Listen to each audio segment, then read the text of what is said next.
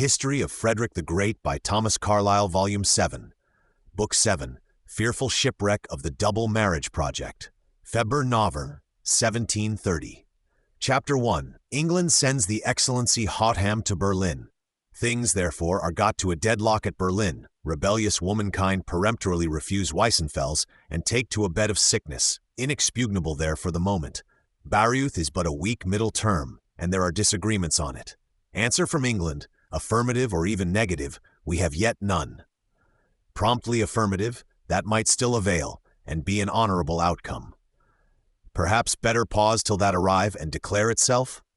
Friedrich Wilhelm knows nothing of the Villa mission, of the urgencies that have been used in England, but in present circumstances he can pause for their answer.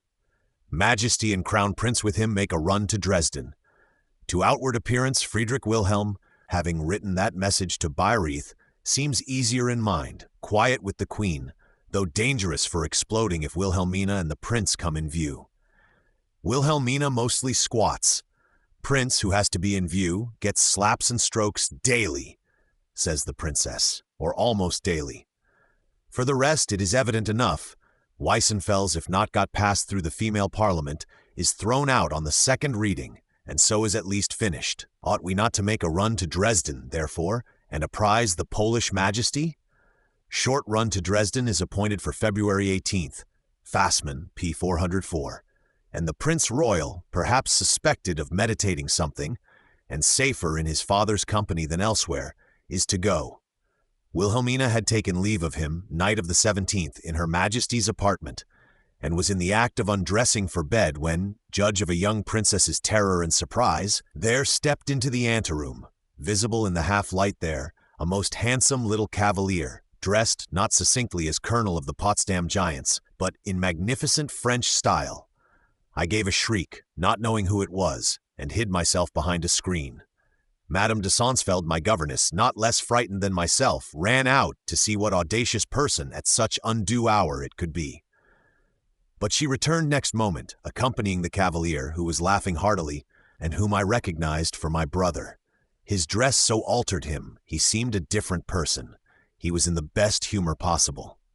"I am come to bid you farewell once more, my dear sister," said he, "and as I know the friendship you have for me, I will not keep you ignorant of my designs.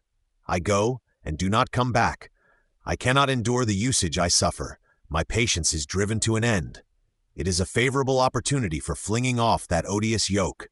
I will glide out of Dresden, and get across to England, where I do not doubt I shall work out your deliverance too, when I am got thither.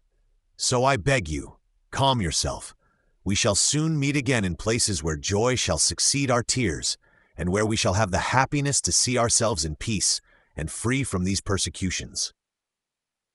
Wilhelmina stood stupefied in silence for some moments, argued long with her brother, finally got him to renounce those wild plans, or at least postpone them, and give her his word that he would attempt nothing on the present occasion.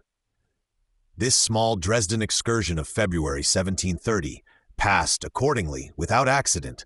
It was but the prelude to a much grander visit now agreed upon between the neighboring majesties.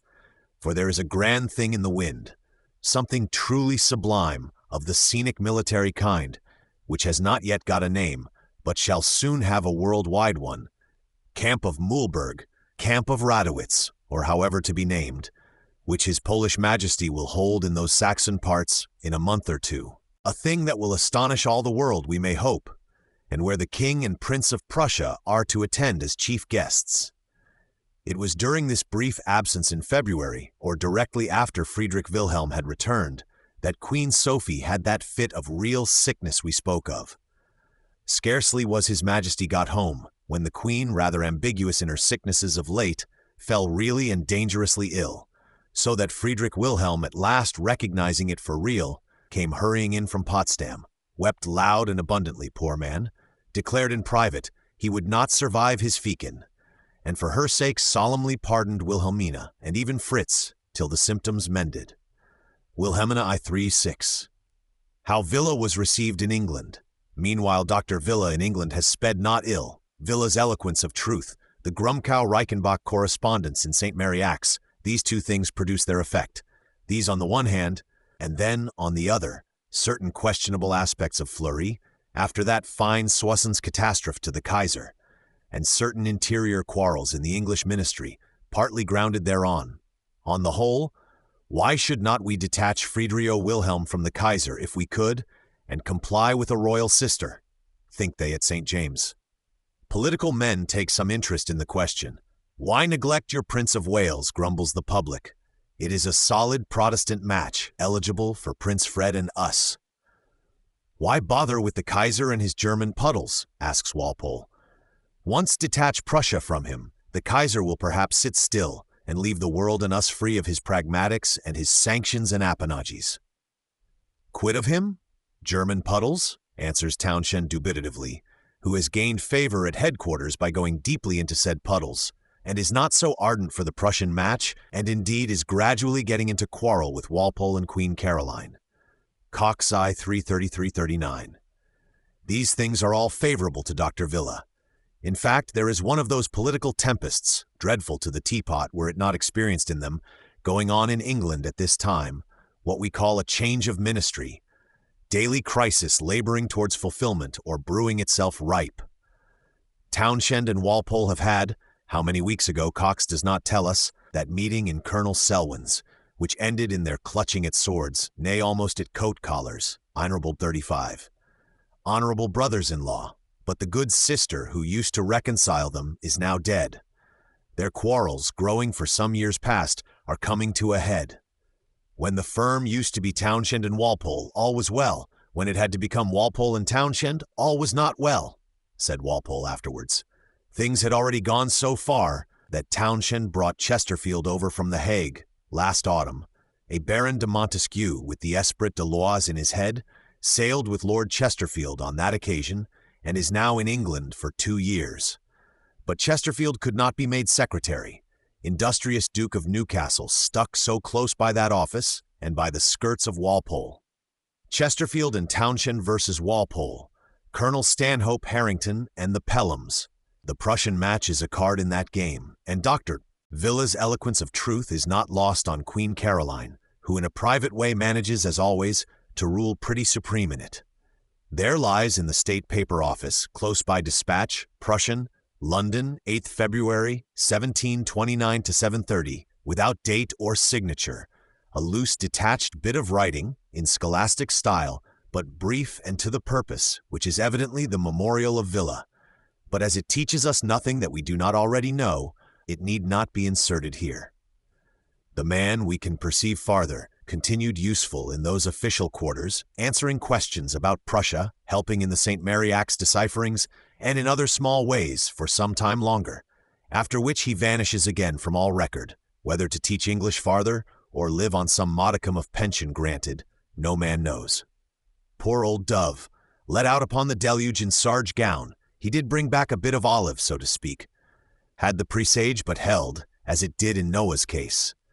In a word, the English sovereignties and ministries have determined that an envoy extraordinary, one Hotham they think of, with the due solemnity, be sent straightway to Berlin to treat of those interesting matters and officially put the question there, whom de Bourgay is instructed to announce to his Prussian Majesty with salutation from this court, as de Bourgay does straightway, with a great deal of pleasure.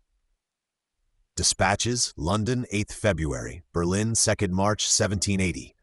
How welcome to His Majesty we need not say, and indeed after such an announcement, 1st March 1730, the day of it, they fell into cheerful dialogue, and the Brigadier had some frank conversation with His Majesty about the Arbitration Commission, then sitting at Brunswick, and European affairs in general. Conversation which is carefully preserved for us in the Brigadier's dispatch of the morrow. It never was intrinsically of much moment, and is now fallen very obsolete, and altogether of none. But as a glance at first hand into the dim old thoughts of Friedrich Wilhelm, the reader may take it with him. The king said next, that though we made little noise, yet he knew well our design was to kindle a fire in other parts of Lower Germany. To which I answered, that if His Majesty would give me favorable hearing, I could easily persuade him of the peaceable intentions of our allies. Well, says he, the Emperor will abandon the Netherlands, and who will be master of them? I see the day when you will make France so powerful that it will be difficult to bring them to reason again. If the emperor abandoned the Netherlands, they would be governed by their own magistrate and defended by their own militia. As to the French, we are too well persuaded of the benefit of our allies, too. Upon which the King of Prussia said, "It appeared plainly we had a mind to dispose as we pleased of kingdoms and provinces in Italy, so that probably our next thought would be to do the same in Germany.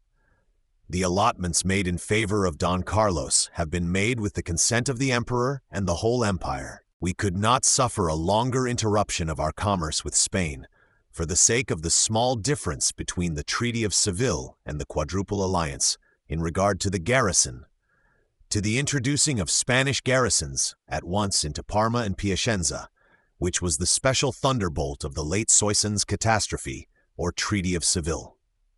Well then, says His Prussian Majesty, you must allow then there is an infraction of the Quadruple Alliance, and that the Emperor will make war.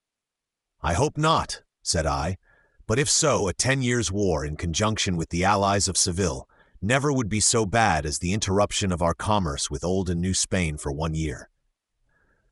The King of Prussia's notion about our disposing of provinces in Germany, adds de Bourget, is, I believe, an insinuation of Seckendorf, who, I doubt not, has made him believe we intended to do so with respect to Berg and Jülich. Very probably, but Hotham is getting under way, hopeful to spoil that game. Prussian Majesty, we see, is not insensible to so much honor, and brightens into hopefulness and fine humor in consequence. What radiancy spread over the Queen's side of the house we need not say.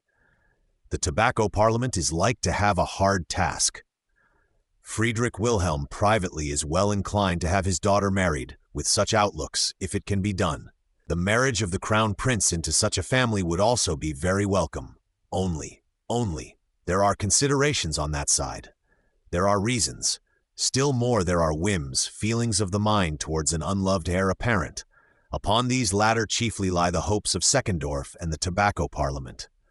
What the Tobacco Parliament's specific insinuations and deliberations were, in this alarming interim, no Hansard gives us a hint. Faint and timid they needed, at first, to be, such unfavorable winds having risen, blowing off at a sad rate the smoke of that abstruse institution. "Yarny blue!" snuffles the Feldmeister to himself. But si Deus est nobiscum, as Grumkow exclaims once to his beautiful Reichenbach, or Nosti, as he calls him in their slang or cipher language, if God is with us, who can prevail against us? For the Grumkow can quote scripture, nay solaces himself with it, which is a feat beyond what the devil is competent to. Excellency Hotham arrives in Berlin. The special envoy to be sent to Berlin on this interesting occasion is a dignified Yorkshire baronet, Sir Charles Hotham, colonel of the Horse Grenadiers. He has some post at court too, and is still in his best years. His wife is Chesterfield's sister. He is withal a kind of soldier, as we see, a man of many sabre-tashes at least, and acquainted with cavalry drill, as well as the practices of gold sticks. His father was a general officer in the Peterborough Spanish Wars. These are his eligibilities, recommending him at Berlin, and to official men at home. Family is old enough, Hothams of Scarborough in the East Riding, old as Wilhelmus Bastardus, and subsists to our own day. This Sir Charles is lineal son of the Hothams who lost their heads in the Civil War, and he is, so to speak, lineal uncle of the Lords Hotham that now are. For the rest, a handsome figure, prompt in French, and much the gentleman. So far has Villa sped. Hotham got to Berlin on Sunday, 2nd April, 1730. He had lingered a little, waiting to gather up some skirts of that Reichenbach-Grumkow correspondence and have them ready to show in the proper quarter. For that is one of the chief arrows in his quiver. But here he is at last, and on Monday he is introduced at Charlottenburg to the Prussian Majesty, and finds an abundant welcome to himself and his preliminaries. Marriage into that fine high country, magnific land, will be welcome to my daughter, I believe, as flowers in May. To me also, how can it be other than welcome? Farther instructions, you say? Yes, surely, in terms honorable on both sides. Only say nothing of it, I had rather tell the girl myself. Rank 284. To that frank purport spoke His Majesty, and invites the Excellency Hotham to stay dinner. Great dinner at Charlottenburg accordingly, Monday, 3rd April 1730. The two English excellencies Hotham and du Bourget, then General Bork, Kniphausen, Grumkau, Seckendorf, and others. Where, says Hotham, giving dispatch about it, we all got immoderately drunk. Of which dinner there is sordid narrative, from Grumkau to his Nosti, to his Reichenbach, in cant speech, still visible through St. Mariacs, were it worth much attention from us. Passages of wit, loaded with allusion, flew round the table. A German ducat is changed for an English half-guinea, and the like sprightly things. Nay, at one time, Hotham's back being turned, they openly drink, His Majesty in a state of exhilaration, having blabbed the secret, to the health of Wilhelmina, Princess of Wales, upon which the whole palace of Charlottenburg now bursts into tripudiation, the very valets cutting capers, making somersets, and rushing off with the news to Berlin. Observable only that Hotham and du Bourget sat silent in the tripudiation, with faces diplomatically grave. Several points to be settled first. No hallooing till we are out of the wood. News came to Berlin Schloss, doubtless at full gallop, which would only take a quarter of an hour. This is Wilhelmina's experience of it. Afternoon of Monday, 3rd of April, 1730, in the Schloss of Berlin, towards sunset, some ornamental seam in one's hand. I was sitting quiet in my apartment, busy with work, and someone reading to me, when the Queen's ladies rushed in, with a torrent of domestics in the rear, who all bawled out, putting one knee to the ground. They were come to salute the Princess of Wales. I fairly believed these poor people had lost their wits. They would not cease overwhelming me with noise and tumult. Their joy was so great they knew not what they did. When the farce had lasted some time, they at last told me, what our readers know, what the demure Wilhelmina professes she cared next to nothing about. I was so little moved by it that I answered, going on with my work, "Is that all?" which greatly surprised them. A while afterwards, my sisters and several ladies came also to congratulate me. I was much loved, and I felt more delighted at the proofs each gave me of that than at what occasioned them. In the evening I went to the Queen's. You may readily conceive her joy. On my first entrance she called me her dear Princess of Wales, and addressed Madame de Sansfeld as Milady. This latter took the liberty of hinting to her that it would be better to keep quiet, that the King, having yet given no notice of this business, might be provoked at such demonstration, and that the least trifle could still ruin all her hopes. The Countess Finkenstein, joining her remonstrances to Sansfeld's, the Queen, though with regret, promised to moderate herself. Wilhelmina, 15. This is the effulgent flaming point of the long agitated English match, which we have so often caught in a bitterly smoking condition. The King indeed spoke nothing of it to us, on his return to Berlin in a day or two, says Wilhelmina, which we thought strange. But everybody considered it certain, nothing but the details left to settle. Hotham had daily conferences with the King. Every post brought letters from the Prince of Wales, of which Wilhelmina saw several, this for one specimen, general purport of the whole. I conjure you, my dear Hotham, get these negotiations finished. I am madly in love, amoureux comme un fou, and my impatience is unequaled. 2:18. Wilhelmina thought these sentiments very romantic on the part of Prince Fred, who had never seen me, knew me only by repute, and answered his romances and him with tiffs of laughter, in a prettily fleecing manner. A fulgent flame point, which was of very brief duration indeed, and which sank soon into bitterer smoke than ever, down almost to the choking state. There are now 6 weeks of diplomatic history at the court of Berlin, which end far otherwise than they began. Weeks well-nigh indecipherable, so distracted are they by black art and abstruse activities above ground and below, and so distractedly recorded for us, of which, if it be humanly possible, we must try to convey some faint notion to mankind. Chapter 2. Language of Birds. Excellency Hotham proves unavailing.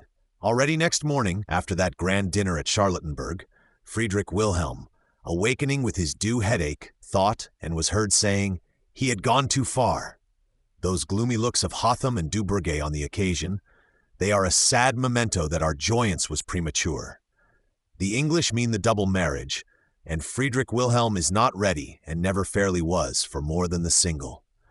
Wilhelmina, Princess of Wales, yes, with all my heart, but Friedrich to an English princess, nah, and in a day more. Instruction to his ministers 5th April cited by rank IDER 85N, plainly no. And there it finally rests, or if rocked about, always settles there again. And why no? Truly, as regarded Crown Prince Frederick's marriage, the question had its real difficulties.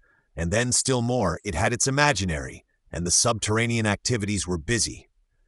The witnesses, contemporaneous and other, assigned 3 reasons or considerations and quasi-reasons which the Tobacco Parliament and Frederick Wilhelm's lively fancy could insist upon it till they became irrefragable. First, his rooted discontent with the Crown Prince, some even say his jealousy of the Crown Prince's talents, render it unpleasant to think of promoting him in any way. Second, natural German loyalty, enlivened by the hope of Jülich and Berg, attaching Friedrich Wilhelm to the Kaiser's side of things, repels him with a kind of horror from the anti-Kaiser or French-English side. Marry my daughter if you like, I shall be glad to salute her as Princess of Wales, but no union in your treaty of Seville operations. In politics go you your own road if that is it, while I go mine. No tying of us by double or other marriages to go one road. Third, the magnificence of those English. Regardless of expense, insinuates the Tobacco Parliament, they will send their grand princess hither, with no end of money, brought up in grandeur to look down on the like of us. She can dazzle, she can purchase. In the end, may there not be a Crown Prince party, capable of extinguishing your majesty here in your own court, and making Prussia a bit of England. All eyes being turned to such sumptuous princess and her Crown Prince, heir apparent, or rising sun as we may call him. These really are 3 weighty, almost dreadful considerations to a poetic-tempered king and smoking parliament, out of which there is no refuge except indeed this plain 4th one. No hurry about Fritz's marriage. Friedrich Wilhelm to Reichenbach, 13th May.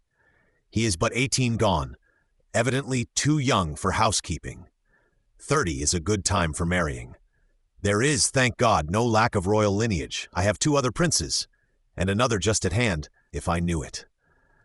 To all which there is to be added that ever-recurring invincible gravitation towards the Kaiser, and also towards Jülich and Berg by means of him, well acted on by the Tobacco Parliament for the space of those 6 weeks, during which, accordingly, almost from the first day after that Hotham dinner of April 3rd, the answer of the royal mind, with superficial fluctuations, always is, Wilhelmina at once if you choose. Likely enough we might agree about Crown Prince Friedrich too, if once all were settled. But of the double marriage at this present time, hor niet, rank I, 285N, I will have nothing to say. And as the English answer steadily, both or none, meaning indeed to draw Prussia away from the Kaiser's leading strings, and out of his present enchanted condition under the 2 black artists he has about him, the negotiation sinks again into a mere smoking and extinct or plainly extinguishing state. The Grumkow-Nosti cipher correspondence might be reckoned as another efficient cause, though in fact it was only a big concomitant symptom, much depended on by both parties, and much disappointing both. In the way of persuading or perverting Friedrich Wilhelm's judgment about England, this deep-laid piece of machinery does not seem to have done much, if anything, and Hotham, who with the English court had calculated on it, on their detection of it, as the grand means of blowing Grumkow out of the field, produced a far opposite result on trying, as we shall see. That was a bit of heavy ordnance which disappointed everybody. Seized by the enemy before it could do any mischief, enemy turned it round on the inventor, fired it off on the inventor, and it exploded through the touch-hole, singeing some people's whiskers, nothing more. A peep into the Nosti Grumkow correspondence caught up in St. Mary Axe.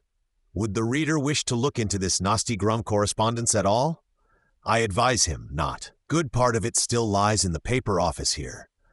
Prussian dispatches, Valzel, XLI, in a fragmentary state, so much of it as they had caught up and tried to make use of, far too much, likely to be published by the Prussian Dryasdust in coming time. But a more sordid mass of eavesdroppings, kitchen ashes, and floor sweepings, collected and interchanged by a pair of treacherous flunkies, big bullying flunky and little trembling cringing one, Grumkow and Reichenbach, was never got together out of a gentleman's household. To no idlest reader, armed even with barnacles and holding mouth and nose, can the stirring up of such a dustbin be long tolerable. But the amazing problem was this editor's, doomed to spell the event into clearness if he could, and put dates, physiognomy, and outline to it, by help of such flunky Sanskrit, that nasty grumcow correspondence, as we now have it in the paper office, interpretable only by acres of British dispatches, by inconded, dateless, helpless Prussian books, printed blotches of human stupor, as Smelfungus calls them. How gladly would one return them all to St. Mary Axe, there to lie through eternity. It is like holding dialogue with a rookery, asking your way, perhaps in flight for life, as was partly my own case, by colloquy with successive or even simultaneous rookeries. Reader, have you tried such a thing? An adventure never to be spoken of again, when once done. Wilhelmina pretends to give quotations. Wilhelmina, I. 233-35, from this subterranean Grumko-Reichenbach correspondence, but hers are only extracts from some description or remembrance. Hardly one word is close to the original, though here and there some outline or shadow of a real passage is traceable. What fractional elements, capable of gaining some vestige of meaning when laid together in their cosmic order, I could pick from the circumambient immensity not cosmic, are here for the reader's behoof.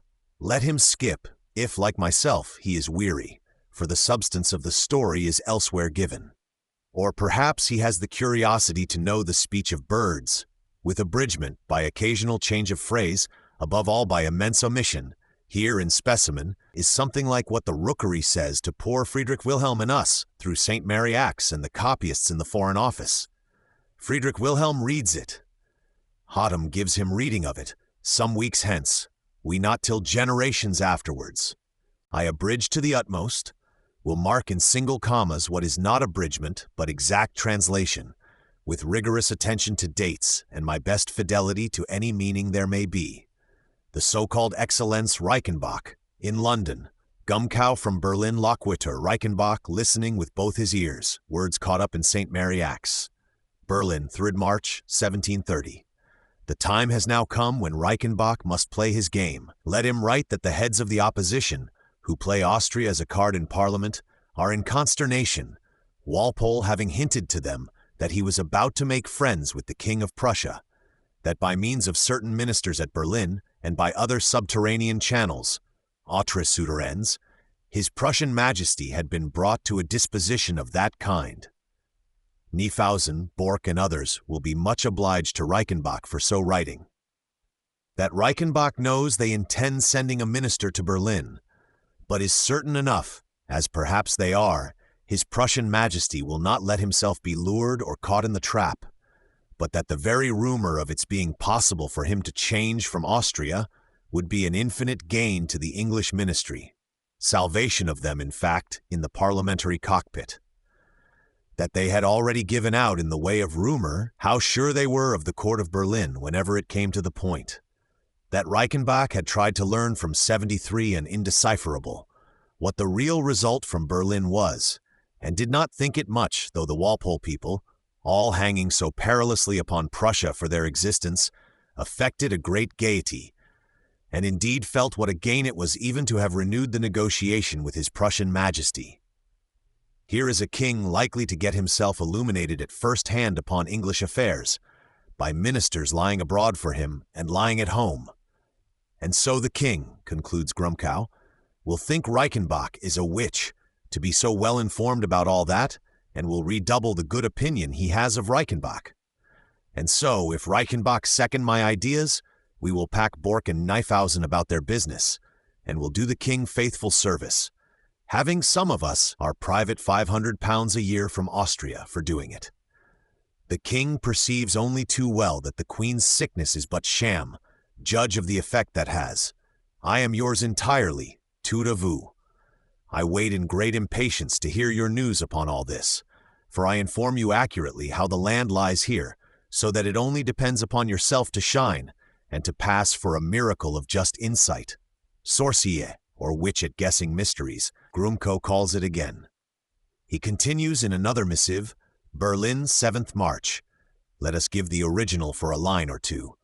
Queen Sophie will soon rise from her bed of sickness, were this marriage done. La mère du prince royal affecte toujours d'être bien mal, mais dès que l'affaire entre le prince de Galles et la princesse royale sera faite, on la verra bientôt sur pied.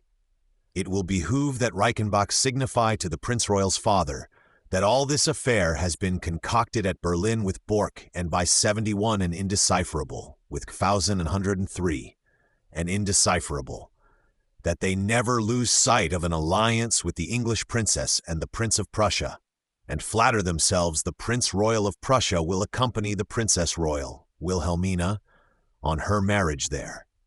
In a word, that all turns on this latter point, marriage of the Prince Royal as well, and that Villa has given so favorable a description of this prince that the English princess will have him at what price soever. Nasty can also allege the affair of 100, whom we at last decipher to be Lord Harrington, once Colonel Stanhope of Soissons of the Madrid embassy of the descent on Vigo, a distinguished new lord with whom Newcastle hopes to shove out Townshend. Lord Harrington and the division among the ministers. Great question, shall the firm be Townshend and Walpole, or Walpole and Townshend? Just going on, brewing towards decision, in which the Prussian double marriage is really a kind of card, and may by Nasty be represented as a trump card. The whole town of Berlin said, this Villa was dismissed by order of the king, for he taught the eldest princess English, but I see well it was Bork 107, and Indefausen and de Bourget that dispatched him, to give a true picture of the situation here. And if Nasty has written to His Majesty to the same effect as he does to his friend, dispatch to Majesty has not yet come under friend's eye, on the Queen of England's views about the Prince Royal of Prussia, it will answer marvelously, Cela vient à merveille. I have apprised Seckendorf of all that Nasty writes to me. For the rest, Nasty may perfectly assure himself that the king never will abandon Reichenbach, and if the Prince Royal, sudden fate interfering, had the reins in his hand, in that case, Seckendorf promises to Reichenbach, on the part of the Kaiser, all or more than all he can lose by the accession of the prince. Monsieur Reichenbach may depend upon that. Prussian Dispatches, Voila XL. The second of these two letters is copied, we perceive, by Villa, who transmits it to Hotham's secretary at Berlin, with great hopes from it. Letter unsigned, adds Villa, point signee. First was transmitted by Townshend. Following are transmitted by NC and Cia. It is in that way they have got into the state paper office, as enclosures in the Varian's dispatches that carried them out to Berlin to serve as diplomatic ammunition there. Slave Reichenbach at London, when this missive comes to hand, is busy copying scandal according to former instructions for behoof of His Prussian Majesty and my Bashaw Grumkow. For example, to the Herr Grumkow at Berlin, Excellenz Reichenbach Loquitur, snatched in St. Mary Axe. London, 10th March 1730. Reichenbach has told His Prussian Majesty today by a courier who is to pass through Brussels, Austrian Kinsky's courier, no doubt, what amours the Prince of Wales, dissolute Fred, has on hand at present with actresses and opera girls. The King of Prussia will undoubtedly be astonished. The affair merits some attention at present, especially from an Excellenz like me. Missive, body of important Grumkow instructions just read by us, comes to hand. London, 14th March 1730. Reichenbach will write by the first ordinary, so they name post in those days, all that Glumkow orders. Reichenbach sees well, they mean to play the deuce here, joue le diable quatre ici, but Reichenbach will tell His Prussian Majesty what Grumkow finds fit. Good Excellenz Reichenbach flatters himself, the king will remain firm, and not let his enemies deceive him. If Grumkow and Seckendorf have opportunity, they may tell His Prussian Majesty that the whole design of this court is to render his country a province dependent on England. When once the Princess Royal of England shall be wedded to the Prince Royal of Prussia, the English, by that means, will form such a party at Berlin that they will altogether tie His Prussian Majesty's hands. A comfortable piece of news to His Prussian Majesty in Tobacco Parliament. Reichenbach will assuredly be vigilant, depend on his answering Grumkow always by the first post. Continues, turning his rook-bill towards Majesty now. Same date, 14th March, same time, place and bird, to His Prussian Majesty from Excellenz Reichenbach. P.S. I had closed this letter when a person of confidence came in, the fact being, my Grumkow's missive of instructions came in, or figuratively speaking, my Grumkow himself, and undertook to give me in a few days a thorough insight into the intrigues which are concealed under the sending of this new minister, Hotham, to Berlin, which and how they have been concocted, he says, it will astonish me to hear. Of all this, I shall immediately inform your Majesty in a letter of my own hand, being ever eager to serve your Majesty alone. Hotham is now fairly gone weeks ago, concluded to be now in Berlin, to the horror of both rooks. Here is a croak from Nosti, to the Herr Grumkau at Berlin, London, April 1730. Hotham is no such conjurer as they fancy in Berlin. Singular enough, how these English are given to undervalue the Germans, whilst we in Germany overvalue them. Avons unidee trop vast, they trap petite. There is, for instance, Lord Chesterfield, passes here for a fair enough kind of man, bon homme, and is a favourite with the king, not with Walpole or the Queen, if Nosti knew it. But nobody thinks him such a prodigy as you all do in Germany, which latter bit of Germanism is an undoubted fact, curious enough to the English and to the Germans that now read in extinct books. Hotham, as we said, got to Berlin on the 2nd of April. From Berlin comes thereupon at great length sordid description by Grumkau of that initiatory Hotham dinner, April 3rd, with fearful details of the blazing favour Hotham is in, which His Majesty, when Hotham hands it to him in due time, will read with painful interest, as Reichenbach now does, but which to us is all mere puddle, omissible in this place. To which sad strophe there straightway follows due antistrophe, Reichenbach croaking responsive, and we are to note, the rooks always speak in the third person and by ambiguous periphrasis, never once say I or you, unless forced by this editor for brevity's sake to do it. Reichenbach from his perch thus hoarsely chants, to the Herr Grumkau at Berlin, London, 11th April. Reichenbach est coup de foudre, is struck by lightning, to hear these Berlin news, and expresses in the style of a whipped dog his sorrows, uncertainties, and terrors on the occasion. Struck with lightning, feel myself quite ill and not in a condition to write much today. It requires another head than mine to veer round so often, changer si souvent de système. In fine, Nosti est au bout de son Latin, is at his wit's end, poor devil. Both Majesties have spoken openly of the favourable news from Berlin. Funds rose in consequence. New Minister Walpole come to the top of the firm. Townshend soon to withdraw, impatient of the bottom, is all-powerful now. O tempora, O mores. I receive universal congratulations and have to smile in a ghastly manner. The King and Queen despise me. I put myself in their way last levee, bowing to the ground, but they did not even condescend to look. Notre grand petit mate, little George, the Olympian Jove of these parts, passed on as if I had not been there. Chesterfield, they say, is to go in great pomp as ambassador extraordinary and fetch the princess over. And alas, in short, once I was happy, but now I'm miserable.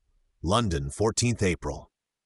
Slave Reichenbach cannot any longer write secret letters to his Prussian Majesty according to the old strain of your prescribing, but must stand by his vacant official dispatches. The scene being entirely changed, he also must change his manner of writing. Poor knave. He will have to inform His Majesty, however, by and by, though it is not safe at present, for example, that His Britannic Majesty is becoming from day to day more hated by all the world, and that the Prince of Wales is no longer liked by the public as at first, because he begins to give himself airs and takes altogether the manners of His Britannic Majesty, that is to say of a puppy. Let my amiable Grumkau be aware of that. Yes, let him be aware of that, to his comfort, and still more, and all readers along with him, of what follows. Reichenbach likewise with great confidence informs the greatest confidant he has in the world, same amiable Grumkau, that he has discovered within this day or two, a tremendous fact known to our readers some time ago, that the Prince Royal of Prussia has given his written assurances to the Queen here, never to anybody in the world except the Princess Amelia of England. Happen what will, Prussian Majesty will read this with a terrible interest, much nearer to him than it is to us. In consideration of which promise, the Queen of England is understood, falsely, to have answered that they should, at present, ask only the Princess Royal of Prussia for their Prince of Wales, and let the double marriage be, seemingly, as His Prussian Majesty wishes it. Monsieur de Reichenbach did not speak of this to His Prussian Majesty, feeling it too dangerous just now. Lord Townshend is still at his place in the country, Rainham in Norfolk, but it is said he will soon come to town, having heard the great news that they had already got his Prussian Majesty by the nose. Reichenbach forgets if he already told Grumkow that the rumor runs Lord Chesterfield, in quality of ambassador to Berlin, is to bring the Princess Wilhelmina over hither. You did already, poor confused wretch, unusually bewildered and under frightful eclipse at present. Continues after 4 days, April 18th. Lord Stratford, to me an unknown lordship, and heads of opposition would like to ascertain what Hotham's offer to the King of Prussia s. Truly, yes, they mean to ask in Parliament, as poor gamblers in that cockpit are wont, and why did not you make the offer sooner then? Friendship with his Prussian Majesty last year would have saved the whole of that large waterspout about the meadows of Clammy. Nay, need we, a few months ago, have spent such loads of gold subsidizing those Hessians and Danes against him? The treasures of this country go a strange road, Mr. Speaker. What is the use of our industries and riches? Heavens, yes, what? But we continue to excerpt and interpret. Reichenbach has said nothing of this to his Prussian Majesty. Reichenbach has not. Too dangerous in own present down-pressed state, though amazingly exact always in news, and attached to his Prussian Majesty as mortal seldom was. Need he fear their new Hotham, then? Does not fear Hotham, not he him, being a man so careful of truth in his news. Dare not, however, now send any intelligence about the royal family here, Prussian Majesty having ordered him not to write gossip like a spiteful woman. What is he to do? Instruct him, O my amiable. Know for the rest, and be aware of it, O amiable, that Queen Caroline here is of opinion. The amiable Grumkow should be conciliated, and that Queen Sophie and Hotham are understood to have been trying it. Do not abandon me, O amiable. Nay, I know you will not, you and Seckendorf. Never, though I am a poor man. Have found out a curious story, Histoire Fort Creuse, about one of Prince Fred's amorettes. Story which this editor, in the name of the whole human species, will totally suppress and sweep into the cesspool, to herald Reichenbach thither, except only that this corollary by the Duchess of Kendal may be appended to the thing. Duchess of Kendal, hop-pole emerita, now gone to devotion, whom we know, piously turns up her eyes at such doings, thinks the Princess Wilhelmina will have a bad life of it with Fred, and that she will need the wisdom of Solomon to get on here. Not a good bargain, this Prince Fred and his sister. A dissolute fellow he, not liked by the public, I should hope. Then, as to Princess Amelia, she, who was always haughty, begins to give herself airs upon the Prince Royal of Prussia. She is as ill-tempered as her father, and still more given to backbiting plus rallies, and will greatly displease the Potsdam Majesty. These are cheering thoughts. But what is to become of Nosti, faithful to his Grumkow, to his Seckendorf, to his pair of sheep-stealers, poor dog? But if trouble rise, oh, at least do not hang me, ye incomparable pair. The Hotham Dispatches. Slave Nosti's terrors, could he see behind the scenes, are without foundation. The tremendous Hotham negotiation, all ablaze at that Charlottenburg dinner, is sunk low enough into the smoking state, threatening to go out altogether. Smoke there may still be, perceptible vestiges of smoke, which indeed for a long time fitfully continued, but at the time while Nosti, quaking in every joint of him, writes these terrors, Hotham perceives that his errand is vain, that properly there has as good as extinction supervened.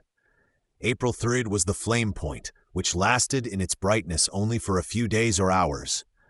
April is not gone or half gone, when flaming has quite ceased, and the use of bellows, never so judicious, is becoming desperate, and long before the end of May, no red is to be seen in the affair at all, and the very bellows are laid down. Here are the epochs, riddled out of such a mass of extinct rubbish as human nature seldom had to deal with. Here are certain extracts in a greatly condensed state from the authentic, voluminous Hotham dispatches and responses, which may conveniently interrupt the Nosti babblement at this point. To my Lord Townshend at London, Excellency Hotham Loquitur, in a greatly condensed form. Berlin, 12th April 1730. Of one or two noteworthy points I have to apprise your lordship. So soon as His Majesty was sober, he found that he had gone too far at that grand dinner of Monday 3D, and was in very bad humor in consequence. Crown Prince has written from Potsdam to his sister. No doubt I am left here lest the English wind get at me, de peur que le vent anglais ne me touchat. Saw King at parade, who was a little vague, is giving matters his consideration. Majesty has said to Bork and Nifausen, if they want the double marriage and to detach me from the Kaiser, let them propose something about Jülich and Berg. Sits the wind in that quarter? King has said since to one Marshal, a private secretary who is in our interest, I hate my son and my son hates me. We are best asunder. Let them make him Statthalter Vice-Regent of Hanover with his princess. Commission might be made out in the Princess Amelia's name. Proper conditions tied and so on. Nifausen suggests it could be done. Nifausen is true to us, but he stands alone, not alone, but cannot much help. Does not even stir in the Nosti or Estate, Mariac's affair as yet.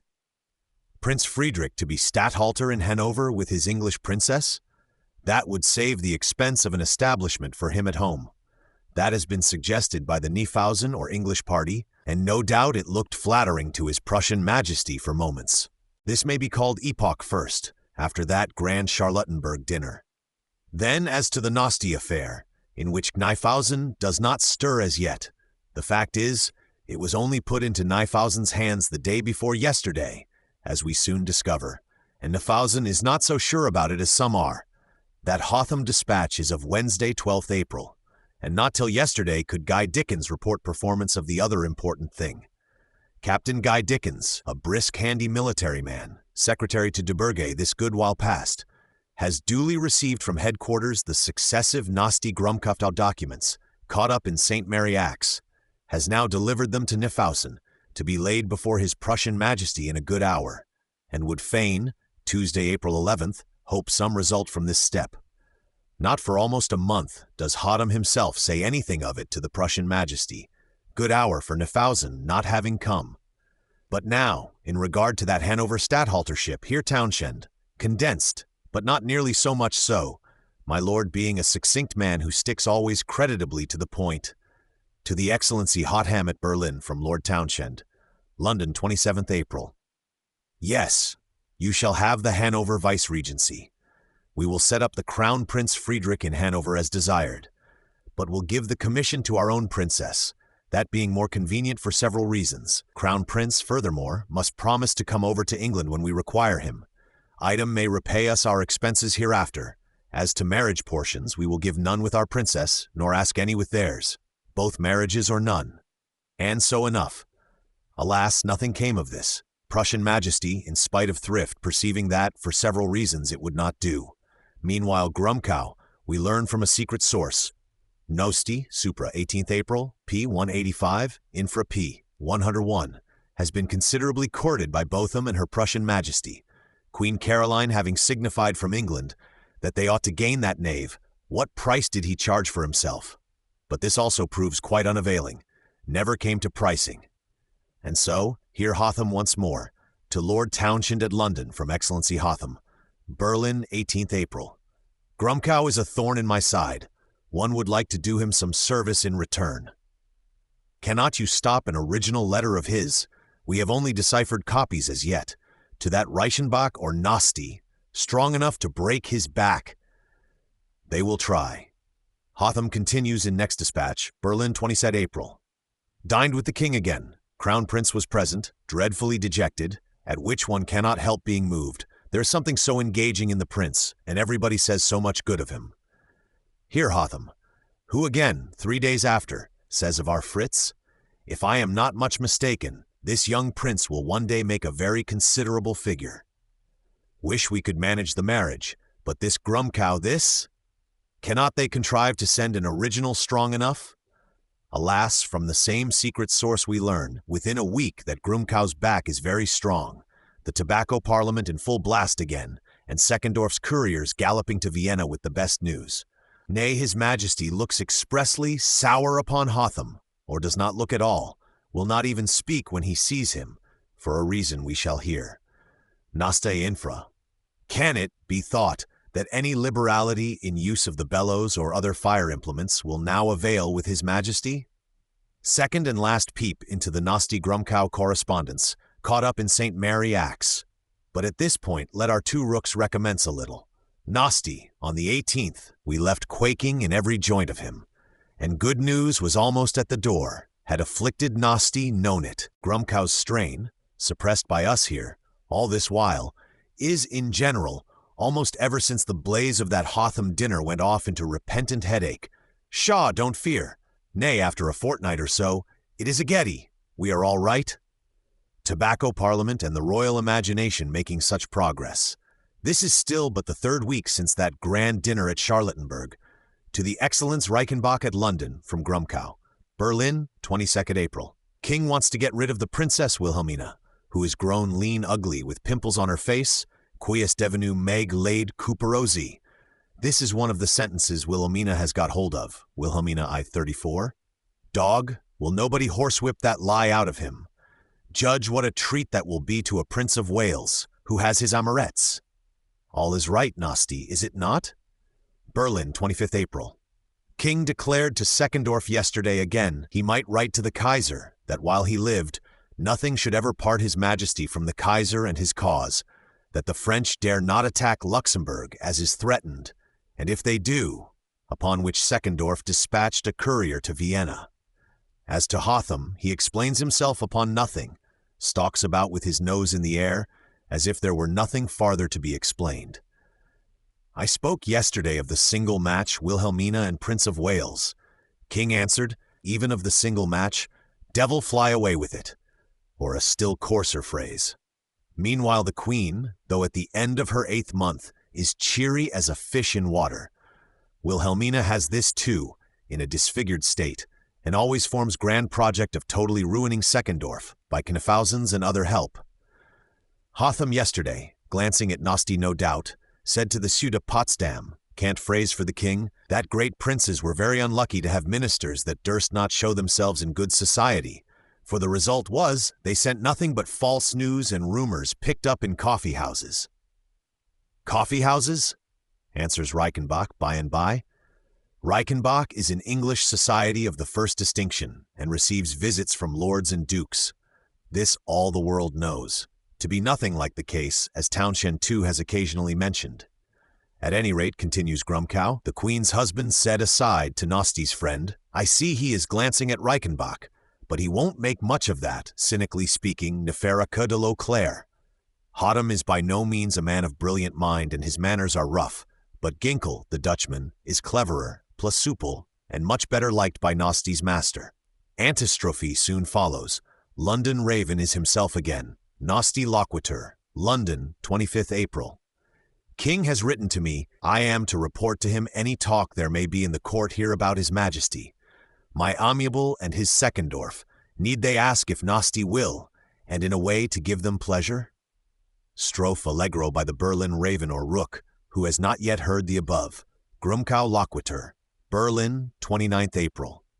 Wrong not to write entertaining news of the English court as heretofore. King likes it. What you say of the Prince Royal of Prussia's writing to the Queen of England is very curious, and you did well to say nothing of it to the father, the thing being of extreme delicacy and the proof difficult. But it seems likely, and I insinuated something of it to His Majesty, the day before yesterday, 27th April 1730, therefore. One momentary glance of Hansard into the Tobacco Parliament, as of a thing I had learned from a spy, such my pretense, O Nosti. Spy, who is the intimate friend of Knyphausen and plays traitor, you may fancy that it struck terribly. Yes, and His Majesty has looked sour upon Hotham ever since, and passed above an hour in colloquy with Seckendorf and me, in sight both of English Hotham and Dutch Ginkel, without speaking to them. It was true enough what Nosti heard of the Queen's fair speeches, and Hotham's to the friend of Nosti, but it is all ended, the Queen's weeks ago being in vain. Hotham, too, after some civilities, seems now indifferent. Enfen, afen he always writes it, copying the indistinct gurgle of his own horse dialect, afen turi too pure, whole of it thimblerig on their part. Admirable story, that of Prince Fred's amourette, sent to the cesspool by us, herald of Reichenbach thither. Let His Majesty know it by all means. What the Duchess of Kendal, lean tall female in expensive brocades, with gilt prayer books visible in the body to Nosti at that time, what the Duchess of Kendal says to you is perfectly just, and as the Princess Wilhelmina is very ill-looking, how dare you say so, dog? I believe she will have a bad life of it, the Prince of Wales being accustomed to daintier meats. Yes, truly, she will, as the Duchess says, need to be wiser than Solomon, to conciliate the humors down there, Bess, with the genius of his Prussian Majesty and Queen. As for your Princess Amelia, depend upon it, while the Commandant of Potsdam lives, she will never get hold of the Prince Royal, though he is so furiously taken with the Britannic Majesties. Continues, in answer to a nasty caw, which we omit. Berlin, 2nd May. Wish you had not told the king so positively that the English say, it shall be double match or none. Hotham said to the Swedish ambassador, Reichenbach, walking in the dark, would give himself a fine knock on the nose, orate on furio pied de nez, when, or if, the thing was done quite otherwise. Have a caution what you write. Pooh, pooh! Hotham must have said, if, not when. Swede is quite astray. And indeed we will here leave off and shut down this magazine of rubbish. Right glad to wash ourselves wholly from it, in 3 waters, forevermore. Possibly enough the Prussian Dryasdust will one day print it in extenso, and with that lucidity of comment and arrangement which is peculiar to him. Exasperated readers will then see whether I have used them ill or not, according to the opportunity there was. Here, at any rate, my reader shall he free of it. Indeed, he may perceive, the negotiation was by this time come to a safe point, the nasty Grumkow's triumphant, and the interest of the matter mainly out. Farther transient anxieties this amiable couple had, traceable in that last short croak from Grumkow, lest the English might consent to that of the single marriage in the meantime, which the English never did or meant to do. For example, this other screech of Nasty, which shall be his final last screech, London, 12th May. Lord Townshend alarmingly hinted to me, better have done with your Grumkow and Seckendorf speculations. The ill-intentioned are perfectly sure to be found out at the end of the account, and their tools will get ruined along with them. Nasty endeavored to talk big in reply, but he shakes in his shoes nevertheless, and with a heart full of distraction exclaims now, Save yourselves! Save me! If Hotham speak of the single marriage only, it is certain the Prince Royal must mean to run away, and so make it a double one in time. Yes, indeed.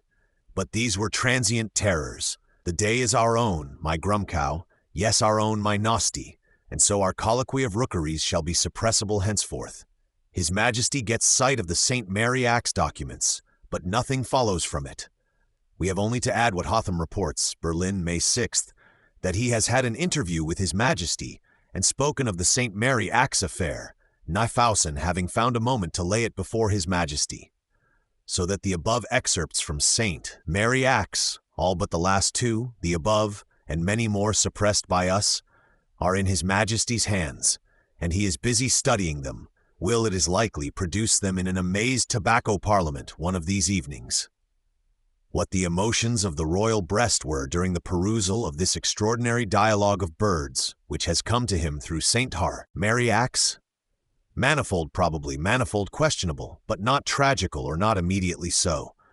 Certainly it is definable as the paltriest babble, no treason visible in it, nor constructive treason, but it painfully indicates were His Majesty candid, that His Majesty is subject to spies in his own house. Nay, that certain parties do seem to fancy they have got His Majesty by the nose, and are piping tunes with an eye to his dancing, thereto. This is a painful thought which, I believe, does much agitate His Majesty now and afterwards. A painful thought, or suspicion, rising sometimes in that temperament of his to the pitch of the horrible. I believe it occasionally, ever henceforth, keeps haunting the highly poetic temperament of His Majesty, nor ever quits him again at all, stalking always, now and then, through the vacant chambers of his mind, in what we may call the night season, or time of solitude and hypochondriacal reflection, though in busy times again, in daylight so to speak, he impatiently casts it from him, poor Majesty. But figure Grumkow, figure the tobacco parliament when Majesty laid these papers on the table. A Hansard of that night would be worth reading. There is thunderous note of interrogation on His Majesty's face. What a glimmer in the hard, puckery eyes of Feldzeugmeister Seckendorf, Jarney blue. No doubt, an excessively astonished parliament. Nothing but brass of face will now serve the principal honorable gentleman there, but in that, happily, he is not wanting. Of course, Grumkow denies the letters point blank. Mere forgeries, these, of the English court, plotting to ruin your Majesty's faithful servant, and bring in other servants they will like better. may have written to Reichenbach, nay indeed has, this or that trifling thing, but those copyists in St. Mary Axe, deciphering, garbling, manufacturing, till they make a romance of it. Alas, your majesty? Nay, at any rate, what are the letters? Grumkow can plead that they are the foolishest insignificant rubbish of court gossip, not tending any bad road if they have a tendency, that they are adapted to the nature of the beast and of the situation. This he will carefully abstain from remarking. We have no Hansard of this session. All is conjecture and tobacco smoke. What we know is, not the least effect, except an internal trouble, was produced on the royal mind by the St. Mary Axe discovery. Some question there might well be inarticulately as yet of Grumkow's fidelity, at least of his discretion, seeds of suspicion as to Grumkow, which may sprout up by and by, resolution to keep one's eye on Grumkow. But the first practical fruit of the matter is fierce jealousy that the English and their clique do really wish to interfere in our ministerial appointments, so that, for the present, Grumkow is firmer in his place than ever, and privately, we need not doubt the matter continues painful to His Majesty. One thing is certain, precisely a week after, His Majesty, much fluctuating in mind evidently, for the document has been changed 3 or 4 times within 48 hours, presents his final answer to Hotham, which runs to this effect: outrageous, as Hotham defines it. 1. For Hanover and your great liberality on that score, much obliged, but upon reconsideration think it will not do. 2. Marriage, first, Prince of Wales to Wilhelmina, consent with pleasure. 3. Marriage second, Crown Prince Frederick with your Amelia. For that also we are extremely wishful, and trust it will one day take effect. But first these civil treaty matters, and differences between the Kaiser and allied English and French, will require to be pulled straight. That done, we will treat about the terms of marriage second. One indispensable will be, that the English guarantee our succession in Jülich and Berg. Hotham's Dispatch, 18th May 1830. Outrageous indeed. Crown Prince sends, along with this, a loving message by Hotham, of earnestly deprecating tenor, to the Britannic Majesty. Begs His Britannic Majesty not to reject the King's proposals, whatever they may be, this for poor Sister Wilhelmina's sake. For though he, the Crown Prince, was determined to lose his life sooner than marry anybody but the Princess Amelia, yet if this negotiation were broken off, his father would go to extremities to force him and his poor sister into other engagements. Which, alas, what can it avail with the Britannic Majesty in regard to such outrageous propositions from the Prussian? Britannic Majesty's Ministry, as always, answers by return of courier. May 22nd. Both marriages or none, Seville has no concern with both, more than with one. Ditto Jülich and Berg, of which latter indeed we know nothing, nor, aside to Hotham, mean to know. Dispatch, Whitehall, 11th May, 22nd by NS, whereby Hotham perceives that it is as good to throw away the bellows and consider the matter extinct. Hotham makes ready for an excursion into Saxony, to a thing called Camp of Radwitz, or Encampment of Radwitz, a military spectacle of never-imagined magnificence to be given by August the Strong there, whither all the world is crowding, and considers any business he had at Berlin to be as good as done. Evidently, Friedrich Wilhelm has not been much wrought upon by the St. Mary Axe documents. 1 week they have been revolving in the royal mind, part of a week in the smoking parliament. We know not what day they were laid on the table there, but it must have been a grand occurrence within those walls. And this already, May 13th, is the result arrived at. Propositions, changed 3 or 4 times within 48 hours, and definable at last as outrageous, which induce Hotham to lay down the bellows and prepare to go his ways. Our St. Mary Axe discovery seems to have no effect at all. One other public result there is from it, and as yet one only. Reichenbach, from certain causes thereto moving us, aus gewissen uns dazu bewegenden Gründen, gets a formal letter of recall. A ostensible letter, dated Berlin, 13th May, and signed Friedrich Wilhelm, which the English may read for their comfort. Only that along with this, of the same date and signature, intended for Reichenbach's comfort, the same leather bag brings a private letter, which Dickens or another has contrived to get sight of and copy, apprising Reichenbach that, unostensibly, his proceedings are approved of.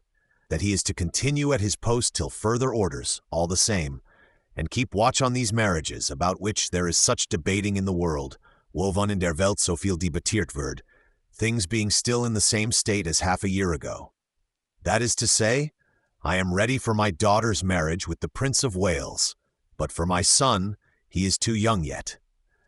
Und hat es damit keine Eile, weil ich Gottlob noch 2 Söhne habe.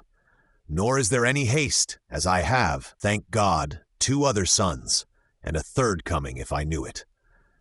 Besides, one indispensable condition will be that the English guarantee Jülich and Berg, which perhaps they are not in the least hurry for either.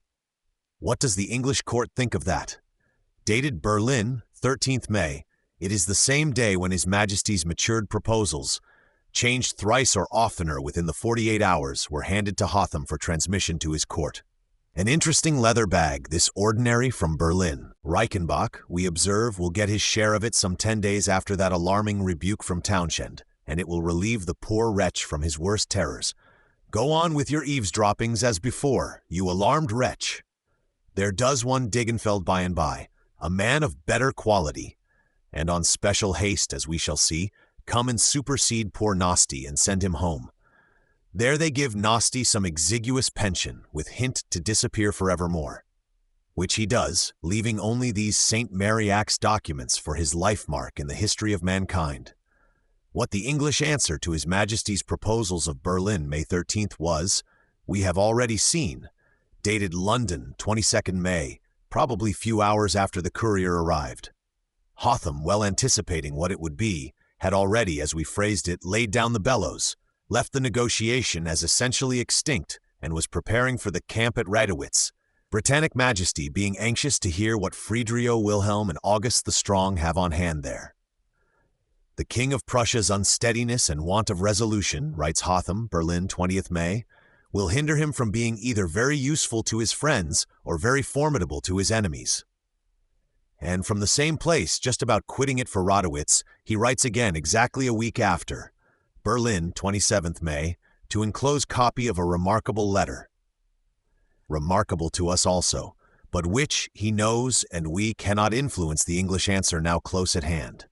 Here is the copied letter, copied in Guy Dickens's hand, from which we translate, and also will give the original French in this instance, for behoof of the curious.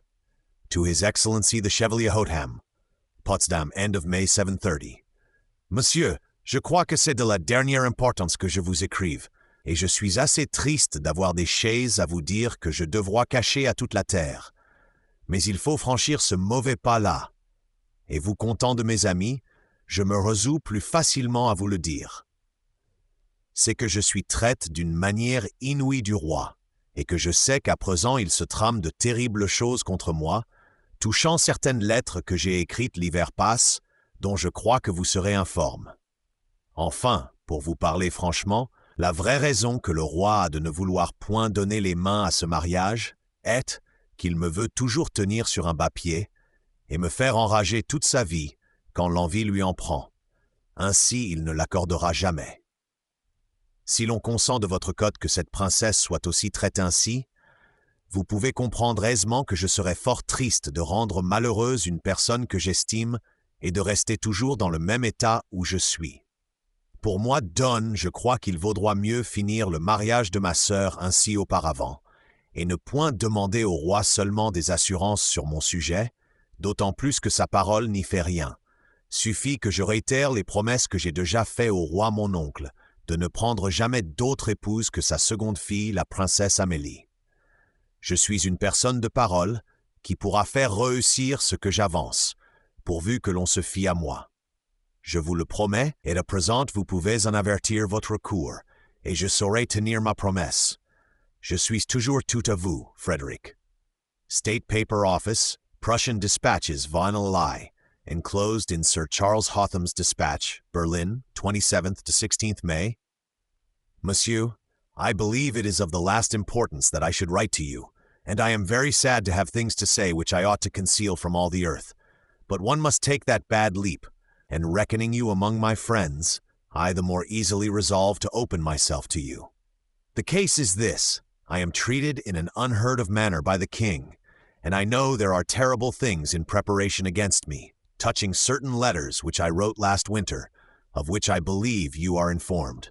In a word, to speak frankly to you, the real secret reason why the king will not consent to this marriage is that he wishes to keep me on a low footing constantly, and to have the power of driving me mad whenever the whim takes him throughout his life. Thus he never will give his consent.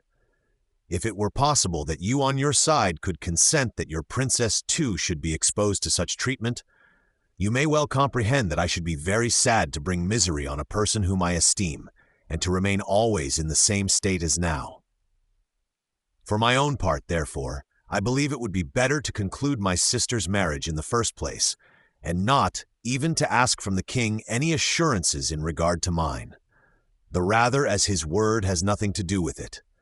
It is enough that I here reiterate the promises which I have already made to the king my uncle, never to take another wife than his second daughter, the Princess Amelia.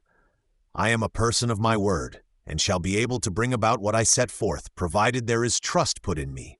I promise it you, and now you may give your court notice of it, and I shall manage to keep my promise. I remain yours always. The Crown Prince, for Wilhelmina's sake and everybody's, is extremely anxious they should agree to the single marriage in the interim. But the English court, perhaps for no deep reason, perhaps chiefly because little George had the whim of standing grandly immovable upon his first offer, never would hear of that, which was an angry thought to the Crown Prince in after times, as we sometimes notice.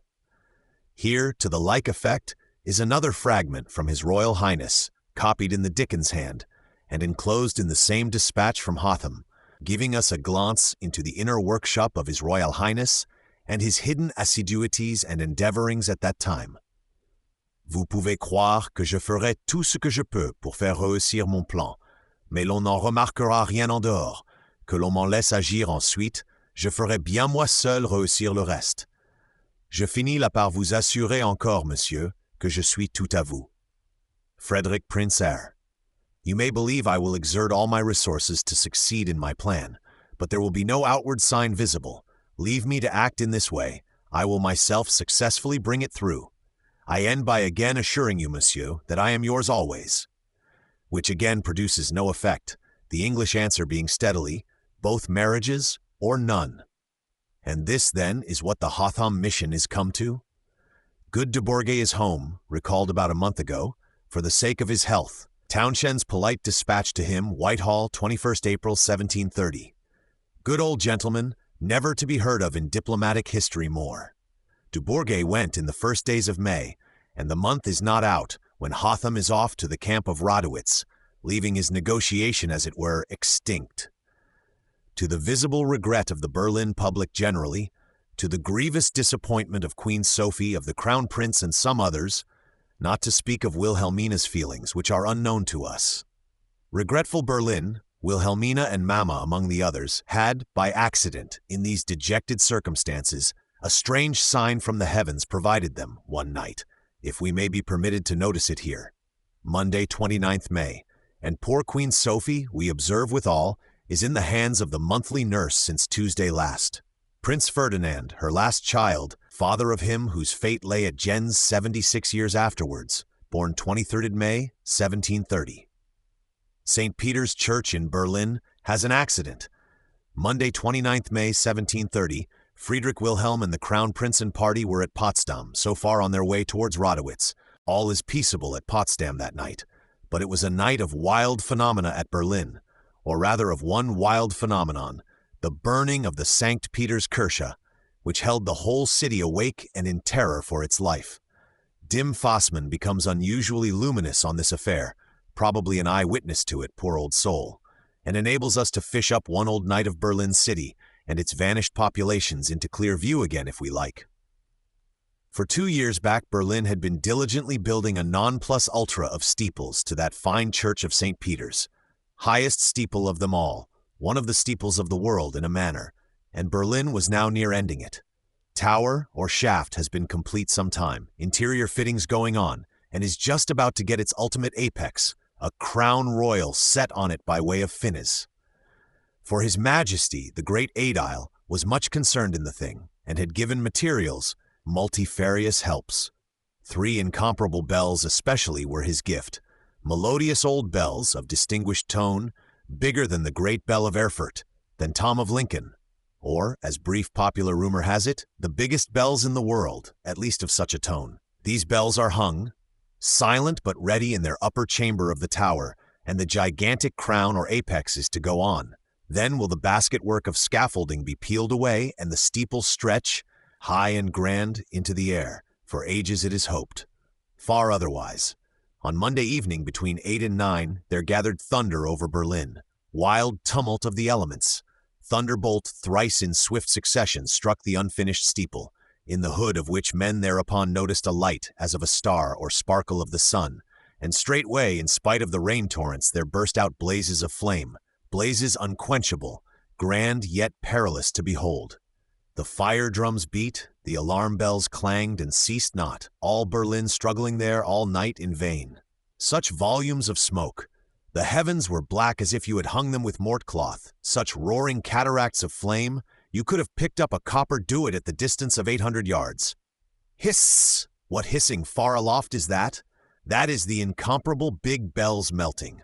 There they vanish, their fine tones never to be tried more, and ooze through the red-hot ruin. Hushed! The last sound heard from them. And the stem for holding that immense crown royal. It is a bar and bars of iron, weighing 1,600 weight. Down it comes thundering, crashing through the belly of St. Peter's, the fall of it like an earthquake all round. And still the fire drums beat, and from all surviving steeples of Berlin goes the clangor of alarm. None but the very young children can have slept that night, says our vigilant old friend. Wind was awake too, kindling the neighboring streets, storming towards the powder magazine, where labor innumerable artillerymen, busy with hides from the tan pits, with stable dung and other material. Speed to them, we will say. 40 dwelling houses went, but not the powder magazine. Not Berlin utterly, so to speak, by the powder magazine. On the morrow St. Peter's and neighborhood lay black, but still inwardly burning. Not for 3 days more could the ruins be completely quenched. That was the news for Friedrich Wilhelm before sunrise, on the point of his departure for Mühlberg and King August scenic exhibitions. But we must go, all the same.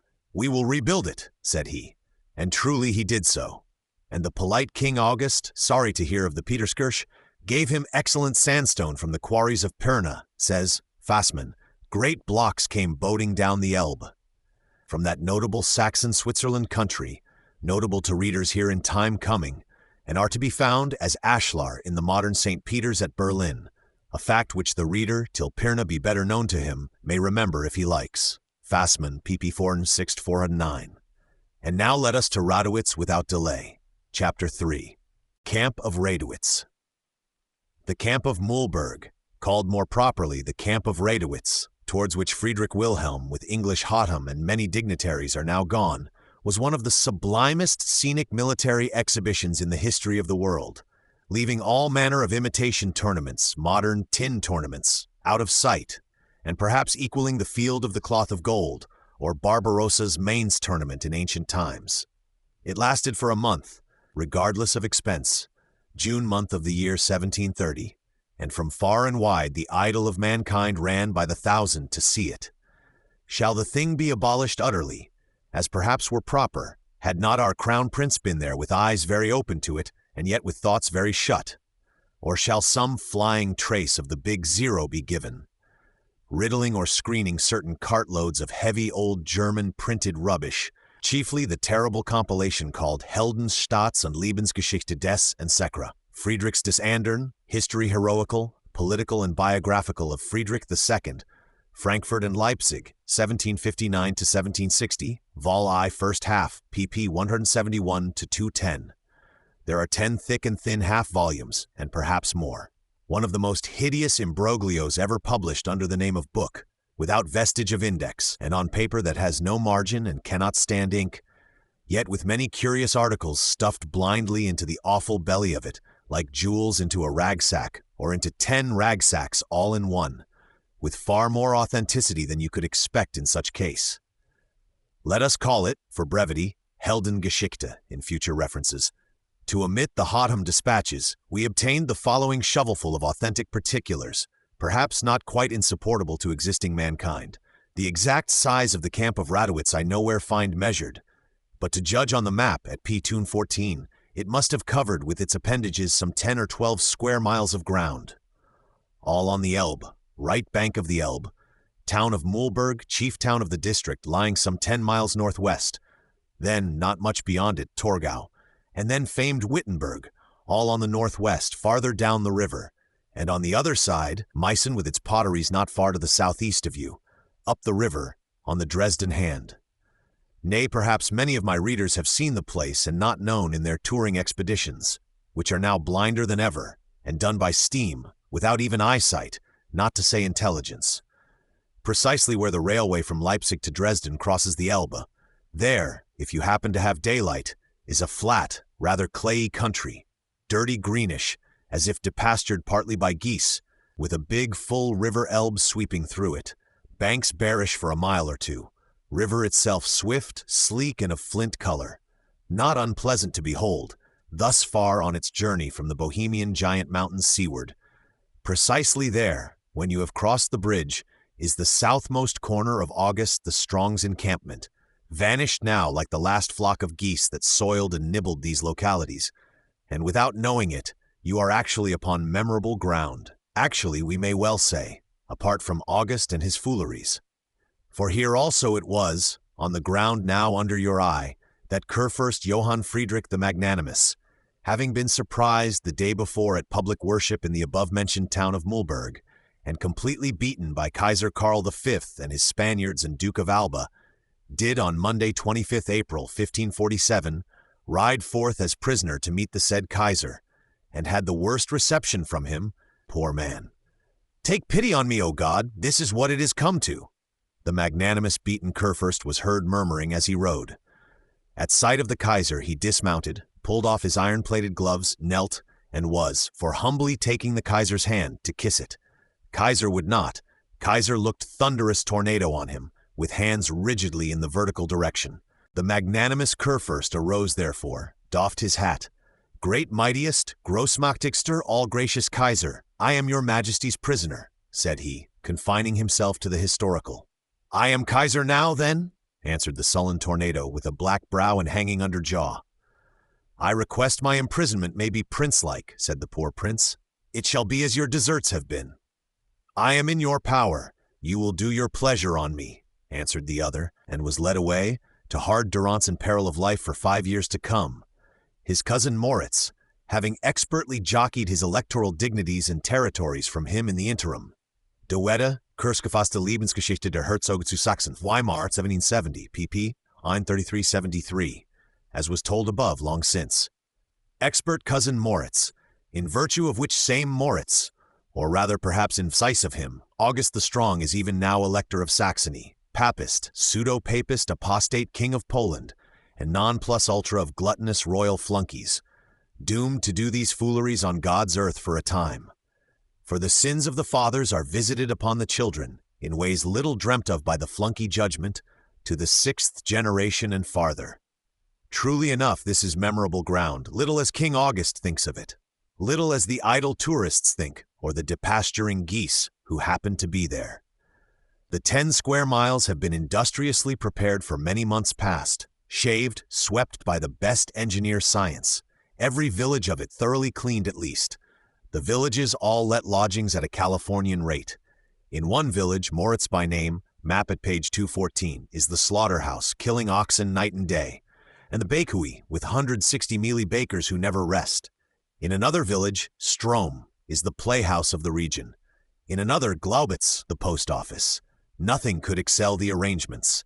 Much superior, I should judge, to those for the siege of Troy and other world great enterprises.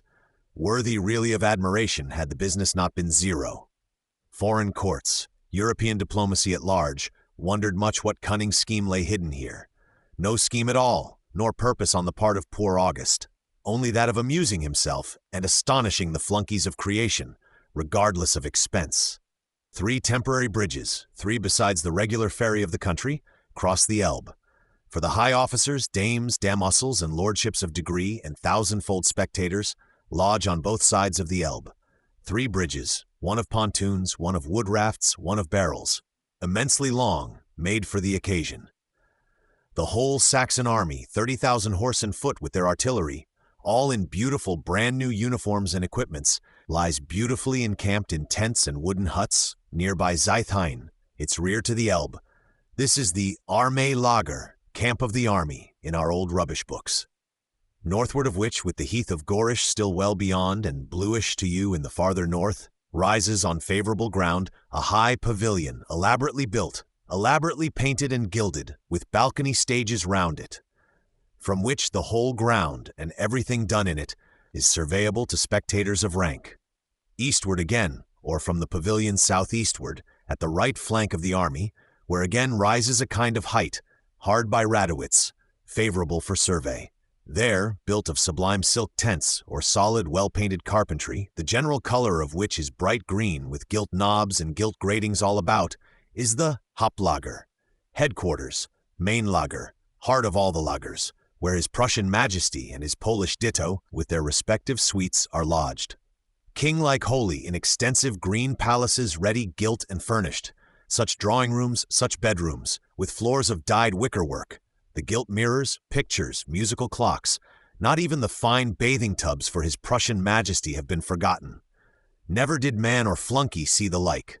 Such immense successful apparatus, without and within, no end of military valetaille, chiefly janissaries, in Turk costume, improvised flower gardens even, and walks of yellow sand, the whole hill of Radowitz made into a flower garden in that way.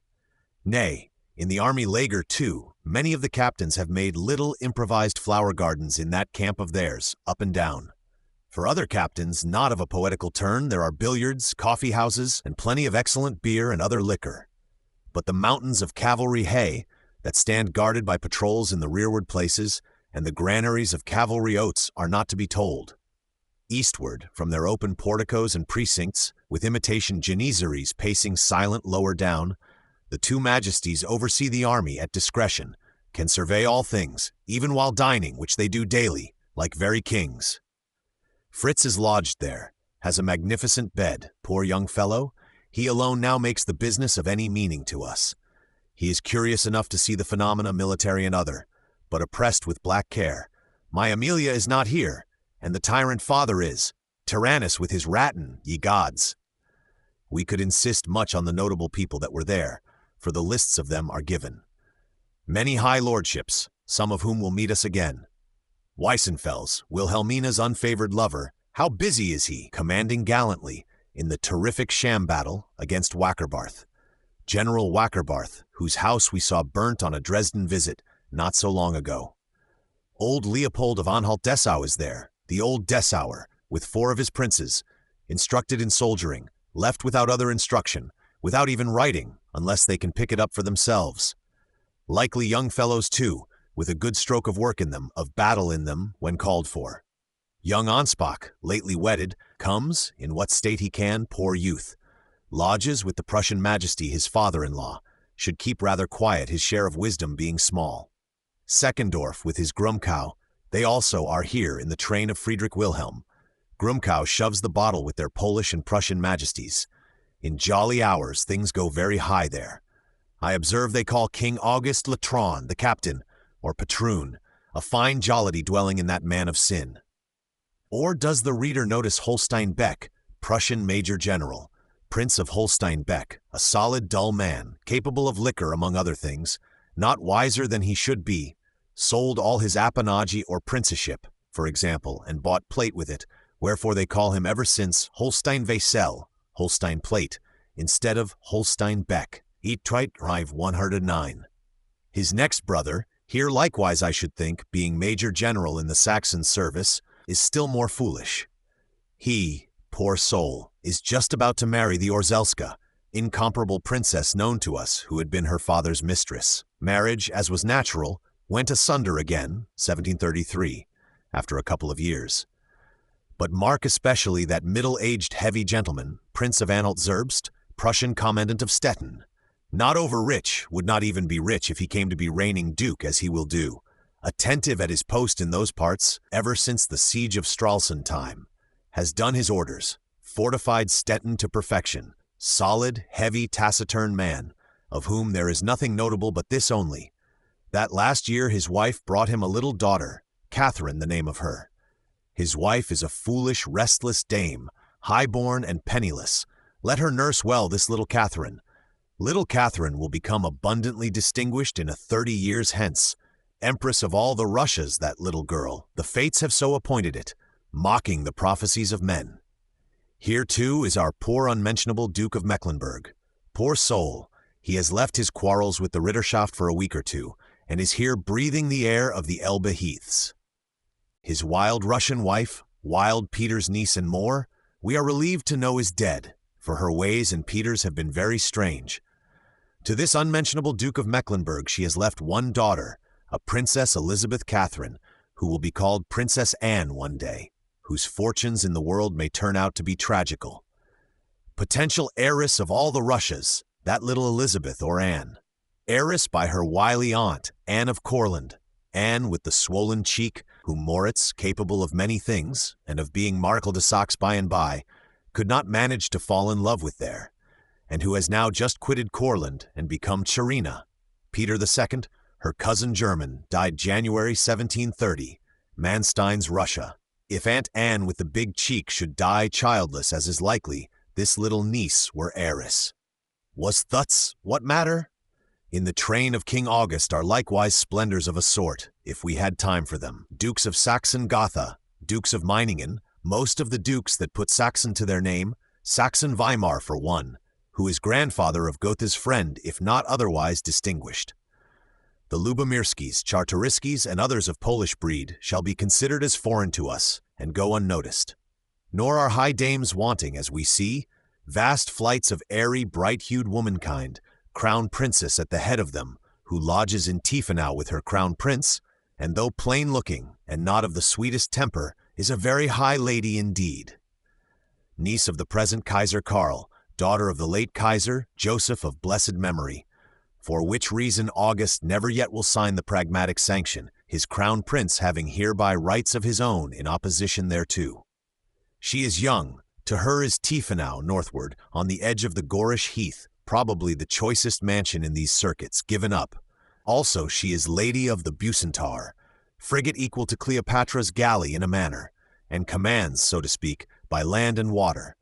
Supreme lady she of this sublime world foolery regardless of expense, so has the gallantry of August ordered it. Our Frederick and she will meet again on occasions not like this. What the other princesses and countesses present on this occasion were to Crown Prince Frederick, except a general flower-bed of human nature, ask not, nor even whether the Orzelska was so much as here. The Orzelska will be married, some 2 months hence, 10th August 1730, Sir T. Robinson, dispatch from Dresden, in State Paper Office, to a Holstein Beck, not to Holstein Plate, but to his brother the unfortunate Saxon Major General, a man surely not of nice tastes in regard to marriage, and I would recommend him to keep his light wife at home on such occasions. They parted, as we said, in a year or two, mutually indignant, and the Orzelska went to Avignon, to Venice and elsewhither, and settled into Catholic devotion in cheap countries of agreeable climate. See Paul Nitz, Memoirs, whoever is curious about her. Crown Prince Frederick, doubtless looking at this flower-bed of human nature, and the reward of happy daring paid by beauty, has vivid images of Princess Amelia, and her vice-regency of Hanover, bright princess and vice-regency, divided from him by bottomless gulfs, which needs such a swim as that of Leander across the material Hellespont was but a trifle to. In which of the villages Hotham and Dickens lodged, I did not learn or inquire, nor are there copious dispatches, chronicling these sublime phenomena from day to day for behoof of St. James's, other than entirely inane to us at this time. But one thing we do learn from them. Our crown prince, escaping the paternal vigilance, was secretly in consultation with Dickens, or with Hotham through Dickens, and this in the most tragic humor on his side. In such effulgences of luxury and scenic grandeur, how sad an attendant is black care, nay foul misusage, not to be borne by human nature. Accurate Professor Ranke has read somewhere, does not comfortably say where, nor comfortably give the least date, this passage, or what authorizes him to write it. In that pleasure camp of Mulberg, where the eyes of so many strangers were directed to him, the crown prince was treated like a disobedient boy, and one time even with strokes, corporlich mishandelt, to make him feel he was only considered as such. The enraged king, who never weighed the consequences of his words, added mockery to his manual outrage. He said, "Had I been treated so by my father, I would have blown my brains out. But this fellow has no honor, he takes all that comes." Rank, Neun Bücher Preußischer Geschichte, Berlin, 1847. Einmal corporlich mishandelt. Why did not the professor give us time, occasion, circumstances, and name of some eyewitness? For the fact, which stands reported in the like fashion in all manner of histories, we shall otherwise find to be abundantly certain, and it produced conspicuous definite results. It is, as it were, the one fact still worth human remembrance in this expensive Radowitz and its fooleries, and is itself left in that vague, inert state, irremediable at present. Beaten like a slave, while lodged, while figuring about, like a royal highness, in this sumptuous manner. It appears clearly the poor prince did hereupon, in spite of his word given to Wilhelmina, make up his mind to run. Ingenious Rank, forgetting again to date, knows from the archives that Frederick went shortly afterwards to call on Graf von Hoym one day. Speaking to Graf von Hoym, who is Saxon First Minister and factotum of the arrangements here, he took occasion cursorily to ask, could not a glimpse of Leipzig, among all these fine things, be had? Order for horses too, or at Leipzig for a couple of officers, Lieutenant Keith himself, quietly, without fuss of passes and the like, Herr Graf? The Herr Graf glances into it with eyes which have a twinkle in them. Schwurlich, Royal Highness, they are very strict about passes. Do not try it, Royal Highness. Rank IB, Forster 165, and more especially I4, Seckendorf's narrative there. And Friedrich did desist in that direction, poor youth, but tried it the more in others. Very busy in deep secrecy, corresponding with Lieutenant Catty at Berlin, consulting tragically with Captain Guy Dickens here. Whether any hint or whisper came to the Prussian Majesty from Graf von Hoym? Lieutenant Keith was, shortly after, sent to Wessel to mind his soldiering there, far down the Rhine country in the garrison of Wessel. Wilhelmina told us lately, Supra, p. 149, Keith had been sent to Wesel, but she has misdated as usual. Better there than colleaguing with a Fritz, and suggesting to him idle truancies or worse. With Katte at Berlin, the desperate prince has concocted another scheme of flight, this Hoym one being impossible, scheme executable by Katte and him, were this Radowitz once over. And as for his consultations with Guy Dickens, the result of them is, Captain Dickens, on the 16th of June, with eyes brisk enough and lips well shut, sets out from Radowitz express for London. This is what I read as abstract of Hotham's dispatch, 16th June 1730, which Dickens is to deliver with all caution at St. James's. Crown Prince has communicated to Dickens his plan of escape, could no longer bear the outrages of his father, is to attend his father to Ansbach shortly, journey to the Reich, of which we shall hear anon, and they are to take a turn to Stuttgart, which latter is not very far from Strasbourg on the French side of the Rhine.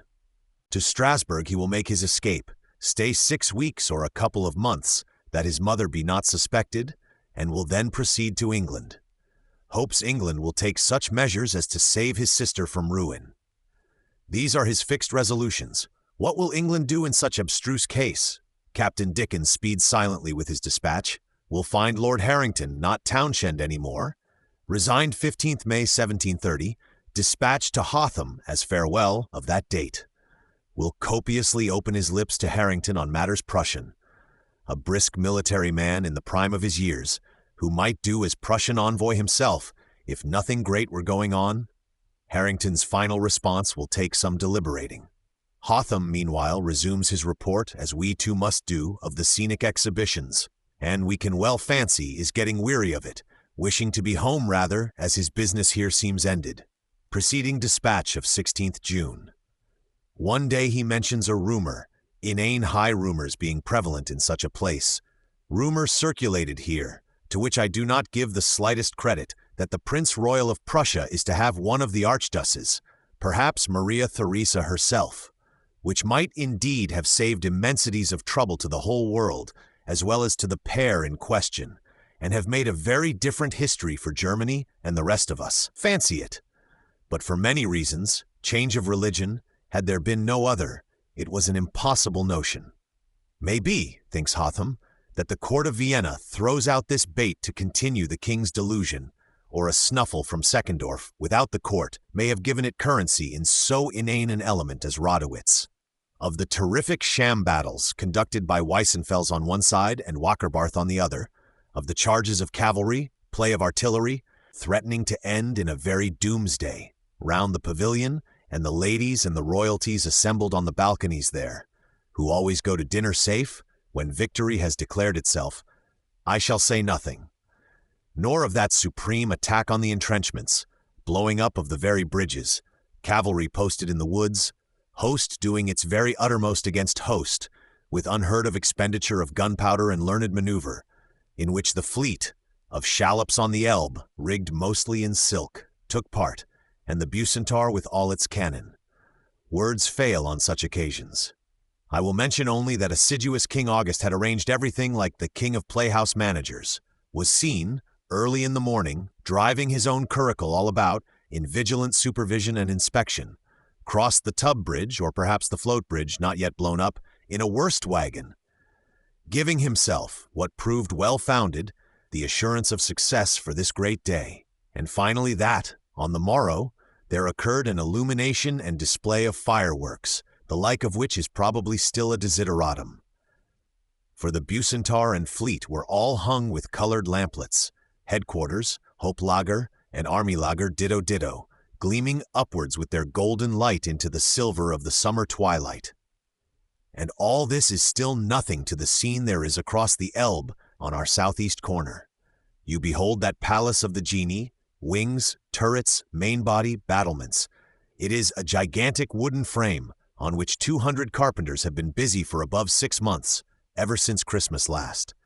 200 carpenters, and how many painters I cannot say, but they have smeared 6,000 yards of linen canvas, which is now nailed up, hung with lamps, begirt with fireworks, no end of rocket serpents, Catherine wheels, with cannon and field music, near and far, to correspond, and is now evening of the 24th June 1730, shining to men and gods. Pinnacles, turrets, tablatures, tipped with various fires and emblems, all is there.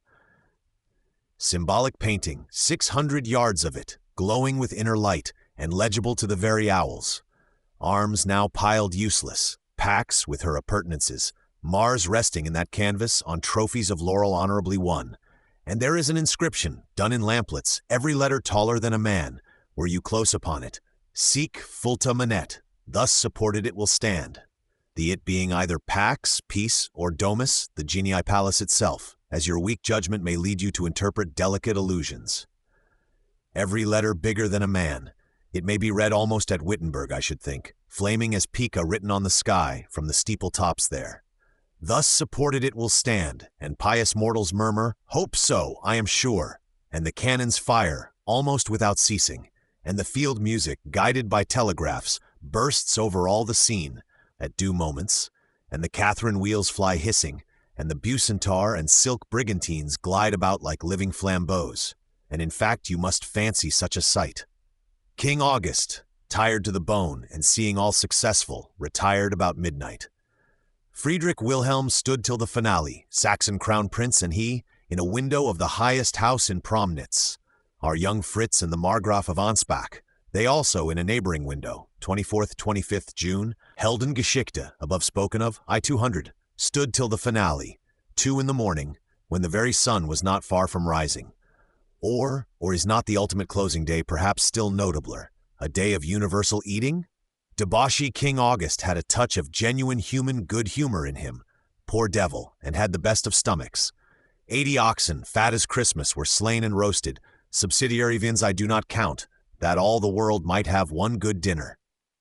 The soldiers, divided into proper sections, had cut trenches, raised flat mounds, laid planks, and so, by trenching and planking, had made at once table and seat, wood well secured on turf. At the end of every table rose a triglyph, 2 strong wooden posts with lintel. On the lintel stood spiked the ox's head, ox's hide hanging beneath it as drapery, and on the 2 sides of the 2 posts hung free the 4 roasted quarters of said ox, from which the common man joyfully helped himself. 3 measures of beer he had, and 2 of wine, which, unless the measures were miraculously small, we may take to be abundance. Thus they, in 2 long rows, 30,000 of them by the tail, dined joyfully sub dio. The 2 majesties and 2 crown princes rode through the ranks as dinner went on. King of Prussia forever, and caps into the air. At length they retire to their own Hauptquartier, where themselves dining, they can still see the soldiers dine, or at least drink their 3 measures and 2. Dine, ye dine abundantly. Let all mortals have one good dinner. Royal dinner is not yet done when a new miracle appears on the field, the largest cake ever baked by the sons of Adam. Drawn into the headquarter about an hour ago, on a wooden frame with tent over it by a team of 8 horses, tent curtaining it, guarded by cadets. Now the tent is struck and off. Saw mortals ever the like? It is 14 ells, Klein Ellen, long, by 6 broad, and at the center half an ell thick. Baked by machinery, how otherwise could peel or roller act on such a cake? There are 5,000 eggs in it, 36 bushels Berlin measure of sound flour, 1 ton of milk, 1 ton of yeast, 1 ditto of butter, crackers, gingerbread nuts, for fillet or trimming run all round. Plainly the prince of cakes. A carpenter with gigantic knife, handle of it resting on his shoulder. Head of the board of works, giving word of command, enters the cake by incision, cuts it up by plan, by successive signal from the board of works.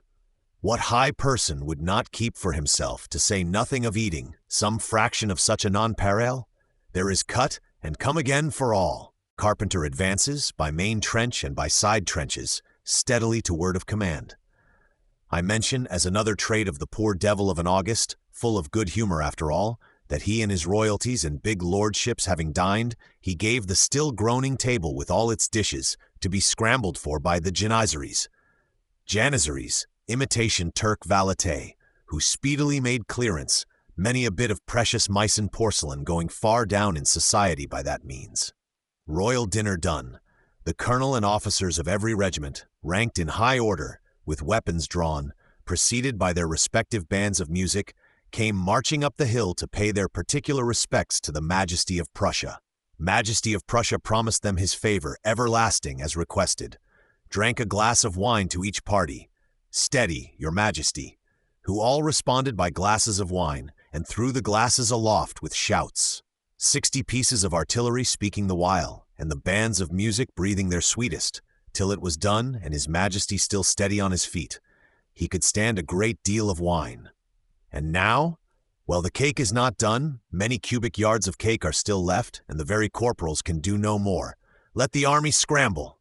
Army whipped it away in no time, and now, the time is come for parting. It is ended, all things end. Not for about an hour could the Herrschaften, lordships and minor sovereignties, fairly tear themselves away, under wailing music, and with the due emotion. The Prussian royalties and select few took boat down the river on the morrow, towards Lichtenberg hunting palace for 1 day's slaughtering of game. They slaughtered there about 1,000 living creatures, all driven into heaps for them, 600 of red game of the stag species, 400 black, or of the boar ditto. They left all these creatures dead, dined immensely, then did go sorrowfully sated. Crown Prince Frederick in his own carriage in the rear, Papa in his preceding by a few minutes, all the wood horns or French horns wailing sad adieu, and hurried towards Berlin through the ambrosial night. 28th June, 1730, Heldengeschichte 5. And so it is all ended. And August the Strong, what shall we say of August? History must admit that he attains the maximum in several things. Maximum of physical strength, can break horseshoes, nay half-crowns with finger and thumb. Maximum of sumptuosity, really a polite creature, no man of his means so regardless of expense. Maximum of bastards, 354 of them, probably no mortal ever exceeded that quantity. Lastly, he has baked the biggest bannock on record, cake with 5,000 eggs in it, and a ton of butter. These things history must concede to him. Poor devil, he was full of good humor too, and had the best of stomachs.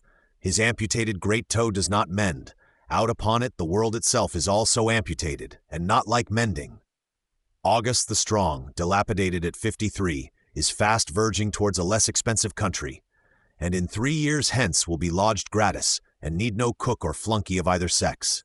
This camp of Radowitz, says Smelfungus, one of my antecessors, finishing his long narrative of it, this camp is nothing, and after all this expense of King August's and mine, it flies away like a dream. But alas, were the congresses of Cambrai and Soissons, was the lifelong diplomacy of Kaiser Karl, or the history of torpid moribund Europe in those days, much of a something. The pragmatic sanction with all its protocoling has fled like the temporary playhouse of King August erected there in the village of Strom. Much talk, noise, and imaginary interest about both, but both literally have become zero, were always zero. As well talk about the one as the other. Then why not silence about both, my friend Smelfungus? He answers, that truly is the thing to be aimed at, and if we had once got our own out of both, let both be consumed with fire, and remain a handful of inarticulate black ashes forevermore. Heavens, will I, of all men, object. Smelfungus says elsewhere, the moral to be derived, perhaps the chief moral visible at present from all this section of melancholy history is, modern diplomacy is nothing. Mind well your own affairs, leave those of your neighbors well alone. The pragmatic sanction, breaking Fritz's, Friedrich Wilhelm's, Sophie's, Wilhelmina's, English Amelia's, and I know not how many private hearts, and distracting with vain terrors and hopes the general soul of Europe for 25 years, fell at once into dust and vapor, and went wholly towards limbo on the storm winds, doing nothing for or against any mortal. Friedrich Wilhelm's 80,000 well-drilled troops remained very actual with their firelocks and iron ramrods, and did a thing or two, there being a captain over them. Friedrich Wilhelm's Directorium, well-drilled Prussian Downing Street, every man steady at his duty, and no wind to be wasted where silence was better, did likewise very authentically remain, and still remains. Nothing of genuine and human that Friedrich Wilhelm did, but remained and remains an inheritance, not the smallest item of it lost or losable, and the rude foolish boar king, singular enough, is found to be the only one that has gained by the game. Chapter 4. Excellency Hotham quits Berlin in haste. While the camp at Radowitz is dissolving itself in this manner, in the last days of June, Captain Guy Dickens, the oracles at Windsor having given him their response as to Prince Friedrich's wild project, is getting under way for Berlin again, whither also Hotham has returned, to wait for Dickens's arrival, and directly thereupon come home. Dickens is henceforth to do the British diplomacy here. Any diplomacy there can well be. Dickens once installed, Hotham will, right gladly, wash his hands of this negotiation, which he considers to be as good as dead for a longish while past. First, however, he has one unexpected adventure to go through in Berlin, of most unexpected celebrity in the world. This once succinctly set forth, history will dismiss him to the shades of private life. Guy Dickens, arriving we can guess about the 8th or 9th of July, brings two important documents with him to Berlin. First, the English response, in the shape of instructions to himself, which may be ostensible in the proper quarter, in regard to the Crown Prince's project of flight into England. Response which is no other than might have been expected in the circumstances. Britannic Majesty sorry extremely for the Crown Prince's situation, ready to do anything in reason to alleviate it. Better wait, however. Prussian Majesty will surely perhaps relent a little. Then also the affairs of Europe are in a ticklish state. Better wait. As to that of taking temporary refuge in France, Britannic Majesty thinks that will require a mature deliberation. Not even time now for inquiry of the French court how they would take it, which His Britannic Majesty thinks an indispensable preliminary, and so terminates. The meaning we perceive is in sum, you won't surely? Don't, at least don't yet. But Dryasdust and any readers who have patience can here take the original paper, which is written in French, or French of Stratford at the bow, probably that the Crown Prince, if needful, might himself read it, one of these days. Monsieur Guy Dickens pourrait donner au prince les assurances les plus fortes de la compassion que le roi a du triste état où il se trouve, et du désir sincère de sa Majesté de concourir par tout ce qui dépendra d'elle à l'en tirer. Monsieur, Guy Dickens pourrait lui communiquer en mêmes termes les instructions données à Monsieur Hotham. Our answer to the outrageous proposition, which amount to nothing, and may be spared the reader, et lui marquait qu'on avait lieu d'espérer que Sa Majesté prussienne ne refuserait pas au moins de s'expliquer un peu plus en détail qu'elle n'a fait jusqu'ici. Qu'en attendant les suites que cette négociation pourrait avoir, Sa Majesté était d'avis que le prince ferait bien de différer un peu l'exécution de son dessein connu. Que la situation où les affaires de l'Europe se trouvaient dans ce moment critique ne paraissait pas propre à l'exécution d'un dessein de cette nature. Que pour ce qui est de l'intention où le prince a témoigné être de se retirer en France, Sa Majesté croit qu'elle demande une mûre délibération, et que le peu de temps qui reste ne promet pas même qu'on puisse s'informer de ce que la cour de France pourrait penser là-dessus, dont Sa Majesté trouvait cependant absolument nécessaire de l'assurer, avant de pouvoir conseiller à un prince qui lui est si cher de se retirer en ce pays-là. Prussian Dispatches, Volume 2. No date or signature, bound up along with Harrington's dispatch, Windsor, 20th June, 1st July, 1730, on the morrow of which day we may fancy Captain Dickens took the road for Berlin again, where we auspiciously see him on Monday, 10th July, probably a night or two after his arrival. This is document first, of no concernment to Hotham at this stage, but only to us and our Crown Prince. Document second would at one time have much interested Hotham. It is no other than a Grumcow original seized at St. Mary Axe, such as Hotham once solicited, strong enough to break Grumcow's back. Hotham now scarcely hopes it will be strong enough. No matter, he presents it as bidden. On introducing Dickens as successor, Monday, 10th July, he puts the document into His Prussian Majesty's hand, and the result was most unexpected. Here is Hotham's dispatch to Lord Harrington, which it will be our briefest method to give, with some minimum of needful explanation intercalated here and there, to the Lord Harrington, from Sir Charles Hotham. Berlin, 30th June, 11th July, 1730. My Lord, though the conduct of His Prussian Majesty has been such for some time past that one ought to be surprised at nothing he does, it is nevertheless with great concern that I now have to acquaint your lordship with an extravagancy of his which happened yesterday, Monday, 10th July, 1730. The King of Prussia had appointed me to be with him about noon, with Captain Guy Dickens, who has just returned from England, on what secret message your lordship knows.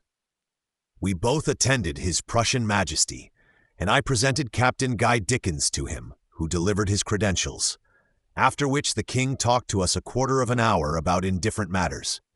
Seeing him in a very good humor, I took that opportunity of telling him that, as General Grumcow had denied his having held a secret correspondence with Reichenbach, or having written the letters I had some time ago delivered to His Majesty, I was now ordered by the king my master to put into his hands an original letter of General Grumcow. Where is that original letter? Ask some minute readers. Minute readers, the ipsissimum corpus of it is lost to mankind. Official copy of it lies safe here in the State Paper Office, Prussian Dispatches, Volume XLI, without date of its own, but near a dispatch dated 20th June 1730, has, adjoined to it, an autograph jotting by George II to the effect, "Yes, send it," and also some preliminary scribbles by Newcastle, to the like purport. No date of its own, we say, though, by internal evidence in light of Fassmann, p. 44. It is conclusively datable, Berlin, 20th May, if anybody cared to date it. The letter mentions lightly that pretended discovery, the St. Mary Axe one, laid on the table of Tobacco Parliament, 6th May or soon after.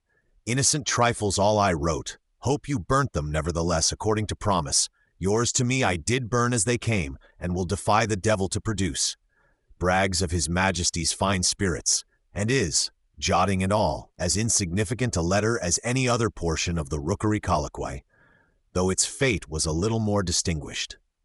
Prussian Dryasdust is expected to give it in facsimile one day. Surely no British Under-Secretary will exercise an unwise discretion and forbid him that small pleasure, which was an undeniable proof of all the rest, and could not but convince His Prussian Majesty of the truth of them. Well, he took the letter from me, cast his eye upon it, and seeing it to be Grumcow's hand, said to me with all the anger imaginable, fancy the thunder burst, "Monsieur, j'ai eu assez de ces choses-là," threw the letter upon the ground, and immediately turning his back went out of the room and shut the door upon us, probably with a slam. And that is the naked truth concerning this celebrated intercepted letter." Majesty answered explosively, his poor heart being in a burdened and grieved condition, not unlike growing a haunted one. "I have had enough of that stuff before," pitched the new specimen away, and stormily whirled out with a slam of the door. That he stamped with his foot is guessable. That he lifted his foot as if to kick the Honorable English Excellency, Wilhelmina, I-28, which the English Excellency never could have stood, but must have died on the spot. Of this, though several books have copied it from Wilhelmina, there is no vestige of evidence, and the case is bad enough without this. Your lordship will easily imagine that Captain Guy Dickens and I were not a little astonished at this most extraordinary behavior. I took up the letter he had thrown upon the floor, ipsissimum corpus of it lost to mankind, last seen going into Hotham's pocket in this manner, and returning home, immediately wrote one to his Prussian Majesty, of which a copy is here enclosed. Let us read that essential piece, sound substance, in very stiff indifferent French of Stratford, which may as well be made English at once. To His Majesty, the King of Prussia.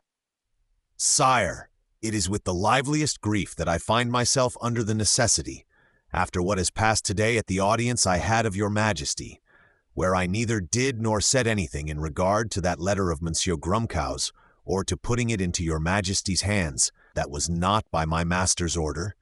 It is, I say, sire, with the liveliest grief that I am obliged to inform your Majesty of the necessity there lies on me to dispatch a courier to London to apprise the King my master of an incident so surprising as the one that has just happened. For which reason I beg, your Majesty will be pleased to cause the necessary orders for post-horses to be furnished me, not only for the said courier, but also for myself, since, after what has just happened, it is not proper for me to prolong my stay here, faire un plus long séjour ici. I have the honor to be your Majesty's and Segre and Sectra, Charles Hotham. About 2 hours afterwards, General Bourke came to me and told me he was in the utmost affliction for what had happened, and beseeched me to have a little patience, and that he hoped means would be found to make up the matter to me.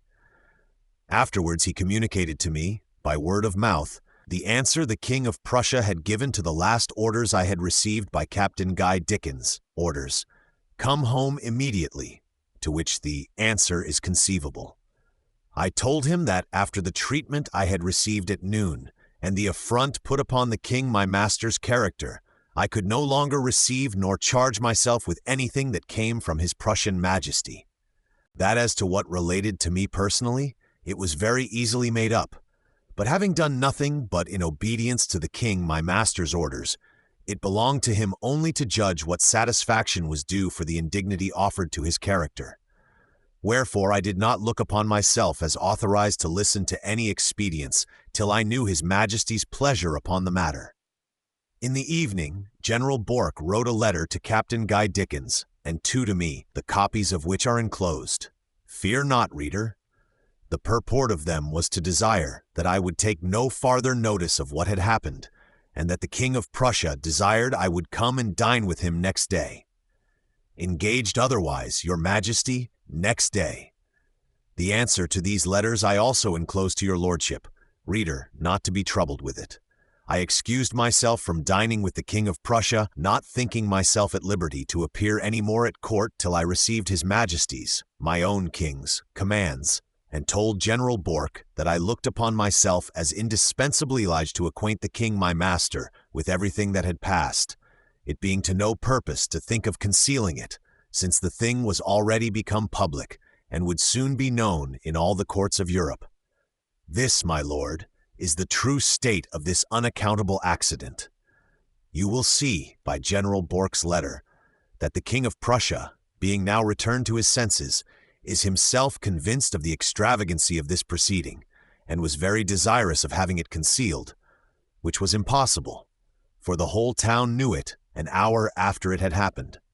As to my own part, I am not a little concerned at this unfortunate incident.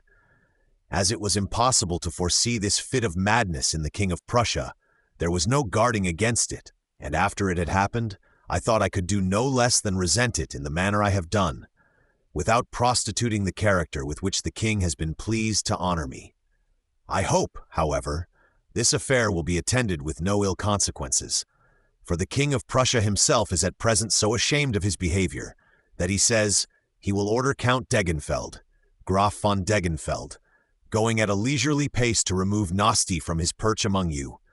Supra, p. 197, to hasten his journey to England, with orders to endeavor to make up the affair immediately.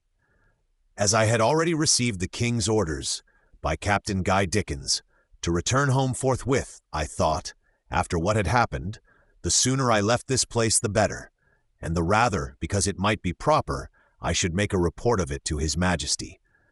I shall therefore set out a few hours after this messenger, and will make all the expedition possible. The King of Prussia sets out for Ansbach on Saturday next. 11th July is Tuesday. Saturday next will be 15th July, which proves correct. Fassman, Forhun. I am, with the utmost respect, my lord, your lordship's most obedient and most humble servant. Cypher office and dispatches. No sooner was the door slammed to than His Majesty began to repent. At sight of the demand for post-horses, he repented bitterly. Sent Bork to ask Hotham to dinner, with what success we have seen. Sent Bork to negotiate, to correspond, to consult with Dickens, to do his utmost in pacifying Hotham. All which correspondence exists but is not worth giving. Bork's remonstrances are in rugged, soldier-like style, full of earnestness and friendliness. Do not wreck upon trifles a noble interest we have in common. King is jealous about foreign interference with his ministers, but meant nothing. I tell you it is nothing, Hotham is polite, good-tempered, but remains inflexible. With myself on my own score, it were soon settled, or is already settled. But with the King my master, no expedient but post-horses. The diplomatist world of Berlin is in a fuss. Queen Sophie and the Minister of Denmark, with other friendly ministers, how busy. All day, this day and the next, they spent in comings and goings. Wilhelmina, Iben 29230, advising Hotham to relent. Hotham could not relent.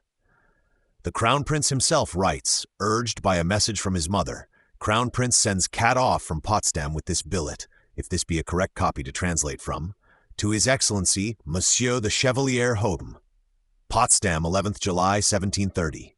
Monsieur, having learned by M. de Leuvener, the Danish minister, a judicious, well-affected man, what the King my father's ultimate intentions are, I cannot doubt but you will yield to his desires. Think, monsieur, that my happiness and my sister's depend on the resolution you shall take, and that your answer will mean the union or the disunion forever of the two houses. I flatter myself that it will be favorable, and that you will yield to my entreaties. I never shall forget such a service, but recognize it all my life by the most perfect esteem, with which I now am to vous, Frederick. This billet Cata delivers, but to this also Hotham remains inexorable, polite, hopeful even. No harm will come. Degenfeld will go. I myself will help when at home. But for the present, no resource but post-horses, which they at last yield him, the very post-horses ready to weep. And so Hotham, spirited, judicious English gentleman, rolls off homewards, Wednesday, 12th, Dickens, a few hours after his courier, and retires honorably into the shades of private life, steady there thenceforth. He has not been successful in Berlin. Surely his negotiation is now out in all manner of senses. Long ago, to use our former ignoble figure, he had laid down the bellows, though there was still smoke traceable. But now, by this Grumkow letter, he has, as it were, struck the poker through the business, and that dangerous maneuver, not proving successful, has been fatal and final. Queen Sophie and certain others may still flatter themselves, but it is evident the negotiation is at last complete. What may lie in flight to England and rash, desperate measures, which Queen Sophie trembles to think of, we do not know, but by regular negotiation this thing can never be. It is darkly apprehended the Crown Prince still meditates flight. The maternal heart and Wilhelmina's are grieved to see Lieutenant Cata so much in his confidence, could wish him a wiser counselor in such predicaments and emergencies. Cata is greatly flattered by the prince's confidence, even brags of it in society with his foolish loose tongue. Poor youth, he is of dissolute ways, has plenty of it unwise intellect, little of the wise kind, and is still under the years of discretion. Towards Wilhelmina there is traceable in him something, something as of almost loving a bright particular star, or of thrice privately worshipping it for his own behoof. And Wilhelmina, during the late Radowitz time, when Mama gave 4 apartments or royal soirees weekly, was severe upon him, and inaccessible in these court soirees. A rash young fool carries a loose tongue. Still worse, has a miniature, recognizable as Wilhelmina, and would not give it up, either for the Queen's Majesty or me. Thousand pardons, high ladies both, my loose tongue shall be locked, but these 2 miniatures, the Prince and Princess Royal, I copied them from 2 the Prince had lent me and has got back. Ask me not for these. Never, oh, I cannot ever. Upon which Wilhelmina had to take a high attitude and pass him speechless in the soirees. The foolish fellow. And yet one is not heartily angry either, only reserved in the soirees, and anxious about one's brother in such hands. Friedrich Wilhelm repents much that Hotham explosion, is heard saying that he will not again treat in person with any envoy from foreign parts, being of too hot temper, but will leave his ministers to do it. Dickens's dispatch, Berlin, 20 July 1830. To Queen Sophie he says coldly, Wilhelmina's marriage, then, is off. An end to it. Abbess of Hereford, good Protestant refuge for unprovided females of quality, which is in our gift, let her be abbess there, and writes to the then extant abbess to make Wilhelmina coadjutress or heir apparent to that chief nunship. Nay, what is still more mortifying, my brother says, on the whole, I had better had not I, the cruel brother, but indeed the desperate, for things are mounting to a pitch in this household. Queen Sophie's thoughts, they are not yet of surrender, that they will never be, while a breath of life is left to Queen Sophie and her project. We may fancy Queen Sophie's mood. Nor can His Majesty be in a sweet temper. His vexations lately have been many. First, England is now off, not off and on as formerly. That comfortable possibility hanging always in one's thoughts is fairly gone, and now we have nothing but the Kaiser to depend on for Jülich and Berg and the other elements of our salvation in this world. Then the St. Mary Axe discoveries, harassing shadows of suspicion that will rise from them, and the unseemly Hotham catastrophe and one's own blame in it. Womankind and household still virtually rebellious, and all things going awry. Majesty is in the worst humor, bullies and outrages his poor crown prince almost worse than ever.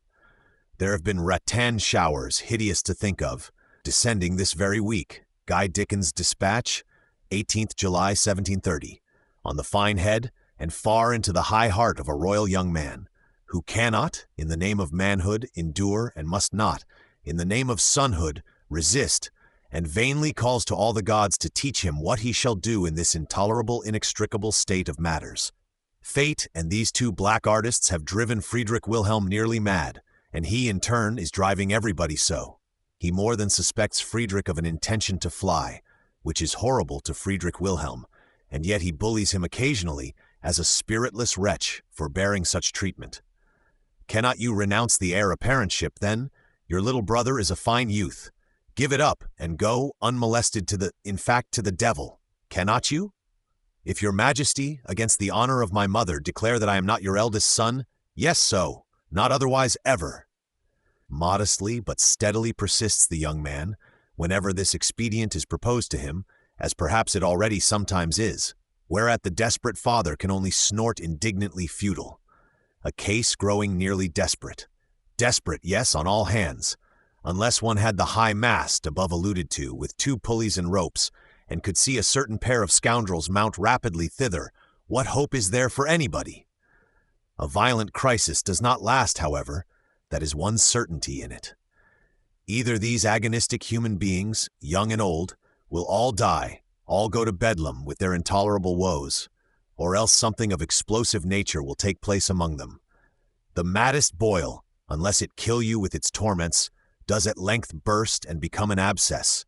Of course, Captain Dickens, the instant Hotham was gone, hastened privily to see the Crown Prince, saw Caddy and him at the gate of the Potsdam Palace at midnight. Wilhelmina, rank I 301, or in some other less romantic way, read him the Windsor paper of instructions known to us and preached from that text. No definite countenance from England, the reverse rather your Highness sees. How can there be? Give it up, your Highness, at least delay it. Crown Prince does not give it up a whit. Whether he delays it, we shall see. A busy week for the Crown Prince and Caddy, this of the Hotham catastrophe, who have many consultations, the journey to Anspach being on Saturday next. Crown Prince has given him in keeping a writing case with private letters, 1,000 ducats of money raised by loan, by picking jewels off some miniatures of honor and the like sore methods. Caddy has his very coat, a grey top coat or travelling roquelaure, in keeping, and their schemes are many. Off we must and will be by some opportunity. Could not Caddy get a recruiting furlough, leave to go into the rake on that score, and join one there? Lieutenant Keith is at Wessel, ready, always ready. Into France, into Holland, England? If the English would not, there is war to be in Italy, say all the newspapers. Why not a campaign as volunteers in Italy, till we saw how matters went? Anything and all things are preferable to ignominy like this. No dog could endure it. Chapter 5. Journey to the Reich. On Saturday, the 15th July, 1730, early in the morning as his wont was, Frederick Wilhelm, with a small train of official military persons, rolled off from Potsdam towards Leipzig on that same journey of his towards Anspach and the Reich. To Anspach, to see our poor young daughter, lately married there. Therefrom we can have a run into the Reich according to circumstances. In this wide route, there lie many courts and scenes, which it might behoove us to look into. Courts needing to be encouraged to stand for the Kaiser's rights against those English, French, and intrusive foreigners of the civil treaty. We may hope at least to ease our own heavy mind, and have the chaff somewhat blown out of it by this rushing through the open atmosphere. Such, so far as I can gather, were Frederick Wilhelm's objects in this journey, which turned out to be a more celebrated one than he expected.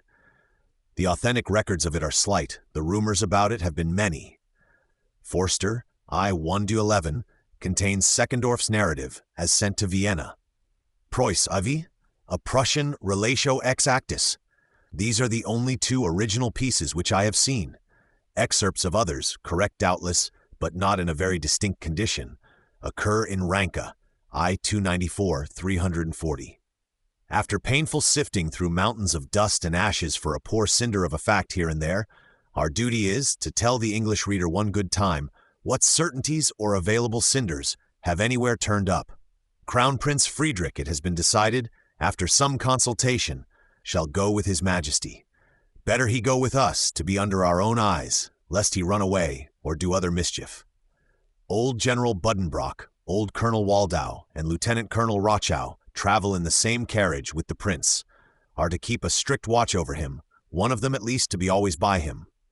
Old General Buddenbrock, a grim but human old military gentleman, who has been in all manner of wars. He fought at Steenkirk even, and in the siege of Namur, under Dutch William, stood, through Malplaquet and much else, under Marlborough, did the siege of Stralsund too, and descent on Rügen there, which was not his first acquaintance with Karl of Sweden, and is a favorite old friend of Frederick Wilhelm's. A good old gentleman, though very strict, now hard on 60. He is chief of the three. Old Waldau, not younger, though still only colonel of horse, likewise celebrates the Malplaquet anniversary, a Pomeranian man and silent smoker in the tabagie, well seen by the master there. To these two elderly authorities, Lieutenant Colonel Rochow, still only about 40 and probably sharper of eye, is adjoined as active partner. I conclude, the prince and Buddenbrock ride face forward. Buddenbrock can tell him about so many things, if he is conversable, about Dutch William, about Charles the Seloth, whose Polish fights he witnessed as an envoy from Berlin long ago. A Colonel Croker, I find, is general manager of the journey, and it does not escape notice that Frederick, probably out of youthful curiosity, seems always very anxious to know, to the uttermost settled point, where our future stages are to be. His Royal Highness laid in a fair stock of district maps, especially of the Rhine countries at Leipzig too, Forster too, and is assiduous in studying them, evidently very desirous to know the face of Germany, the Rhine countries in particular. Potsdam, Wittenberg, Leipzig, the wheels rush rapidly on, stage succeeding stage, and early in the afternoon we are at Leipzig, never looking out at Luther's vestiges or Karl Pfeff's, or thinking about Luther, which thou and I, good English reader, would surely have done in crossing Wittenberg and the birthplace of Protestantism. At Leipzig we were thinking to have dined.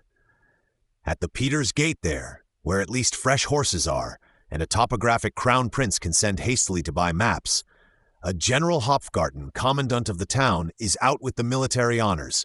He has, as we privately know, an excellent dinner ready in the Plortfortress yonder, Fossman, P. 410. But he compliments to a dreadful extent.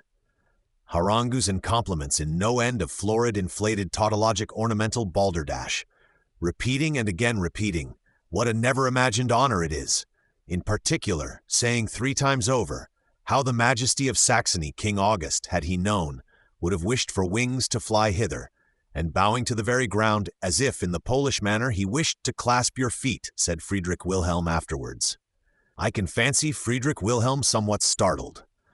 How, at the first mention of this idea of Big August, with his lame foot, taking wing, and coming like a gigantic partridge with lame foot and cocked hat, Friedrich Wilhelm grinned.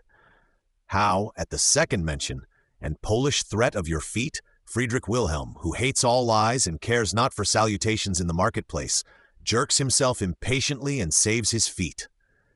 At the third mention, clear it is, Friedrich Wilhelm utters the word Anspannen, horses, and in very truth takes to the road again, hungry indeed but still angrier, leaving Hopfgarten bent in the shape of a parabola and his grand dinner cooling futile, in what tragic humor we can imagine. Why has no Prussian painter done that scene? Let another Kotowiecki, when another comes, try whether he cannot. Friedrich Wilhelm regretted the dinner, regretted to hurt the good man's feelings, but could stand it no longer. He rushes off for Meuselwitz, where Seckendorf, with at least silence and some cold collation instead of dinner, is awaiting him. 20 miles off is Meuselwitz, up the flat valley of the Pleiße River towards Altenburg, through a region memorable were we not so hungry. Famed fights have had their arena here. Lutzen, the top of its church steeple visible on your right, it is there where the great Gustavus fell 200 years ago, on that wide champaign. A kind of bull ring of the nations. How many fights have been and will be? Altenburg one does not see tonight. Happy were we but at Meuselwitz, a few miles nearer, and had seen what dinner the old Feldzeugmeister has. Dinner enough, we need not doubt. The old Feldzeugmeister has a big line Schloss at Meuselwitz, his by unexpected inheritance, with uncommonly fine gardens, with a good old wife, moreover, blithe though childless, and he is capable of lighting more than one candle when a king comes to visit him.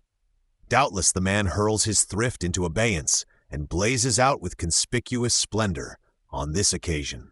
A beautiful castle indeed, this Meuselwitz of his, the towers of Altenburg visible in the distance. Altenburg, where Kunz von Kaufungen stole the 2 little princes centuries ago, where we do not mean to pause at this time. On the morrow morning, unless they chose to stay over Sunday, which I cannot affirm or deny, Seckendorf also has made his packages and joins himself to Friedrich. Wilhelm's August traveling party, doing here a portion of the long space, length of the terrestrial equator in all, which he is fated to accomplish in the way of riding with that monarch. From Meuselwitz through Altenburg, Gera, Saalfeld to Coburg is our next day's journey.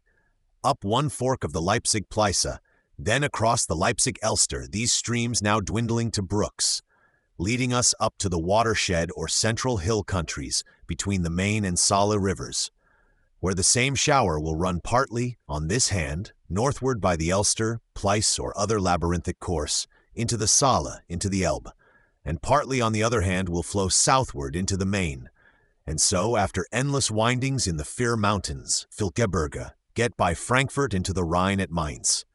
Main takes the south end of your shower, Saale takes the north, or farther east yonder, shower will roll down into the same grand Elbe River by the Mulde, over which the old Dessauer is minded to build a new stone bridge. Wallenstein and others, as well as time, have ruined many bridges there. That is the line of the primeval mountains and their ever-flowing rain courses in those parts. At Gera, dim old town, does not your Royal Highness well know the Gera Bond? Duan did not forget to inform you of that? It is the cornerstone of the House of Brandenburg's advancement in the world. Here, by your august ancestors, the law of primogeniture was settled, and much rubbish was annihilated in the House of Brandenburg. Eldest son always to inherit the electorate unbroken. After Ansbach and Bereuth, no more appanages, upon any cause or pretext whatsoever. and these themselves to lapse irrevocable to the main or electoral house, should they ever fall vacant again. Fine fruit of the decisive sense that was in the Hohenzollerns, of their fine talent for annihilating rubbish, which feat, if a man can do it and keep doing it, will more than most others accelerate his course in this world. It was in this dim old town of Gera, in the year 1598, by him that had the 23 children, that the Gera bond was brought to parchment. But indeed it was intrinsically only a renewal, more solemnly sanctioned, of Albert Achilles's Hausordnung, house order, done in 1478, above a century earlier. But see, we are underway again. His Prussian Majesty rushes forward without pause, will stop nowhere, except where business demands. No majesty of his day travels at such a speed. Orlamunde an hour hence. Your Royal Highness has heard of Orlamunde and its famed counts of 1,000 years back, when Kaiser Redbeard was in the world, and the junior Hohenzollern, tired of hawking, came down from the hills to him? Orlamouth is not far off on our right, and this itself is the Orla, this pleasant streamlet we are now quitting, which has borne us company for some time. This, too, will get into the Saale, and be at Magdeburg, quite beyond the Dessauers Bridge, early tomorrow. Ha, here at last is Saalfeld, town and schloss, and the incipient Saal itself, His Serene Highness Saalfeld-Coburg's little residence. Probably His Majesty will call on him in passing. I have no doubt he does, and transacts the civilities needful. Christian Ernst, whose schloss this is, a gentleman of His Majesty's age, born 1683, married an amiable Fraulein not of quality, whom indeed the Kaiser has ennobled. He lives here, I think, courting the shade rather, and rules conjointly with his younger brother or half-brother, Franz Josias, who resides at Coburg. Dukes of Saalfeld-Coburg, such is their style, and in good part their possession. Though it is well known to this traveling party in the world, there has been a lawsuit about Coburg this half-century and more, and though somewhere about 200 conclusa, Michaelis I, 5 or 24, 5 and 18, Busching Erdbeschrei 2464, Oertel, T 74, Hubner T 166, or decrees of Aulic Council have been given in favor of the Saalfelders, their rivals of Meiningen never end, nor will end yet, for 5 years more to come, till, in 1735, 2 6 conclusa being given, they do end, and leave the Saalfelders in peaceable possession, who continue so ever since to this day. Carlyle's Miscellanies. How long His Majesty paused in that Schloss of Saalfeld, or what he there did, or what he spake, except perhaps encourage Christian Ernst to stand by a Kaiser's Majesty against these French insolences, and the native German, Spanish, English derelictions of duty, we are left to the vaguest guess of fancy, and must get on to Coburg for the night. At Coburg, in its snug valley, under the Festung, or hill castle, where Martin Luther sat solitary during the Diet of Augsburg, diet known to us, our old friend Margraf George of Anspach hypothetically laying his head on the block, there, and the great Kaiser Karl Pfuff, practically burning daylight, with pitiable spilling of wax in the Corpus Christi procession there, Antiev 197, where Martin Luther sat solitary, and wrote that celebrated letter about 16 crows holding their parliament all round, and how the pillars of the world were never seen by anybody, and yet the world is held up in these dumb continents of space. At Coburg, we will not doubt, His Majesty found Franz Josias at home, and illuminated to receive him. Franz Josias, a hardy man of 35, he too will stand by the Kaiser in these coming storms, with a weak contingent truly, perhaps some score or two of fighters, but many a little makes a mickle. Remark, however, 2 points of a merely genealogical nature. First, that Franz Josias has, or rather is going to have, a younger son, 1737 to 1815, who in some 60 years hence will become dreadfully celebrated in the streets of Paris as Austrian Coburg. The Austrian Coburg of Robespierre and Company. An immeasurable terror and portent, not much harm in him either, when he actually comes, with nothing but the Duke of York and Dunkirk for accompaniment, to those revolutionary French of 1792 to 1794. This is point first. Point second is perhaps still more interesting. This namely, that Franz Josias has an eldest son, boy of 6 when Frederick Wilhelm makes his visit, a grandson's grandson of whom is at this day Prince of Wales among the English people, and to me a subject of intense reflection now and then. From Coburg, Friedrich Wilhelm, after pause again unknown, rushed on to Bamberg. New scenes and ever new opening on the eyes of our young hero and his papa. The course is down the valley of the Itz, one of the many little valleys in the big slope of the Rodach. For the waters are now turned, and all streams and brooks are gurgling incessantly towards the Main. Towards Frankfurt, Mainz, and the Rhine, far enough from the Saale, Mulde, or the old Dessauers Bridge today, towards Rotterdam and the uttermost Dutch swamps today. Near upon Bamberg we cross the Main itself, red Main and white conjoined, coming from Kulmbach and Bayreuth. Mark that, your highness. A country of pleasant hills and vines, and in an hour hence, through thick fir woods, each side of your road horribly decked with gibbeted thieves swinging aloft. Paulnitz, Memoirs and Letters, English translation, London 1745, I 209. Let me say again, this is a different book from the Memoirs of Paulnitz, and a still different from the Memoiren, or Memoirs of Brandenburg by Paulnitz, such the excellence of nomenclature in that old fool. You arrive at Bamberg, chief of bishoprics, the venerable town, whose bishop, famous in old times, is like an archbishop and gets his pallium direct from the Pope, much good may it do him, is bound, however, to give up his territory if the Kaiser elected is landless, far enough from likely now. And so you are at last fairly in the Main Valley. River Main itself a little step to north, long course and many wide windings between you and Mainz or Frankfurt, not to speak of Rotterdam and the ultimate Dutch swamps. At Bamberg, why should a Prussian majesty linger, except for picturesque or for mere baiting purposes? At Bamberg are certain fat Catholic canons in indolent, opulent circumstances, and a couple of sublime palaces, without any bishop in them at present. Nor indeed does one much want papist bishops, wherever they get their pallium. Of them as well keep to windward, thinks his majesty, and indeed there is no bishop here. The present bishop of Bamberg, one of those von Schönborns, counts, sometimes cardinals, common in that fat office, is a Kaiser's minister of state, lives at Vienna, enveloped in red tape as well as red hat and stockings, and needs no exhortation in the Kaiser's favor. Let us yoke again and go. Fir woods all round, and dead malefactors blackening in the wind. This latter point I know of the then Bamberg, and have explanation of it, namely that the Prince Bishop, though a humane Catholic, is obliged to act so. His small domain borders on some 6 or 7 bigger sovereignties, and being ecclesiastical, is made a cesspool to the neighboring scoundrelism, which state of things this Prince Bishop has said shall cease. Young Friedrich may look, therefore, and old Friedrich Wilhelm and sweet, and make of it what they can. Bamberg through Erlangen to Nuremberg, so runs the way. At Erlangen there loiters now, recruiting, a certain Rittmeister von Katte, cousin to our Potsdam lieutenant and confidant. To him this transit of the Majesty and Crown Prince must be an event like few in that stagnant place. French refugees are in Erlangen, busy building new straight streets. No university as yet. Nay, a high dowager of Bayreuth is in it, somewhat exuberant lady, friend Weissenfels' sister, on whom Friedrich Wilhelm must call in passing. This high widow of Bayreuth is not mother of the present heir apparent there, who will wed our Wilhelmina one day.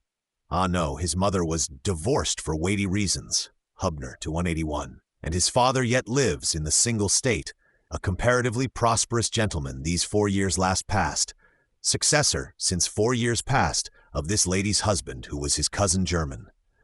Dreadfully poor before that, the present Margraf of Bayreuth, as we once explained.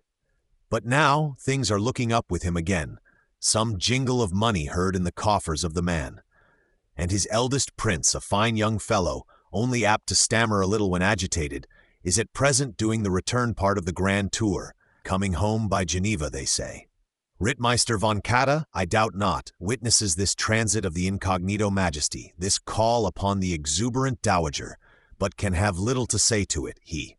I hope he is getting tall recruits here in the Reich. That will be the useful point for him. He is our Lieutenant Katte's cousin, an elder and wiser man than the lieutenant. A Reichsgraf's and Field Marshal's nephew, he ought to get advanced in his profession, and can hope to do so when he has deserved it, not sooner at all, in that thrice fortunate country. Let the Rittmeister here keep himself well apart from what is not his business, and look out for tall men. Bamberg is halfway house between Coburg and Nuremberg. Whole distance of Coburg and Nuremberg, say 100 and odd miles, is only a fair day's driving for a rapid king. And at Nuremberg surely we must lodge for a night and portion of a day, if not for more. On the morrow, it is but a 35 miles drive to Ansbach, pleasant in the summer evening, after all the sights in this old Nuremberg, city of the Noricans, Noricorum Bergen. Trading staple of the German world in old days, toy shop of the German world in these new. Albert Durer's and Hans Sachs' city, mortals infinitely indifferent to Friedrich Wilhelm. But is it not the seed ground of the Hohenzollerns, this Nuremberg, memorable above cities to a Prussian majesty? Yes, there in that old white castle, now very peaceable, they dwelt, considerably liable to bickerings and mutinous heats, and needed all their skill and strength to keep matters straight. It is now upon 700 years since the cadet of Hohenzollern gave his hawk the slip, patted his dog for the last time, and came down from the rough Alp countries hitherward, and found favor, not unmerited I fancy, with the great Kaiser Redbeard, and the fair heiress of the Vohburgs, and in fact with the earth and with the heavens in some degree. A loyal, clever, and gallant kind of young fellow, if your majesty will think. Much has grown and waned since that time, but the Hohenzollerns ever since are on the waxing hand, unless this accursed Treaty of Seville and these English matches put a stop to them. Alas, it is not likely Friedrich Wilhelm, in the hurry and grating whirl of things, had many poetic thoughts in him, or pious aurora memories from the past ages, instead of grumbly dusty provocations from the present, his feeling, haste mainly, and need of getting through. The very crown prince, I should guess, was as good as indifferent to this antique cadet of the Hohenzollerns, and looked on Nuremberg and the old white castle with little but ennui. The Princess of England, and black cares on her beautiful account and his own, possess him too exclusively. But in truth we do not even know what day they arrived or departed, much less what they did or felt in that old city. We know only that the pleasant little town of Ansbach, with its huge unfinished schloss, lay 35 miles away, and that thither was the next and quasi-final bit of driving. Southwestward 35 miles, through fine summer hills and dales, climbing always, gently, on the southward hand, still drained by the main river, by the Regnitz and other tributaries of the Main. Halfway is Heilsbronn, not Heilbronn, the well-known, much larger town in Württemberg, 80 or 100 miles to westward. Both names, which are applied to still other places, signify health well, or even holy well. These two words, healthy and holy, what is very remarkable, being the same in Old Teutonic speech, with its old monastery, where the bones of our Hohenzollern forefathers rest, and Albert Achilles' skull, with no sutures visible. On the gloomy church walls their memorials are still legible. As for the monastery itself, Margraf George, tour memorable Reformation friend, abolished that, purged the monks away, and put schoolmasters in their stead, who were long of good renown in those parts, but have since gone to Erlangen, so to speak. The July sunset streaming over those old spires of Heilsbronn might awaken thoughts in a Prussian majesty, were he not in such haste. At Ansbach, what a thrice hospitable, youthfully joyful welcome from the young married couple there. Margravine Frederica is still not quite 16, beautiful as day, and rather foolish. Fancy her joy at sight of Papa's Majesty and brother Fritz, and how she dances about, and perhaps bakes pastries of the finest Ansbach flour. Ah, did you send me Berlin sausages then, you untrue Papa? Well, I will bake for you, won't I? Sarah herself not more loyally, whom we read of in Genesis, that time the angels entered her tent in a hungry condition. Ansbach, as we hint, has an unfinished palace, of a size that might better beseem Paris or London. Palace begun by former margraves, left off once and again for want of cash, stands there as a sad monument of several things, the young family living meanwhile in some solid, comfortable wing or adjacent edifice of natural dimensions. They are so young, as we say, and not too wise.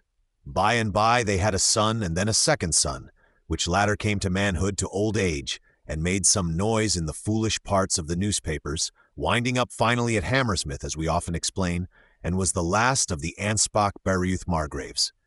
I have heard farther that Frederica did not want for temper, as the Hohenzollerns seldom do, that her husband likewise had his own stock of it, rather scant of wisdom withal, and that their life was not quite symphonious always, especially cash being short. The Dowager Margravine, Marggraf's mother, had governed with great prudence during her son's long minority.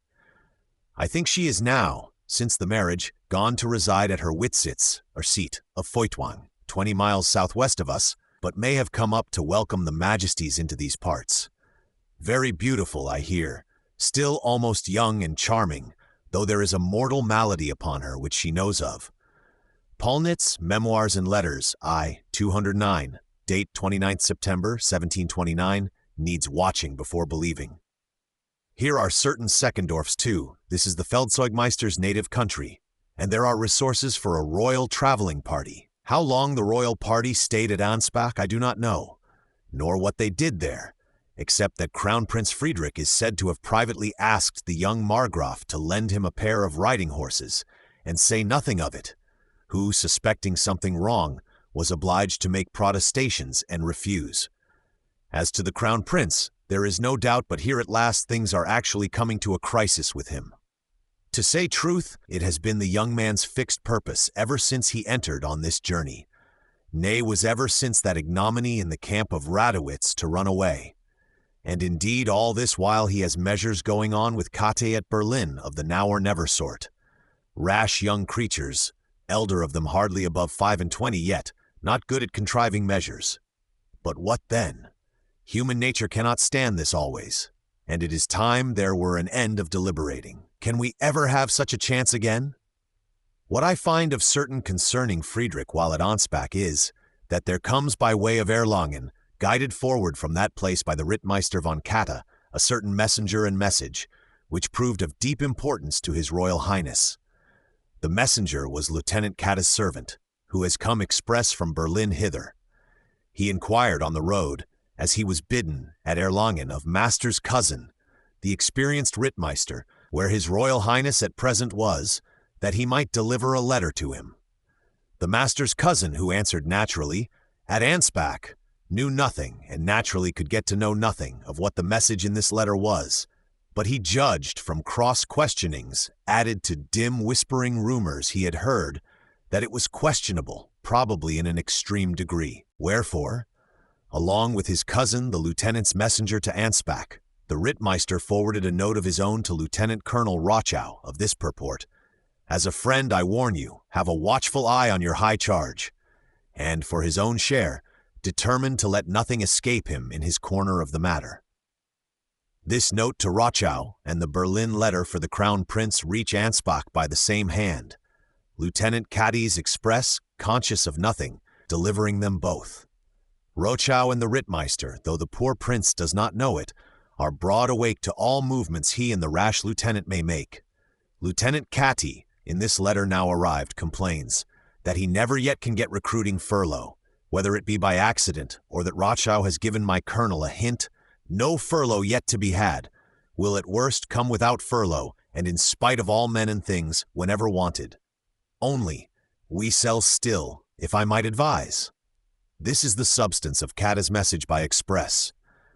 Date must be the end of July 1730, but neither date nor letter is now anywhere producible, except from hearsay. Deeply pondering these things, what shall the poor prince do? From Cannstatt, close by Stuttgart, a town on our homeward route, from Cannstatt, where Katte was to appear in disguise, had the furlough been got, one might have slipped away across the hills. It is but 80 miles to Strasbourg, through the Nebis Pass, where the Murg, the Kinzig, and the intricate winding mountain streams and valleys start Rhine-ward, a labyrinthic rock and forest country where pursuit or tracking were impossible. Nearby Strasbourg is Count Rothenburg's chateau, good Rothenburg, long minister in Berlin, who saw those Profossen or scavenger executioners in French costume long since, and was always good to me.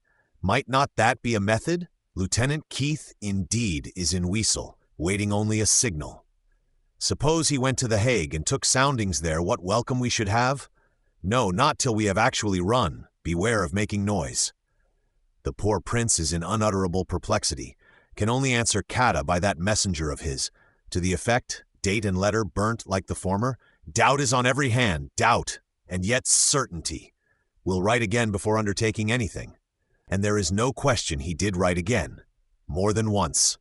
Letters by the post, which his faithful Lieutenant Caddy in Berlin received, one of which, however, stuck on the road, and this one, by some industry of postmasters spirited into vigilance, as is likeliest, though others say by mere misaddressing, by want of Berlin on the address, fell into the hands of vigilant Rittmeister Kate at Erlangen, who grew pale in reading it and had to resolve on a painful thing. This was, I suppose, among the last letters of the series, and must have been dated, as I guess, about the 29th of July 1730, but they are now all burnt, huddled rapidly into annihilation, and one cannot say.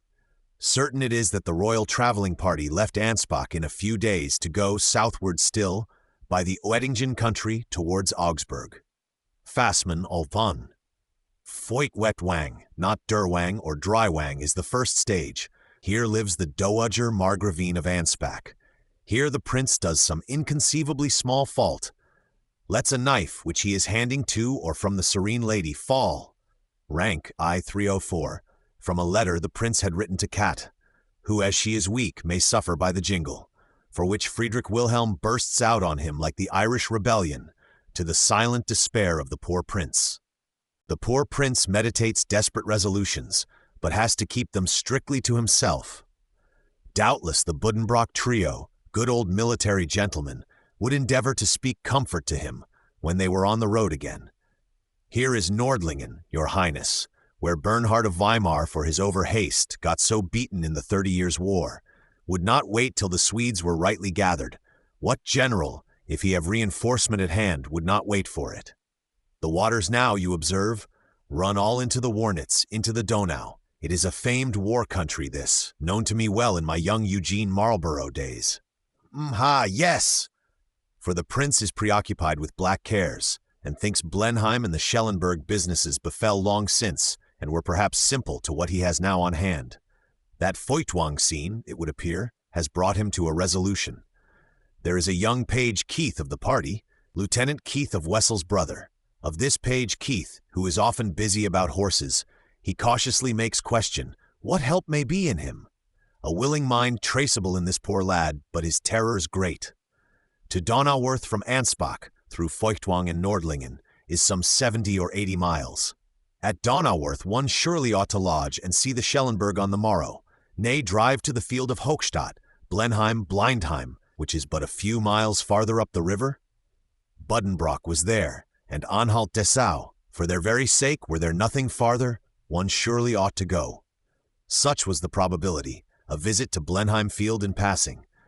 And surely, somewhere in those heart-rending masses of historical rubbish, I did at last find express evanescent mention of the fact, but cannot now say where. The exact record, or conceivable image of which, would have been a perceptible pleasure to us.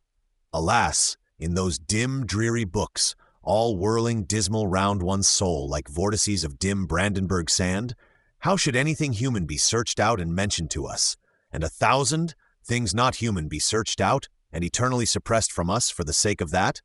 I please myself figuring young Friedrich looking at the vestiges of Marlborough, even in a preoccupied, uncertain manner.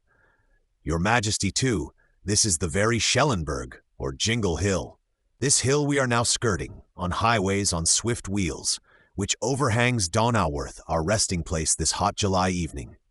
Yes, your Majesty, here was a feat of storming done, pang, pang. Such a noise as never jingled on that hill before, like doomsday come, and a hero head to rule the doomsday and turn it to heroic marching music. A very pretty feat of war, your Majesty. His Majesty well knows it. Feat of his Marlborough's doing, famed everywhere for the 26 years last past, and will go to see the Schellenberg and its lines. The great Duke is dead 4 years, sank sadly, eclipsed under tears of dotage of his own, and under human stupidity of other men's. But Buddenbrock is still living. Anhalt-Dessau and others of us are still alive a little while. Hochstadt itself, Blenheim as the English call it, meaning Blindheim, the other village on the field, is but a short way up the river, well worth such a detour. By what way they drove to the field of honor and back from it I do not know, but there, northward towards the heights, is the little wood where Anhalt-Dessau stood at bay like a Molossian dog, of consummate military knowledge, and saved the fight in Eugene's quarter of it. That is visible enough and worth looking at. Visible enough the rolling Donau, Marlborough's place, the narrow ground, the bordering hills all green at this season, and down old Buddenbrock's cheek and Anhalt's there would roll an iron tear or two. Augsburg is but some 30 miles off, once we are across the Donau, by the bridge of Donauwörth or the ferry of Hochstadt. Swift travelers in a long day, the last of July, are soon enough at Augsburg. As for Frederick, haunted and whipped onwards by that scene at Feuchtwang, he is inwardly very busy during this latter part of the route. Probably there is some progress towards gaining Page Keith, Lieutenant Keith of Wessel's brother. Some hope that Page Keith, at the right moment, can be gained. The lieutenant at Wessel is kept duly advised. To Lieutenant Kade at Berlin, Friedrich now writes, "I should judge from Donauwörth or Augsburg that he has had a scene at Feuchtwang, that he can stand it no longer, that Cannstatt being given up, as Kade cannot be there to go across the Nebis with us, we will endure till we are near enough the Rhine. Once in the Rhineland, in some quiet town there, handy for Speyer for French Landau. Say Sinsheim, last stage hitherward of Heidelberg, but this we do not write. There might it not be? Be somewhere, it shall and must. You, Cat, the instant you hear that we are off, speed you towards the Hague. Ask for M. le Comte d'Alberville. You will know that gentleman when you see him. Keith, our Wessel friend, will have taken the preliminary soundings, and I tell you, Count d'Alberville, or news of him, will be there. Bring the great coat with you and the other things, especially the 1,000 gold ducats. Count d'Alberville at the Hague if all have gone right? Nay, if anything go wrong, cannot he, once across the Rhine, take refuge in the convents in those Catholic regions? Nobody, under the scapulary, will suspect such a heretic as him. Speed, silence, vigilance, and so adieu." A letter of such purport Friedrich did write, which letter, moreover, the Lieutenant Kade received. It was not this, it was another, that stuck upon the road, and fell into the Rittmeister's hand. This is the young prince's ultimate fixed project, brought to birth by that slight accident of dropping the knife at Feuchtwang, rank I 304, and hanging heavy on his mind during this Augsburg drive. At Augsburg, furthermore, he bought in all privacy red cloth of quantity to make a top coat, red, the gray being unattainable in Kade's hands. In all privacy, though the watchful Rokow had full knowledge of it, all the same. Chapter 6. Journey Homewards from the Reich. Catastrophe on Journey Homewards.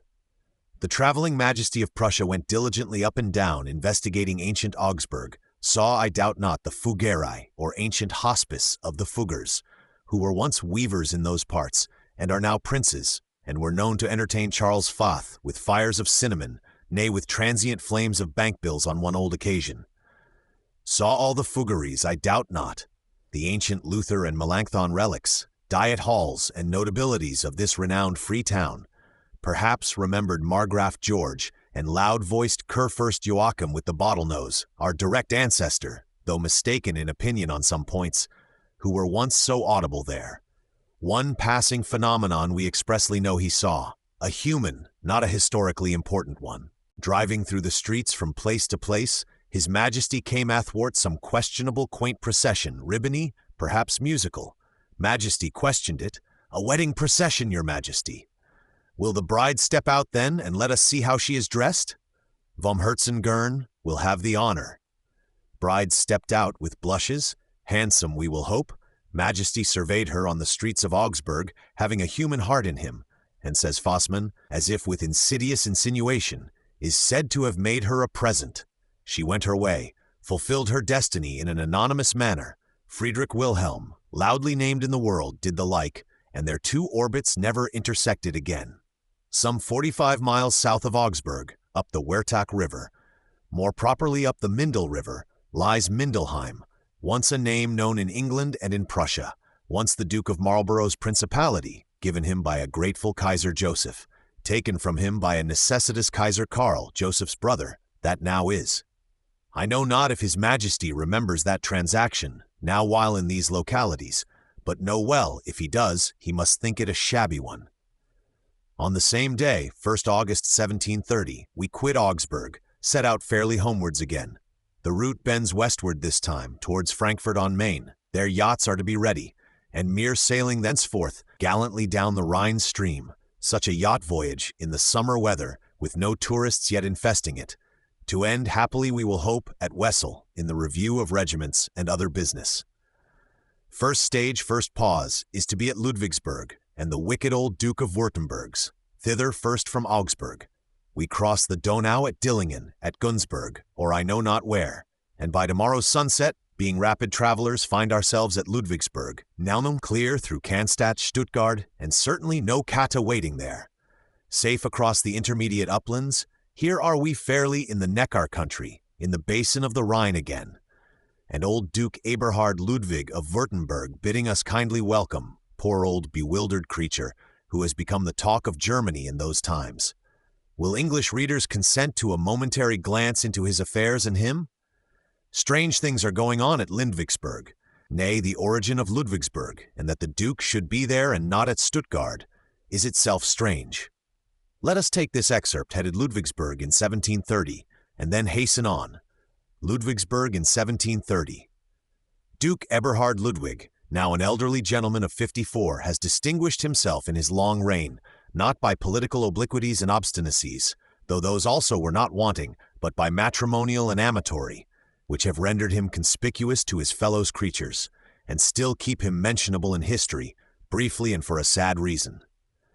Duke Eberhard Ludwig was duly wedded to an irreproachable princess of Baden-Durlach, Johanna Elizabeth, upwards of 30 years ago, and he duly produced one son in consequence, with other good results to himself and her. But in course of time, Duke Eberhard Ludwig took to consorting with bad creatures, took, in fact, to swashing about at random in the pool of amatory iniquity, as if there had been no law known, or of the least validity, in that matter.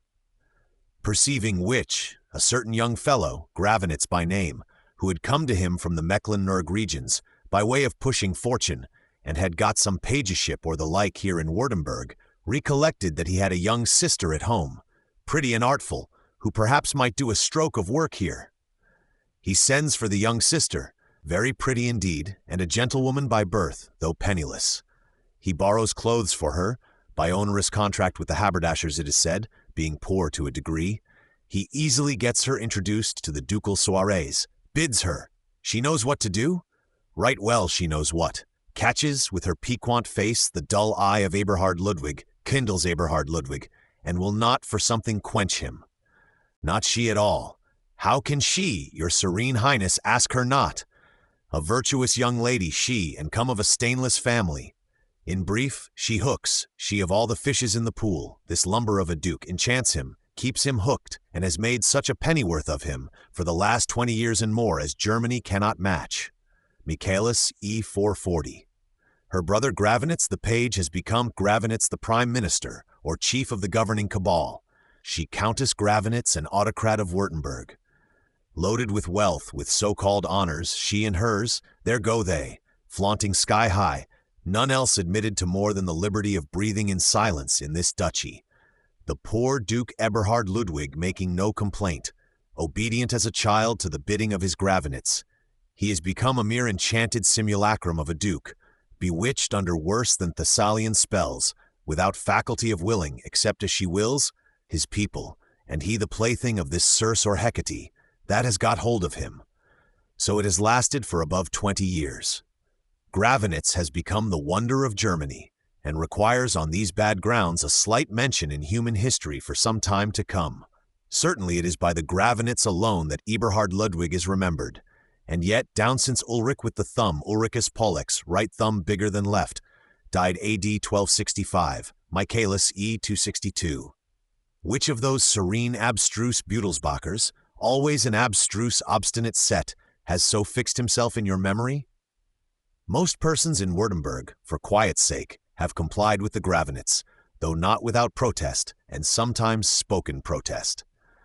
Thus the Right Reverend Osiander, let us name Osiander, head of the church in Württemberg, flatly refused to have her name inserted in the public prayers.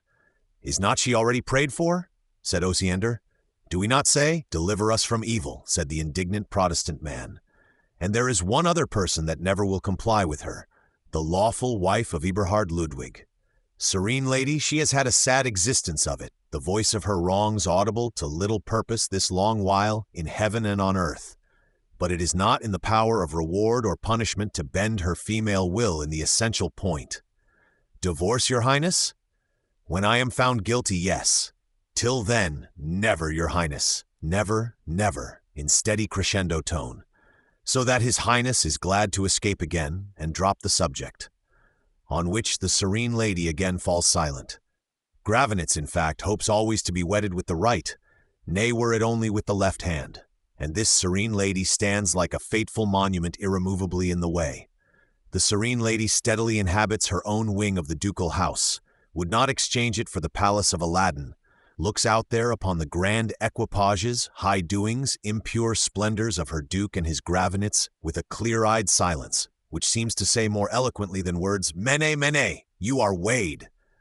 In the land of Württemberg, or under the sun, is no reward or punishment that can abate this silence.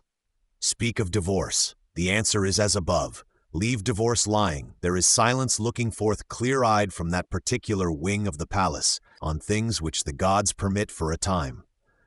Clear-eyed silence, which, as there was no abating of it, grew at last intolerable to the two sinners. "Let us remove," said the Gravenitz, "since her serene highness will not, build a new charming palace, say at our hunting seat, among those pleasant hills in the Weiblingen region, and take the court out thither. And they have done so in these late bad years, taking out with them by degrees all the courtier gentry, all the raths, government boards, public businesses, and building new houses for them there. From 1727 to 1730 was this latter removal. A hunting lodge of Eberhard Ludwig's building, and named by him Ludwigsburg, stood here since 1705, nucleus of the subsequent palace, with its pheasantries, its favorit, etc., etc. The place had originally been monastic, Busching Erdbeschreibung, via 1519. Founding, in fact, a second capital for Württemberg, with what distress, sulky misery, and disarrangement to Stuttgart and the old capital, readers can fancy. There it stands, that Ludwigsburg, the second capital of Württemberg, some 10 or 20 miles from Stuttgart the first, a lasting memorial of Circe Gravenitz and her Ludwig. Has not she, by her incantations, made the stone houses dance out hither? It remains to this day a pleasant town, and occasional residence of sovereignty. Weiblingen, within an hour's ride, has got memorability on other grounds. What reader has not heard of Ghibellines, meaning Weiblingens? And in another hour up the river, you will come to Beutelsbach itself, where Ulrich with the thumb had his abode, better luck to him, and generated this lover of the Gravenitz and much other nonsense, loud now and then for the last 4 centuries in the world. There is something of abstruse in all these Beutelsbachers, from Ulrich with the thumb downwards, a mute ennui, an inexorable obstinacy, a certain streak of natural gloom which no illumination can abolish. Veracity of all kinds is great in them, sullen passive courage plenty of it, active courage rarer, articulate intellect defective, hence a strange stiff perversity of conduct visible among them, often marring what wisdom they have. It is the royal stamp of fate put upon these men. What are called fateful or fated men, such as are often seen on the top places of the world, making an indifferent figure there. Something of this, I doubt not, is concerned in Eberhard Ludwig's fascination, and we shall see other instances farther down in this history. But so, for 20 years, the absurd Duke, transformed into a mere Porcus by his Circe in that scandalous, miraculous manner, has lived, and so he still lives. And his serene wife, equally obstinate, is living at Stuttgart, happily out of his sight now.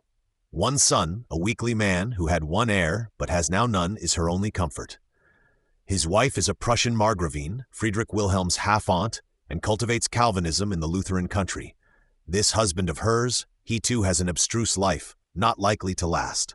We need not doubt the fates are busy, and the evil demons with those poor fellow beings. Nay, it is said the Circe is becoming much of a Hecate now, if the bewitched Duke could see it.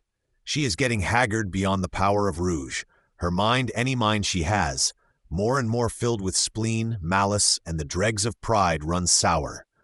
A disgusting creature, testifies one ex-official gentleman, once a Hofrath under her, but obliged to run for life, and invoke free press in his defense. Apology to Monsieur Forstner de Breitenberg and Gras, Paris, 1716, or A Londerdependant 45 in Spittler, Geschichte Württemberg, Spittler's work, Stuttgart und Tübingen, 1828, 497 to 539. Michaelis, 428 to 439, gives, in abstruse chancery German, a sequel to this fine affair of Forstner's. No end to the foul things she will say, of an unspeakable nature. About the very duke, her victim, testifies this ex-official, malicious as a witch, says he, and as ugly as one in spite of paint. Toujours un lave montes truce. Good heavens! But here is the august Prussian traveling party. Shove aside your bewitchments and bewilderments. Hang a decent screen over many things. Poor Eberhard Ludwig, who is infinitely the gentleman, besters himself a good deal to welcome old royal friends. Nor do we hear that the least thing went awry during this transit of the royalties. Field of Blenheim, says your majesty? Ah me! For Eberhard Ludwig knows that ground, stood the world battle there, and so much has come and gone since then. Ah me indeed! Friedrich Wilhelm and he have met before this, and have much to tell one another. Treaty of Seville, by no means their only topic. Nay, the flood of cordiality went at length so far, that at last Friedrich Wilhelm, the conscientious king, came upon the most intimate topics. Gravenitz, the word of God, scandal to the Protestant religion, no likely heir to your dukedom, clear peril to your own soul. Is not her serene highness an unexceptionable lady, heroic under sore woes, and your wedded wife above all? Nay, and might bring heirs too, only 40 come October. Ah, duke, ah, friend! Avis says la fin, Eberhard Ludwig. Consider the end of it all. We are growing old fellows now. The duke, I conceive, who was rather a fat little man, blushed blue, then red in various colors, at length settling into steady pale, as it were, indicating anthracitic white heat. It is certain he said at length, with emphasis, I will. And he did so, by and by. Friedrich Wilhelm sent a messenger to Stuttgart to do his reverence to the high injured lady there, perhaps to show her afar off some ray of hope if she could endure. Eberhard Ludwig, raised to a white heat, perceives that in fact he is heartily tired of this Circe Hecate, that in fact she has long been an intolerable nightmare to him, could he but have known it. And His Royal Highness the Crown Prince all this while? Well, yes, His Royal Highness has got a court tailor at Ludwigsburg, and in all privacy, seen well by Rockau, has had the Augsburg red cloth cut into a fine upper wrappage, overcoat or roquelaure for himself, intending to use the same before long. Thus they severally, the father and the son, these are their known acts at Ludwigsburg, that the father persuaded Eberhard Ludwig of the Gravenitz enormity, and that the son got his red top-coat ready. On Thursday, 3rd of August, late in the afternoon, as I perceive, they, well entertained, depart towards Mannheim, Kurpfalz, Elector Palatine, old Carl Philipp of the Pfalz's place, hope to be there on the morrow some time, if all go well. Gloomy, much enlightened Eberhard takes leave of them, with abstruse but grateful feelings, will stand by the Kaiser, and dismiss that Gravenitz nightmare by the first opportunity, as accordingly he did. Next summer, going on a visit northward, specially to Berlin, there for some 3 weeks, till 9th June 1731, with a suite of above 50 persons. Fassmann, Piepfon 21-22. He left order that the Gravenitz was to be got out of his sight, safe stowed away, before his return, which by the proper officers, military certain of them, was accomplished, by fixed bayonets at last, and not without feudal demur on the part of the Gravenitz. Poor Eberhard Ludwig, he published in the pulpits that he was now minded to lead a better life, had time now been left him. Same year, 1731, November being come, gloomy Eberhard Ludwig lost, not unexpectedly, his one son. The one grandson was gone long since. The serene, steadfast Duchess now had her duke again, what was left of him, but he was fallen into the sere and yellow leaf. In 2 years more he died childless. 31st October, 1733, Michaelis 441. And his cousin, Karl Alexander, an Austrian Feldmarschall of repute, succeeded in Württemberg, with whom we may transiently meet, in time coming, with whom, and perhaps less pleasantly with certain of his children, for they continue to this day, with the old abstruse elements still too traceable in them. Old Carl Philipp, Kurfürst of the Pfalz, towards whom Friedrich Wilhelm is now driving, with intent to be there tomorrow evening, is not quite a stranger to readers here, and to Friedrich Wilhelm he is much the reverse, perhaps too much. This is he who ran away with poor Prince Sobieski's bride from Berlin, at starting in life, who fell upon his own poor Protestant Heidelbergers and their Church of the Holy Ghost, being himself papist ever since that slap on the face to his ancestor, and who has been in many quarrels with Frederick Wilhelm and others. A high, expensive sovereign gentleman, this old Carl Philipp, not, I should suppose, the pleasantest of men to lodge with. One apprehends he cannot be peculiarly well disposed to Frederick Wilhelm after that sad Heidelberg passage of fence 12 or 11 years ago. Not to mention the inextricable Jülich and Berg business, which is a standing controversy between them. Poor old Kurfürst, he is now within a year of 70. He has had crosses and losses, terrible campaignings against the Turk in old times, and always such a stock of quarrels at home as must have been still worse to bear. A life of perpetual arguing, squabbling, and battling, one's neighbors being such an unreasonable set. Brabbles about Heidelberg Catechism and Church of the Holy Ghost, so that foreign kings interfered, shaking their whips upon us. Then brabbles about boundaries, about inheritances and detached properties very many, clearly mine were the neighbors reasonable. In fact, this sovereign old gentleman has been in the Kaiser's courts or even on the edge of fight, oftener than most other men, and it is as if that first adventure of the Sobieski wedding turned topsy-turvy had been symbolical of much that followed in his life. We remember that unpleasant Heidelberg affair. How hopeful it once looked. Fact done, Church of the Holy Ghost fairly ours, your Corpus Evangelicorum fallen quasi-dead, and nothing now for it but protocoling by diplomatists, pleading in the diets by men in bombazine, never like ending at all. When Friedrich Wilhelm did suddenly end it, suddenly locked up his own Catholic establishments and revenues, and quietly, inexorable, put the key in his pocket, as it were drew his own whip, with a "Will you whip my Jew?" And we had to cower out of the affair, Kaiser himself ordering us in a most humiliated manner. Readers can judge whether Kurpfalz was likely to have a kindly note of Friedrich Wilhelm in that corner of his memory. The poor man felt so disgusted with Heidelberg he quitted it soon after. He would not go to Dusseldorf, in the Berg and Jülich quarter, as his forefathers used to do, but set up his abode at Mannheim, where he still is. Friedrich Wilhelm, who was far from meaning harm or insolence in that Heidelberg affair, hopes there is no grudge remaining. But so stand the facts. It is towards Mannheim, not towards Heidelberg, that we are now traveling. For the rest, this scheme of reprisals, or whipping your Jew if you whip mine, answered so well, Friedrich Wilhelm has used it, or threatened to use, as the real method ever since, where needful, and has saved thereby much bombazine eloquence and confusion to mankind on several occasions. But the worst between these two high gentlemen is that Jülich and Berg controversy, which is a sore still running and beyond reach of probable surgery. Old Carl Philipp has no male hair, and is like to be, what he indeed proved, the last of the Neuburg electors palatine. What trouble there rose with the first of them about that sad business, and how the then Brandenburger, much wrought upon, smote the then Neuburger across the very face and drove him into Catholicism, we have not forgotten. How can we ever? It is 116 years since that after-dinner scene, and oh heavens, what bickering and brabbling and confused negotiation there has been, lawyers' pens going almost continually ever since, shadowing out the mutual darkness of sovereignties, and from time to time the military implements brandishing themselves, though loath generally to draw blood. For 116 years, but the final bargain, lying on parchment in the archives of both parties, and always acknowledged as final, was to this effect: you serene Neuburg, keep what you have got. We serene Brandenburg the like, cleave with detached pertinence ours. Jülich and Berg mainly yours. And let us live in perpetual amity on that footing. And note only furthermore, when our line fails, the whole of these fine duchies shall be yours. If your line fail, ours.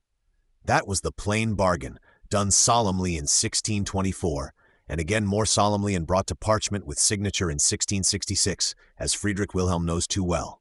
And now the very case is about to occur. This old man, childless at 70, is the last of the Neuburgs. May not one reasonably pretend that a bargain should be kept? Tush, answers old Carl Philipp always. Bargain? And will not hear reason against himself on the subject. Not even when the Kaiser asks him, as the Kaiser really did after that Wusterhausen Treaty, but could get only negatives. Carl Philipp has no romantic ideas of justice or of old parchments tying up a man. Carl Philipp had one daughter by that dear Radziwill princess, Sobieski's stolen bride, and he never, by the dear Radziwill or her dear successor, see Buchholz I-61N, had any son or other daughter that lived to wed. One daughter, we say, a firstborn extremely precious to him. Her he married to the young fortunate Sulzbach cousin Karl Joseph heir apparent of Sulzbach, who by all laws was to succeed in the Pfalz as well. Carl Philipp thinking furthermore, he and she, please heaven, shall hold fast by Dusseldorf too, and that fine Jülich and Berg territory which is mine. Bargains? Such was and is the old man's inflexible notion. Alas, this one daughter died lately, and her husband lately. She in 1728, he in 1729. Their eldest daughter was born 1721, Hubner T. 140, Michaelis 10120, again leaving only daughters. Will not this change the notion?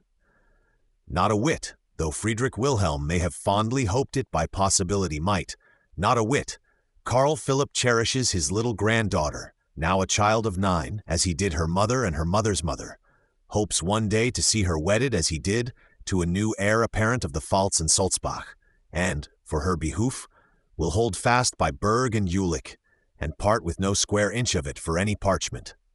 What is Friedrich Wilhelm to do? Seek justice for himself by his 80,000 men and the iron ramrods? Apparently he will not get it otherwise. He is loath to begin that terrible game. If indeed Europe do take fire, as is likely at Seville or elsewhere, but in the meanwhile, how happy if negotiation would but serve. Alas, and if the Kaiser, England, Holland, and the others could be brought to guarantee me, as indeed they should to avoid a casus belli, and some of them have said they will. Friedrich Wilhelm tried this Jülich and Berg problem by the Pacific method all his life, strenuously and without effect. Result perhaps was coming nevertheless, at the distance of another 100 years. One thing I know, whatever rectitude and patience, whatever courage, perseverance, or other human virtue he has put into this or another matter, is not lost, not it nor any fraction of it, to Friedrich Wilhelm and his sons' sons, but will well avail him and them, if not soon, then later, if not in Berg and Jülich, then in some other quarter of the universe, which is a wide entity and a long-lived. Courage, your majesty. So stand matters as Friedrich Wilhelm journeys towards Mannheim. Human politeness will have to cloak well and keep well down a good many prickly points in the visit ahead. Alas, poor Friedrich Wilhelm has got other matter to think of by the time we arrive in Mannheim. Catastrophe on journey homewards.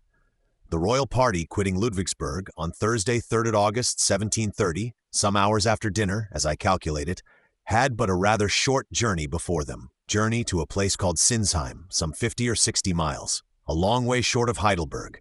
The king's purpose being to lodge in that dilapidated, silent town of Sinsheim, and leave both Heidelberg and Mannheim with their civic noises for the next day's work. Sinsheim, such was the program, as the prince and others understood it. But by some accident or on better calculation, it was otherwise decided in the royal mind. Not at Sinsheim, intricate, decayed old town, shall we lodge tonight, but 5 or 6 miles short of it, in the naturally silent village of Steinfurth, where good, clean, empty barns are to be found, which latter is a favorite method of His Majesty, fond always of free air and the absence of fuss.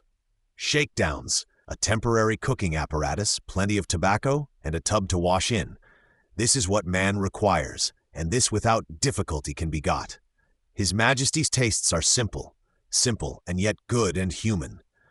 Here is a small royal order which I read once and ever since remember, though the reference is now blown away and lost in those unindexed Sibylline farragos, the terror of human nature. Let us copy it from memory till some deliverer arise with finger on page. Probably in Rodenbeck's Beitrage, but long sad searching there and elsewhere proves unavailing at present. Historical farragos without index, 100 or several hundred blind sacks of historical clippings, generally authentic too if useless, and not the least scrap of label on them. Are not these a handy article? At Magdeburg on this review journey, have dinner for me, under a certain tree you know of, outside the ramparts. Dinner of 1 sound portion solid, 1 ditto liquid, of the due quality, readied honestly, and to be eaten under a shady tree, on the review ground itself, with the summer sky over one's head. Could Jupiter Tonans, had he been traveling on business in those parts, have done better with his dinner? At Singeheim, thinks His Royal Highness, and has spoken privily to the page Keith, to glide out of their quarters there, in that waste, negligent old town, where post horses can be had, in the grey of the summer's dawn? Across the Rhine to Speyer is but 3 hours' riding, thence to Landau into France into— Enough, page Keith has undertaken to get horses, and the flight shall at last be. Husht, husht! Tomorrow morning, before the sparrow wake, it is our determination to be upon the road. Ruins of the Tower of Staufen, Ho-En, or High Staufen, where Kaiser Barbarossa lived once, young and ruddy and was not yet a myth, winking and nodding under the hill at Salzburg. Yes, it is but a few miles to the right there, were this a deliberate touring party. But this is a rapid driving one, knows nothing about Staufen, cares nothing. We cannot fancy Frederick remembered Barbarossa at all, or much regarded Heilbronn itself, the principal and only famous town they pass this day. The St. Kilian's Church, your highness, and big stone giant at the top of the steeple yonder. Adventurous masons and slater people get upon the crown of his head sometimes, and stand waving flags. Budus, Lexicon, Teilburg. The townhouse too, Raths, with its amazing old clock, and Gotz von Berlichingen. The town councillors once had him in prison for one night, in the Gotz Tower here. Your highness has heard of Gotz with the iron hand? Berlichens still live at Jackstausen, farther down the Neckar Valley in these parts, and show the old hand, considerably rusted now. Heilbronn, the most famous city on the Neckar, and its old miraculous holy well? What cares his highness? Weinsberg again, which is but a few miles to the right of us. There it was that the besieged wives did that astonishing feat 600 years ago. Coming out, as the capitulation bore, with their most valuable property. Each brought her husband on her back, were not the fact a little uncertain, whereby the old castle has, to this day, the name Weibertreue, faithfulness of women. Welf's Duchess, husband on back, was at the head of those women. A Hohenzollern ancestor of yours, I think I have heard, was of the besieging party. Siege is notorious enough, AD 1140, Kohler Reichshistory, p. 167, who does not mention the story of the women. Menzel, Wolfgang, Geschichte der Deutschen, p. 287, who takes no notice that it is a highly mythical story, supported only by the testimony of one poor monk in Köln, vaguely chronicling 50 years after date, and at that good distance. Alas, thinks His Royal Highness, is there not a flower of Welfdom now in England? And I, unluckiest of Hohenzollerns, still far away from her here.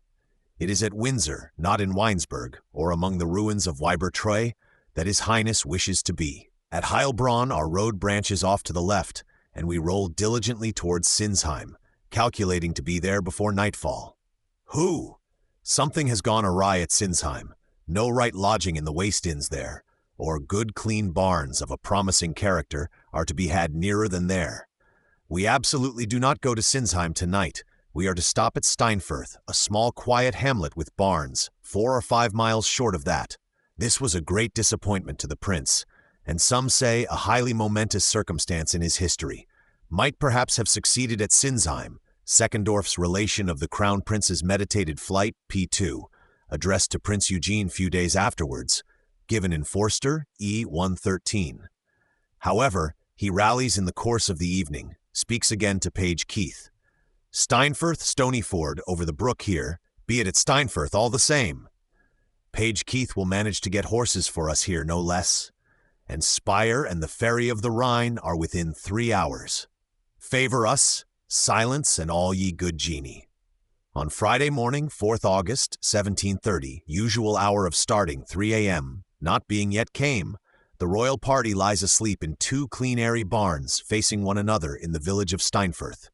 Barns facing one another, with the Heidelberg Highway and village green asleep in front between them. Compare Wilhelmina I, 259, her account of the Flether, and report it loosely after a dozen years, for it is little after 2 in the morning, the dawn hardly beginning to break. Prince Frederick, with his trio of vigilance, Buddenbrock, Waldau, Rockau, lies in one barn. Majesty, with his Seckendorf and party, is in the other, apparently all still locked in sleep. Not all. Prince Frederick, for example, is awake. The trio is indeed audibly asleep, unless others watch for them. Their 6 eyes are closed. Frederick cautiously rises, dresses, takes his money, his new red roquelaure, unbolts the barn door, and walks out. Trio of Vigilance is sound asleep and knows nothing. Alas, Trio of Vigilance, while its own 6 eyes are closed, has appointed another pair to watch. Gummersbach the valet comes to Roschau's bolster. Herr Oberst Lieutenant, please awaken. Prince Royal is up, has on his top coat, and is gone out of doors. Roschau starts to his habiliments, or perhaps has them ready on. In a minute or two, Roschau also is forth into the gray of the morning, finds the young prince actually on the green there, in his red roquelaure, leaning pensively on one of the traveling carriages. Guten Morgen, Ihre Königliche Hoheit. Fancy such a salutation to the young man. Page Keith, at this moment, comes with a pair of horses, too. Whither with the nags, Sirrah? What Roschau asked with some sharpness. Keith, seeing how it was, answered without visible embarrassment, Herr, they are mine and Kunz the page's horses, which I suppose is true, ready at the usual hour.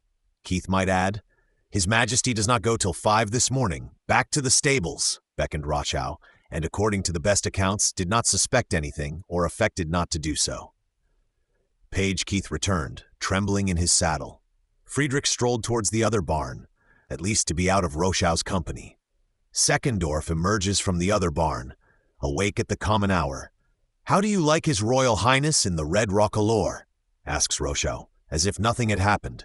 Was there ever such a baffled Royal Highness, or young bright spirit chained in the bear's den in this manner? Our Steinfurth project has gone to water, and it is not today we shall get across the Rhine. Not today, nor any other day on that errand, strong as our resolutions are, for new light, in a few hours afterwards, pours in upon the project, and human finesse or ulterior schemes avail nothing henceforth. The Crown Prince's meditated flight has tried itself and failed. Here and so that long meditation ends. This at Steinfurth was all the overact it could ever come to. In few hours more it will melt into air, and only the terrible consequences will remain. By last night's arrangement, the prince with his trio was to set out an hour before his father, which circumstance had helped Page Keith in his excuses. Naturally, the prince had now no wish to linger on the green of Steinfurth in such a posture of affairs. Towards Heidelberg, then, let us see the big tune there. Allons! How the young prince and his trio did this day's journey. Where he loitered, what he saw, said, or thought, we have no account. It is certain only that his father, who set out from Steinfurth an hour after him, arrived in Mannheim several hours before him, and in spite of Kurfürst Karl Philipp's welcome, testified the liveliest inquietude on that unaccountable circumstance. Beautiful Rhine stream, thrice beautiful trim Mannheim. Yes, all is beautiful indeed, your serenity. But where can the prince be? He kept ejaculating, and Karl Philipp had to answer what he could. Of course the prince may be lingering about Heidelberg, looking at the big tune and other miracles. I had the pleasure to repair that world-famous tub or tun, as your majesty knows, which had lain half-burnt ever since Louis XIV with his firebrand robberies lay upon us, and burnt the Pfalz in whole, small honor to him. I repaired the tune, Kohler, Mundsbelustigungen, 418-24, 105 and 52, who gives a view of the world's wonder, lying horizontal with stairs running up to it. Big tuns of that kind were not uncommon in Germany, and had uses if multiplex dues of wine were to be paid in natura. The Heidelberg, the biggest of them, is small to the Whitbread and Company for porter's ale in our time. It is probably the successfulest feat I did hitherto, and well worth looking at, had your majesty had time. Jawohl, but he came away an hour before me. The polite Karl Philipp at length sent off one of his own equerries to ride towards Heidelberg, or even to Steinfurth if needful, and see what was become of the prince. This official person met the prince all in order, at no great distance, and brought him safe to Papa's presence again. Why Papa was in such a fuss about this little circumstance? Truly there has something come to Papa's knowledge since he started, perhaps since he arrived at Mannheim. Page Keith, who rides always behind the king's coach, has ridden this day in an agony of remorse and terror, and at length, probably in Mannheim, once His Majesty is got to his apartments, or now that he finds His Majesty so anxious there, has fallen on his knees, and with tears and obtestations made a clean breast. Page Keith has confessed that the Crown Prince and he were to have been in Spire or farther at this time of the day, flying rapidly into France. God's providence alone prevented it. Pardon, pardon, slay me, your majesty, but there is the naked truth and the whole of it, and I have nothing more to say. Hereupon ensues dispatch of the equerry, and hereupon, as we may conjecture, the equerry's return with Fritz and the trio is an unspeakable relief to Friedrich Wilhelm. Friedrich Wilhelm now summons Buddenbrock and company straightway, shows, in a suppressed volcanic manner, with questions and statements, obliged to suppress oneself in foreign, hospitable, serene houses, what atrocity of scandal and terror has been on the edge of happening. And you three, Rochow, Waldau, Buddenbrock, mark it, you three are responsible, and shall answer, I now tell you with your heads. Death the penalty, unless you bring him to our own country again, living or dead, added the suppressed volcano, in low metallic tone, and the sparkling eyes of him, the red tint and rustling gestures, make the words too credible to us. Ranke, I. 307. What Friedrich Wilhelm got to speak about with the old Kurpfalz during their serene passages of hospitality at Mannheim is not very clear to me. His Prussian Majesty is privately in such a desperate humor, and the old Kurpfalz privately so discrepant on all manner of points, especially on the Jülich and Berg point. They could talk freely about the old Turk campaigns, Battle of Zenthe, 11th September, 1697, Eugene's crowning feat, breaking of the Grand Turk's back in this world, who has staggered about, less and less of a terror and outrage, more and more of a nuisance growing unbearable, ever since that day. See Hormer, 97-101, for some description of this useful bit of heroism, and Prince Eugene, very freely about the Heidelberg Tun. But it is known old Carl Philipp had his agents at the Congress of Soissons to secure that Berg and Jülich interest for the Sulzbachs and him, directly in the teeth of Friedrich Wilhelm. How that may have gone, since the Treaty of Seville broke out to astonish mankind, will be unsafe to talk about. For the rest, old Carl Philipp has frankly adopted the pragmatic sanction.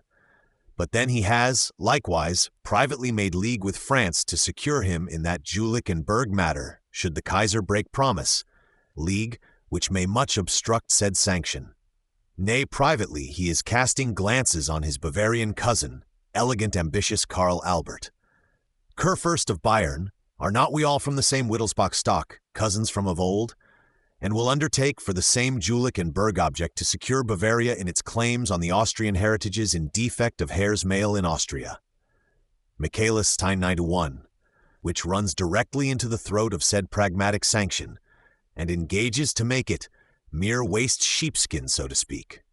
Truly old Carl Philipp has his abstruse outlooks, this way, that way, most abstruse politics altogether, and in fact we had better speak of the Battle of Zenthe and the Heidelberg Tun while this visit lasts. On the morrow, Saturday, August 5th, certain Frenchmen from the garrison of Landau come across to pay their court and dine. Which race of men Friedrich Wilhelm does not love, and now less than ever, gloomily suspicious they may be come on parricide Fritz's score. You, Rochow and company, keep an eye, by night and by day, an eye upon him.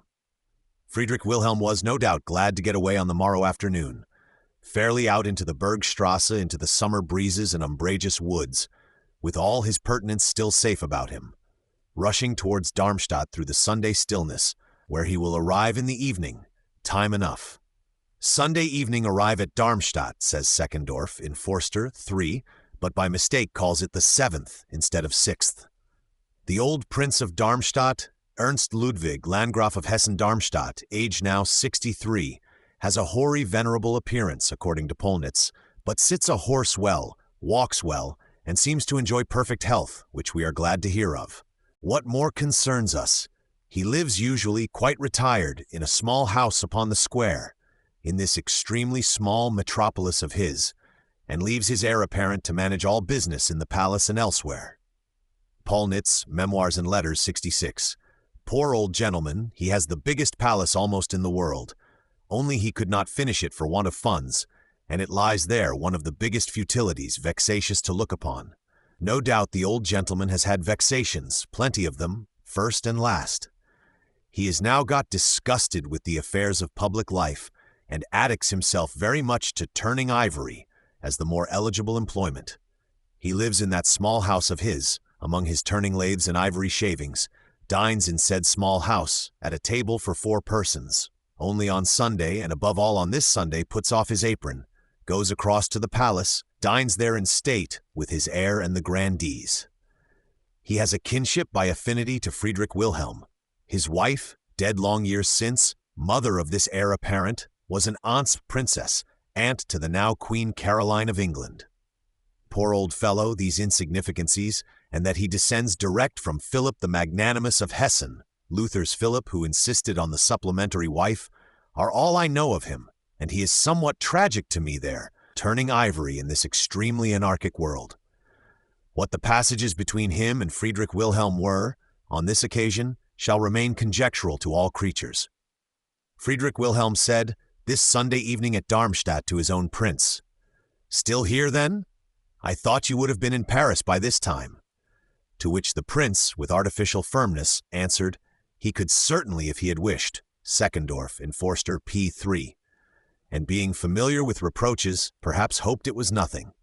From Darmstadt to Frankfurt on Main is not quite 40 miles, an easy morning drive, through the old country called of Katzenellenbogen, Cat's Elbow, a name ridiculous to hear.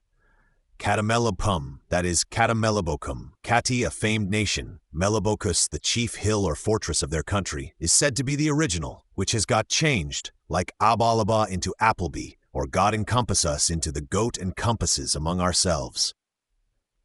Bergstrasse and the Odenwald, forest of the Odi, are gone, but blue on the northeast yonder, if your Royal Highness will please to look, may be seen summits of the Spessart, a much grander forest.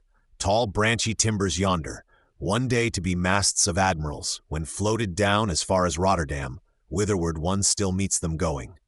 Spessart, and nearer, well hidden on the right, is an obscure village called Dettingen, not yet become famous in the newspapers of an idle world, of an England surely very idle to go thither seeking quarrels. All which is, naturally, in the highest degree indifferent to a crown prince so preoccupied. They reach Frankfurt, Monday, still in good time. Behold, at Frankfurt, the trio of vigilance, Buddenbrock and company, horrible to think of, signify that we have the king's express orders not to enter the town at all with your Royal Highness. We, for our part, are to go direct into one of the royal yachts, which swing at anchor here, and to wait in the same till His Majesty have done seeing Frankfurt, and return to us. Here is a message for the poor young prince, detected, prisoner, and a volcanic majesty now likely to be in full play when he returns. Gilt weathercock on the main bridge, which one Goethe used to look at in the next generation, this, and the steeple-tops of Frankfurt, especially that steeple-top with the grinning skull of the mutinous malefactor on it, warning to mankind what mutiny leads to. This, then, is what we are to see of Frankfurt, and with such a symphony as our thoughts are playing in the background. Unhappy son, unhappy father once more. Nay, Friedrich Wilhelm got new lights in Frankfurt. Rittmeister Katte had an estafette waiting for him there. Estafette with a certain letter, which the Rittmeister had picked up in Erlangen, and is shot across by estafette to wait His Majesty here. Majesty has read with open eyes and throat. Letter from the Crown Prince to Lieutenant Katte in Berlin. Treasonous flight project now indisputable as the sun at noon. His Majesty stepped on board the yacht in such humor as was never seen before. Detestable rebel and deserter, scandal of scandals. It is confidently written everywhere, though Seckendorf diplomatically keeps silence. His Majesty hustled and tussled the unfortunate Crown Prince, poked the handle of his cane into his face and made the nose bleed. Never did a Brandenburg face suffer the like of this, cried the poor prince, driven to the edge of mad ignition, and one knows not what. When the Buddenbrocks, at whatever peril interfered, got the prince brought on board a different yacht, and the conflagration moderated for the moment. The yachts get under way towards Mainz and down the Rhine stream. The yachts glide swiftly on the favoring current, taking advantage of what wind there may be. Were we once ashore at Wesel in our own country, wait till then, thinks His Majesty. And so it was on these terms that Friedrich made his first acquaintance with the beauties of the Rhine, Readers can judge whether he was in a temper very open to the picturesque. I know not that they paused at Mainz, or recollected Barbarossa's World Tournament, or the Hochheim vineyards at all.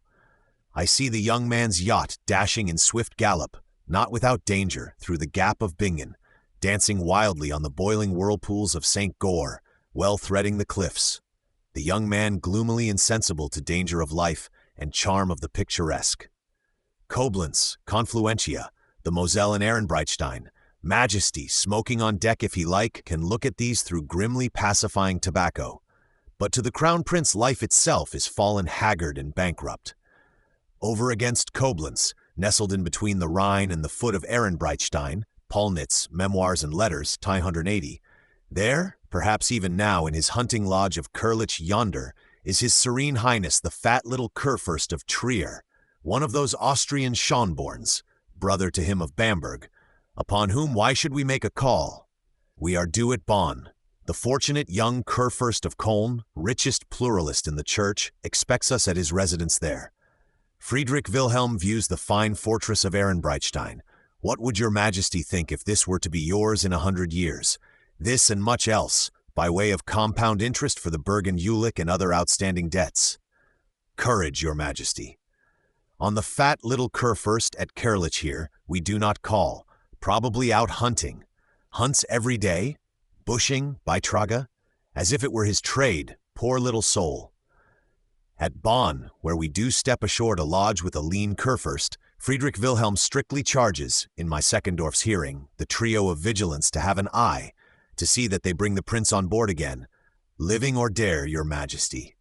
Prince listened with silent, almost defiant patience, mit großer Geduld.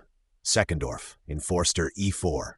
At Bonn the prince contrived to confide to Seckendorf that he had in very truth meant to run away. He could not, at the age he was come to, stand such indignities, actual strokes as in the camp of Radowitz, and he would have gone long since had it not been for the queen and the princess his sister's sake.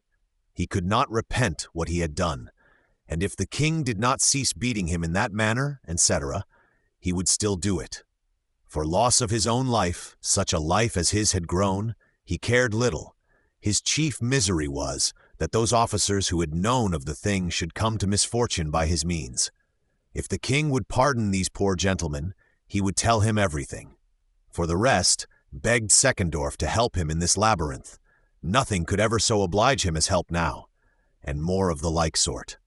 These things he said at Bonn to Seckendorf, the fountain of all his woes. What Seckendorf's reflections on this his sad handiwork now were, we do not know. Probably he made none, being a strong-minded, case-hardened old stager, but resolved to do what he could for the poor youth. Somewhere on this route at Bonn, more likely than elsewhere, Friedrich wrote in pencil 3 words to Lieutenant Keith at Wesel, and got it to the post office. Sauvez-vous, tout est découvert, all is found out away. Wound 65 says it was a page of the old Dessauers, a comrade of Keith's, who having known in time, gave him warning. Certain it is, this note of Friedrich's, which the books generally assign as cause, could not have done it, infra PU 75, and the irrefragable date there. Clement August, expensive Kurfürst of Köln, Elector of Cologne as we call it, who does the hospitalities here at Bonn in a grand way, with above 150 chamberlains for one item. Glance at him, reader. Perhaps we shall meet the man again. He is younger brother of the elegant ambitious Karl Albert, Kurfürst of Bavaria, whom we have transiently heard of. Sons, both of them, are of that Elector of Bavaria, who haunts us in the Marlborough histories, who joined Louis XIV in the Succession War, and got hunted about at such a rate after Blenheim especially. His boys, prisoners of the Kaiser, were bred up in a confiscated state as sons of a mere private gentleman. Nothing visibly ahead of them at one time but an obscure and extremely limited destiny of that kind. Though now again on French favor and the turn of fortune's inconstant wheel, they are mounting very high. Bavaria came all back to the old Elector of Bavaria. Even Marlborough's Principality of Mindelheim came. At the Peace of Baden, corollary to Utrecht, 1714, Elector had been banned.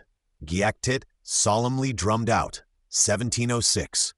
Nothing but French pay to live upon till he got back, died 26th February 1726, when Karl Albert succeeded, Michaelis 255.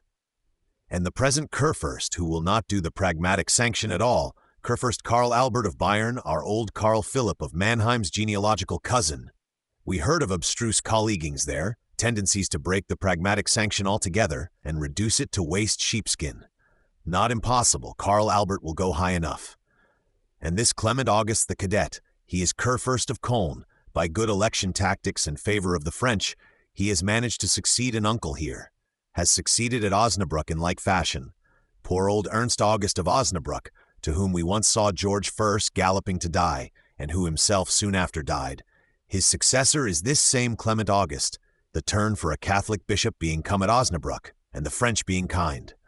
Kurfürst of Köln, Bishop of Osnabrück, ditto of Paderborn and Munster, ditto now of Hildesheim, richest pluralist of the Church. Goes about here in a languid, expensive manner, in green coat trimmed with narrow silver lace, small bagwig done with French garniture, schleife in front, and has red heels to his shoes. A lanky, indolent figure, age now 30, tall and slouching of person, long lean face, hook nose, black beard, mouth somewhat open. Bushing, Gov. 21-204, from a certain traveling tutor's MS diary of 1731, where also is detail of the Kurfürst's mode of dining, elaborate but dreary, both mode and detail. His Schloss is now the Bonn University, has above 150 chamberlains, and I doubt not, is inexpressibly wearisome to Friedrich Wilhelm in his Majesty's present mood. Patience for the moment, and politeness above all things. The trio of vigilance had no difficulty with Friedrich, brought him on board safe again next day, and all proceeded on their voyage, the Kurfürst in person politely escorting as far as Köln. Köln, famed old city of the Three Kings, with its famed cathedral where those three gentlemen are buried, here the Kurfürst ceases escorting, and the flat old city is left, exciting what reflections it can. The architectural dilettanti of the world gather here. Saint Ursula and her 11,000 virgins were once massacred here, your Majesty. An English princess she, it is said. Narren Possen, pack of nonsense, grumbles Majesty. Pleasant Dusseldorf is much more interesting to His Majesty.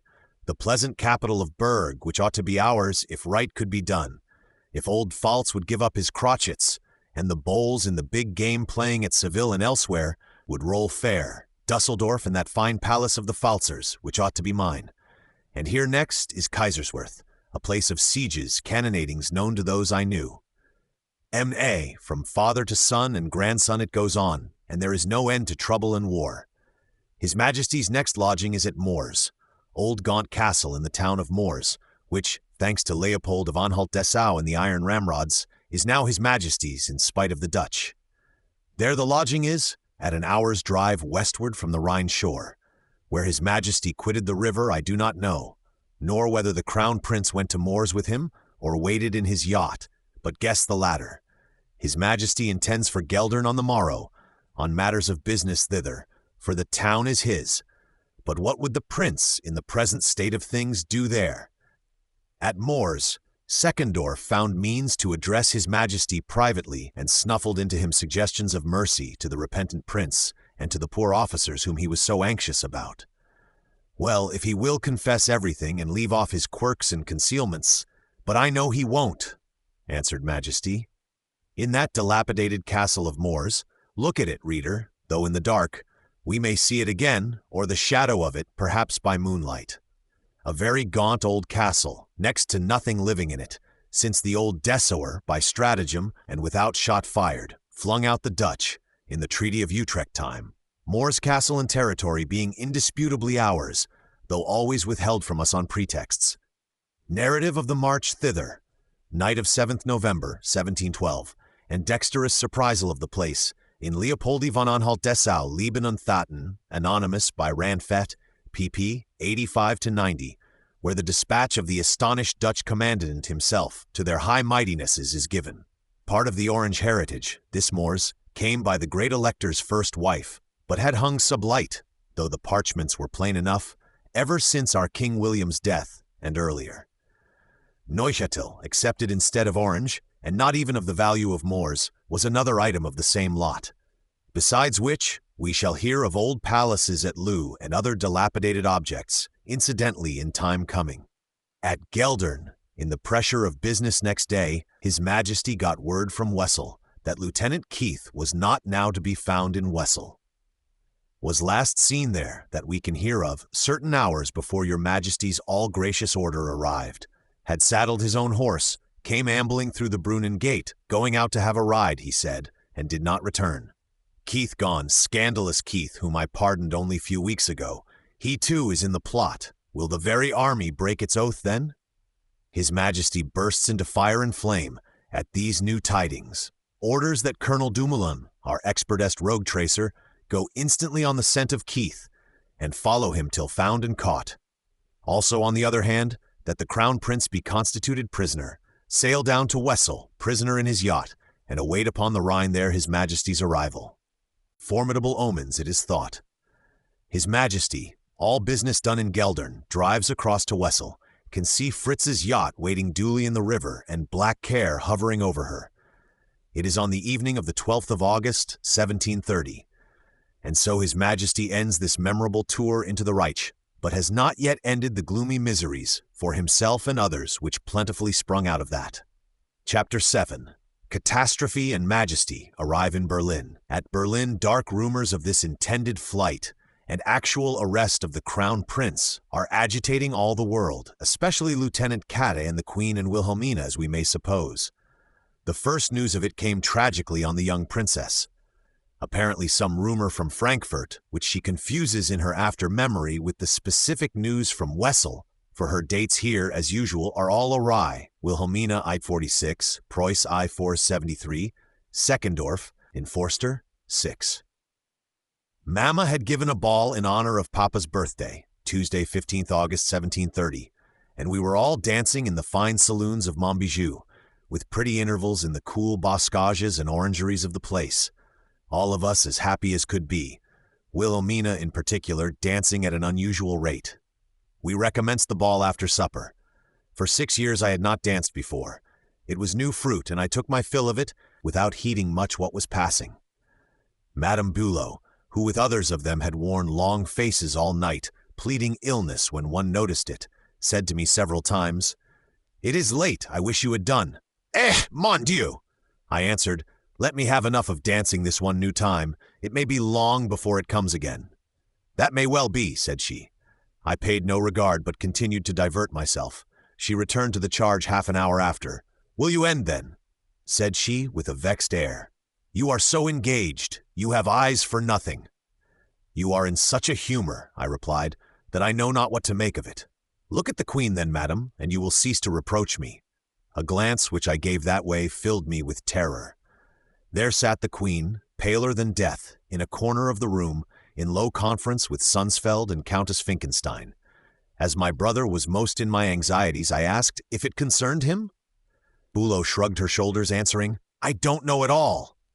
A moment after, the Queen gave good night, and got into her carriage with me, speaking no word all the way to the Schloss, so that I thought my brother must be dead, and I myself took violent palpitations, and Sunsfeld, contrary to orders, had at last to tell me in the course of the night. Poor Wilhelmina, and poor mother of Wilhelmina. The fact of arrest and unknown mischief to the prince is taken for certain, but what may be the issues of it? Who besides the prince have been involved in it, especially who will be found to have been involved, is matter of dire guess to the three who are most interested here. Lieutenant Kade finds he ought to dispose of the prince's effects which were entrusted to him, of the 1,000 gold thalers in particular, and beyond and before all, of the locked writing desk, in which lies the prince's correspondence, the very queen and princess likely to be concerned in it. Kade dispatches these two objects, the money and the little desk, in all secrecy to Madame Finkenstein, as to the surest hand, with a short note shadowing out what he thinks they are. Countess Finkenstein, old General von Finkenstein's wife, and a second mother to the prince, she, like her husband, a sworn partisan of the prince and his mother, shall do with these precious and terrible objects what, to her own wise judgment, seems best. Madame Finkenstein carries them at once, in deep silence, to the Queen. Huge dismay on the part of the Queen and Princess. They know too well what letters may be there, and there is a seal on the desk and no key to it. Neither must it in time coming seem to have been opened, even if we could now open it. A desperate pinch, and it must be solved. Female wit and Wilhelmina did solve it by some preeminently acute device of their despair. Wilhelmina, I. 253-257, and contrived to get the letters out. Hundreds of letters, enough to be our death if read, says Wilhelmina. These letters they burnt, and set to writing fast as the pen would go, other letters in their stead. Fancy the mood of these two royal women, and the black whirlwind they were in. Wilhelmina's dispatch was incredible. Pen went at the gallop night and day. New letters of old dates and of no meaning are got into the desk again. The desk closed without mark of injury and shoved aside while it is yet time. Time presses. His Majesty too, and the events go at gallop.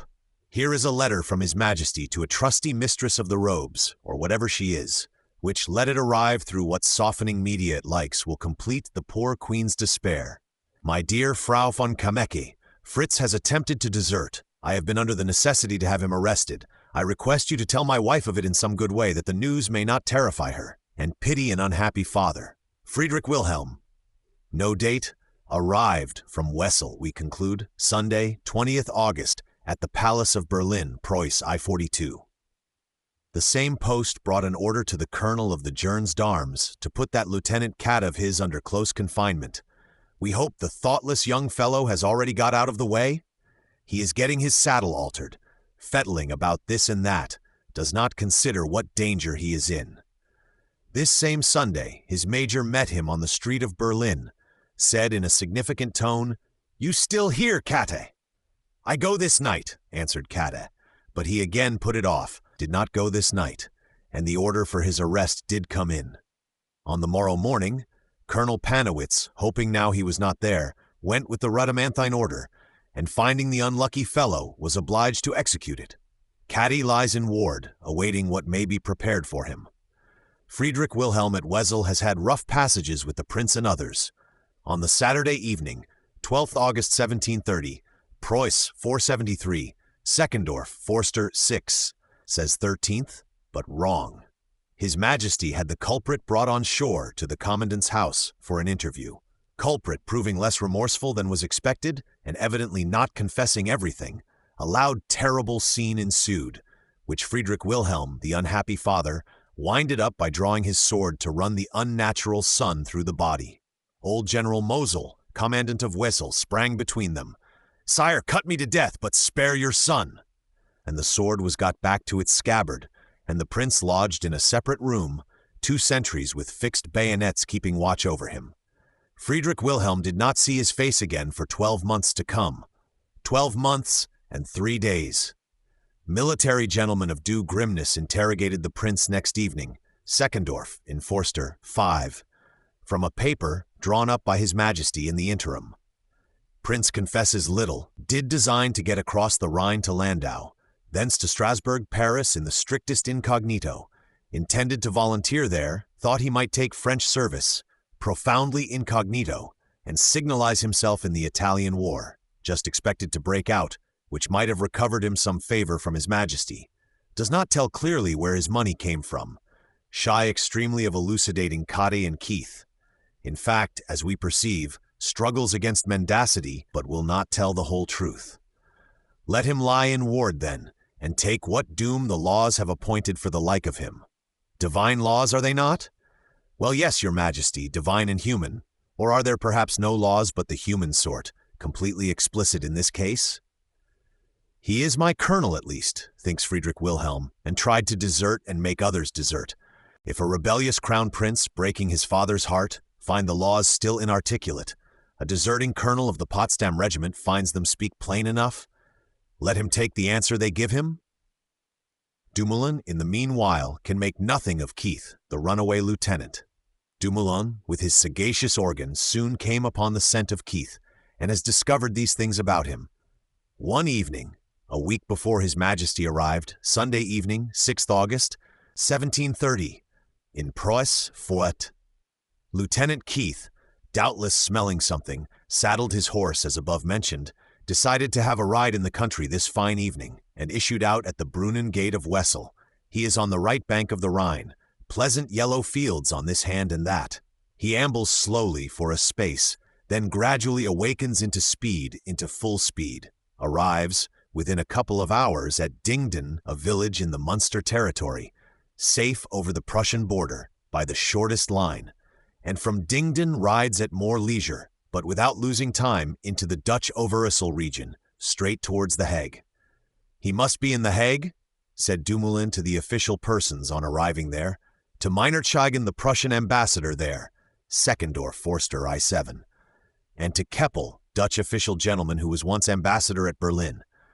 Prussian ambassador applies and again applies in the highest quarters, but we fear they are slack." Dumoulin discovers that the man was certainly here. Keppel readily admits he had Keith to dinner a few days ago, but where Keith now is, Keppel cannot form the least guess. Dumoulin suspects he is with Lord Chesterfield, the English ambassador here. A light was seen for a night or two in one of the garret rooms of Lord Chesterfield's house. Probably Keith reading? But Keith is not to be heard of on inquiry there, and the very light has now gone out. The colonel, at least, distinguished English lord, is gone to England in these days, but his German secretary is not gone. The house is inviolable, impregnable to Prussia. Who knows, in spite of the light going out, but Keith is still there, merely with a window shutter to screen him. One morning, it becomes apparent Keith is not there. One morning, a gentleman at the seaside is admiring Dutch fishing skiffs and how they do sail. "Pooh, sir, that is nothing," answers a man in multiplex breeches. "The other night I went across to England in one with an Excellency's messenger who could not wait." Truth is, the Chesterfield secretary who forbade lights took the first good night for conveying Keith to Scheveningen and the seaside, where a fisher boat was provided for him, which carried him, frail craft as it was, safe across to England.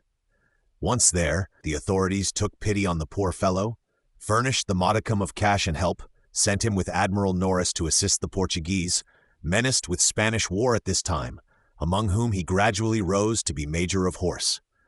Frederick Wilhelm cited him by tap of drum 3 times in Wessel, and also in the gazettes, native and Dutch, then, as he did not come, nailed an effigy of him, cut in 4, if I remember, on the gallows there, and confiscated any property he had. Keith had more pedigree than property, was of Poborough in Pommern, son of poor gentlefolks there. He sent no word of himself to Prussia for the next 10 years, so that he had become a kind of myth to many people, to his poor mother among the rest, who has her tragical surmises about him. He will appear again, but not to much purpose. His brother, the page Keith, is packed into the Fusilier regiment at Wessel here, and there walks sentry, unheard of for the rest of his life. So much for the Keiths. Friedrich mit seinen Verwandten und Freunden 333 on this and the other points, Polnitz, Memoir and 350-74, and correct his many blunders. Other difficulty there is as to the prison of the prince. Wessel is a strong town, but for obvious reasons one nearer Berlin, farther from the frontier, would be preferable. Towards Berlin, however, there is no route all on Prussian ground. From these divided Cleve countries we have to cross a bit of Hanover, a bit of Hessen Castle. Suppose these serene highnesses were to interfere? Not likely they will interfere, answer ancient military men of due grimness. At any rate, we can go a roundabout road, and they need not know. That is the method settled on. Neighborhood of Berlin, clearly somewhere there, must be the place. Old castle of Mittenwalde in the Wusterhausen environs, let that be the first resting point then. Roschau, Waldau, and the Wiesel Fusilier colonel here, sure men with a trooper or two for escort, shall conduct the prisoner. By Treuenbrietzen, by circuitous roads, swift, silent, steady, and with vigilance as you shall answer. These preliminaries settled, Friedrich Wilhelm drives off homewards, black care riding behind him. He reaches Berlin Sunday, 27th August, finds a world gone all to a kind of doomsday with him there, poor gentleman. Seen at Berlin on Majesty's arrival. On Sunday evening, 27th August 1730, His Majesty, who had rested overnight at Potsdam from his rapid journey, drove into Berlin between 4 and 5 in the afternoon. Deserter Fritz is following, under escort of his 3 military gentlemen, at a slower rate and by circuitous routes, so as to avoid the territories of Hanover and Hessen, towards Mittenwalde in the Wusterhausen neighborhood. The military gentlemen are vigilant as Argus, and, though pitying the poor prince, must be rigorous as Rhadamanthus. His attempts at escape, of which tradition mentions more than one, they will not report to Papa, nor even notice to the prince himself, but will take care to render futile, one and all. His Majesty may be secure on that score. The scenes that follow are unusual in royal history, and having been reported in the world with infinite noise and censure, made up of laughter and horror, it will behoove us to be the more exact in relating them as they actually befell. Very difficult to pull, out of that raveled cartload of chaotic thrums, here a thread and there a thread, capable of being brought to the straight state and woven into legible narrative. But perhaps, by that method the mingled laughter and horror will modify itself a little. What we can well say is, that pity also ought not to be wanting. The next 6 months were undoubtedly by far the wretchedest of Friedrich Wilhelm's life. The poor king, except that he was not conscious of intending wrong, but much the reverse, walked in the hollow night of Gehenna, all that while, and was often like to be driven mad by the turn things had taken. Here is scene first. Wilhelmina reports His Majesty's arrival that Sunday afternoon, to the following effect: she was present in the adventure, and not a spectatress only. The Queen was alone in His Majesty's apartment, waiting for him as he approached. At sight of her, in the distance he called out, "Your Lucille of a son, Vudin Fils, has ended at last. You have done with him," or words to that effect. "What?" cried the Queen. "You have had the barbarity to kill him?" "Yes, I tell you. But where is the sealed desk?" The Queen went to her own apartment to fetch it. I ran into her there for a moment. She was out of herself, wringing her hands, crying incessantly, and said without ceasing, "Mon Dieu, mon fils! O God, my son!" Breath failed me. I fell fainting into the arms of Madame de Sansfeld. The Queen took away the writing case. King tore out the letters and went off, upon which the Queen came down again to us. We learned from some attendant that at least my brother was not dead. The King now came back. We all ran to kiss his hands, but me he no sooner noticed than rage and fury took possession of him. He became black in the face, his eyes sparkling fire, his mouth foaming. "Infamous canaille," said he, "darest thou show thyself before me? Go, keep thy scoundrel of a brother company." And so saying, he seized me with one hand, slapping me on the face with the other, clenched as a fist. Several blows, one of which struck me on the temple, so that I fell back and should have split my head against a corner of the wainscot, had not Madame de Sansfeld caught me by the head-dress and broken the fall. I lay on the ground without consciousness. The King, in a frenzy, was for striking me with his feet. Had not the Queen, my sisters, and the rest run between, and those who were present prevented him. They all ranked themselves round me, which gave Mesdames de Kameke and Sansfeld time to pick me up. They put me in a chair in the embrasure of a window, threw water on my face to bring me to life, which care I lamentably reproached them with, death being 1,000 times better in the pass things had come to. The Queen kept shrieking. Her firmness had quite left her. She wrung her hands and ran in despair up and down the room. The King's face was so disfigured with rage, it was frightful to look upon. The little ones were on their knees begging for me. Wilhelmina. Poor little beings, what a group. Amelia, the youngest girl, about 6. Henry, in his bits of trousers, hardly over 4. For the rest, I perceive, this room was on the first or a lower floor, and such noises were very audible. The guard had turned out at the noise, and a crowd was collecting to see and hear. "Move on! Move on!" The King had now changed his tune. He admitted that my brother was still alive, but vowed horribly he would put him to death and lay me fast within 4 walls for the rest of my life. He accused me of being the prince's accomplice, whose crime was high treason, also of having an intrigue of love with Cata, to whom, he said, I had borne several children. The timid gouvernante flamed up at this unheard-of insult. "That is not true," said she fiercely. "Whoever has told your Majesty such a thing has told a lie." "Oh, spare my brother, and I will marry the Duke of Weissenfels," whimpered I. But in the great noise he did not hear, and while I strove to repeat it louder, Sansfeld clapped her handkerchief on my face. Hustling aside to get rid of the handkerchief, I saw Cata crossing the square. 4 soldiers were conducting him to the King. Trunks, my brother's and his own, sealed, were coming on in the rear. Pale and downcast, he took off his hat to salute me. Poor Cata, to me always so prostrate in silent respect, and now so unhappy. A moment after, the king, hearing he was come, went out exclaiming, "Now I shall have proof about the scoundrel Fritz and the offscouring Wilhelmina, clear proofs to cut the heads off them."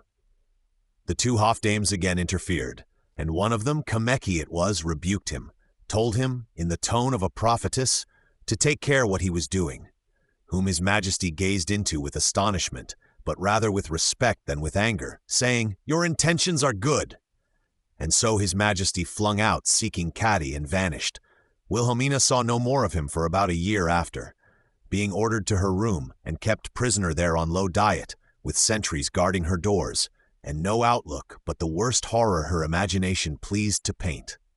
This is the celebrated assault of paternal majesty on Wilhelmina, the rumor of which has gone into all lands, exciting wonder and horror, but could not be so exact as this account at first hand. Naturally, the crowd of street passengers, once dispersed by the guard, carried the matter abroad, and there was no end of sympathetic exaggerations.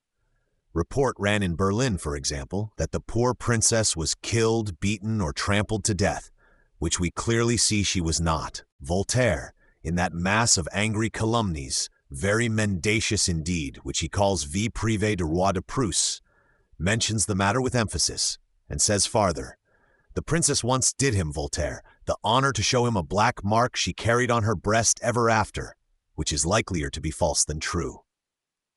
Captain Guy Dickens, the legationary captain, who seems a clear, ingenuous, and ingenious man, and of course had access to the highest circles of refined rumor, reports the matter about 10 days after, with several errors, in this manner. Berlin, 5th September 1730. 4 or 5 days ago, by the Almanac 9, and directly on His Majesty's return, which Dickens had announced a week ago without that fact attached, the king dreadfully ill-treated Wilhelmina in bed, not in bed at all. Whole castle, schloss or palace, was alarmed.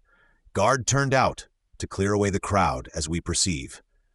Not properly a crowd, such was not permissible there, but a stagnation of the passers-by would naturally ensue on that esplanade, till the guard turned out, and indicated with emphasis, "Move on." Dickens hears farther that the Queen fares no better. Such is the state of rumor in Berlin at present. Poor Cata had a hard audience of it too. He fell at Friedrich Wilhelm's feet, and was spurned and caned. For the rest, beyond what was already evident, had little or nothing to confess. Intention of flight, and of accompanying in flight very undeniable, although preliminaries and ulterior conditions of said flight not perfectly known to Cata, known only that the thought of raising trouble in foreign courts, or the least vestige of treason against His Majesty, had not entered even into their dreams. A name or two of persons who had known or guessed of these operations is wrung from Cat, name of a Lieutenant Spain, for one, who, being on guard, had admitted Cady into Potsdam once or twice in disguise. For him and for the like of him, of whatever rank or whichever sex, let arrests be made out, and the scent as with sleuth-hounds be diligently followed on all sides, and Cady, stripped of his uniform, be locked up in the grimmest manner. Berlin, with the rumor of these things, is a much agitated city. Chapter 8. Sequel to Crown Prince and Friends.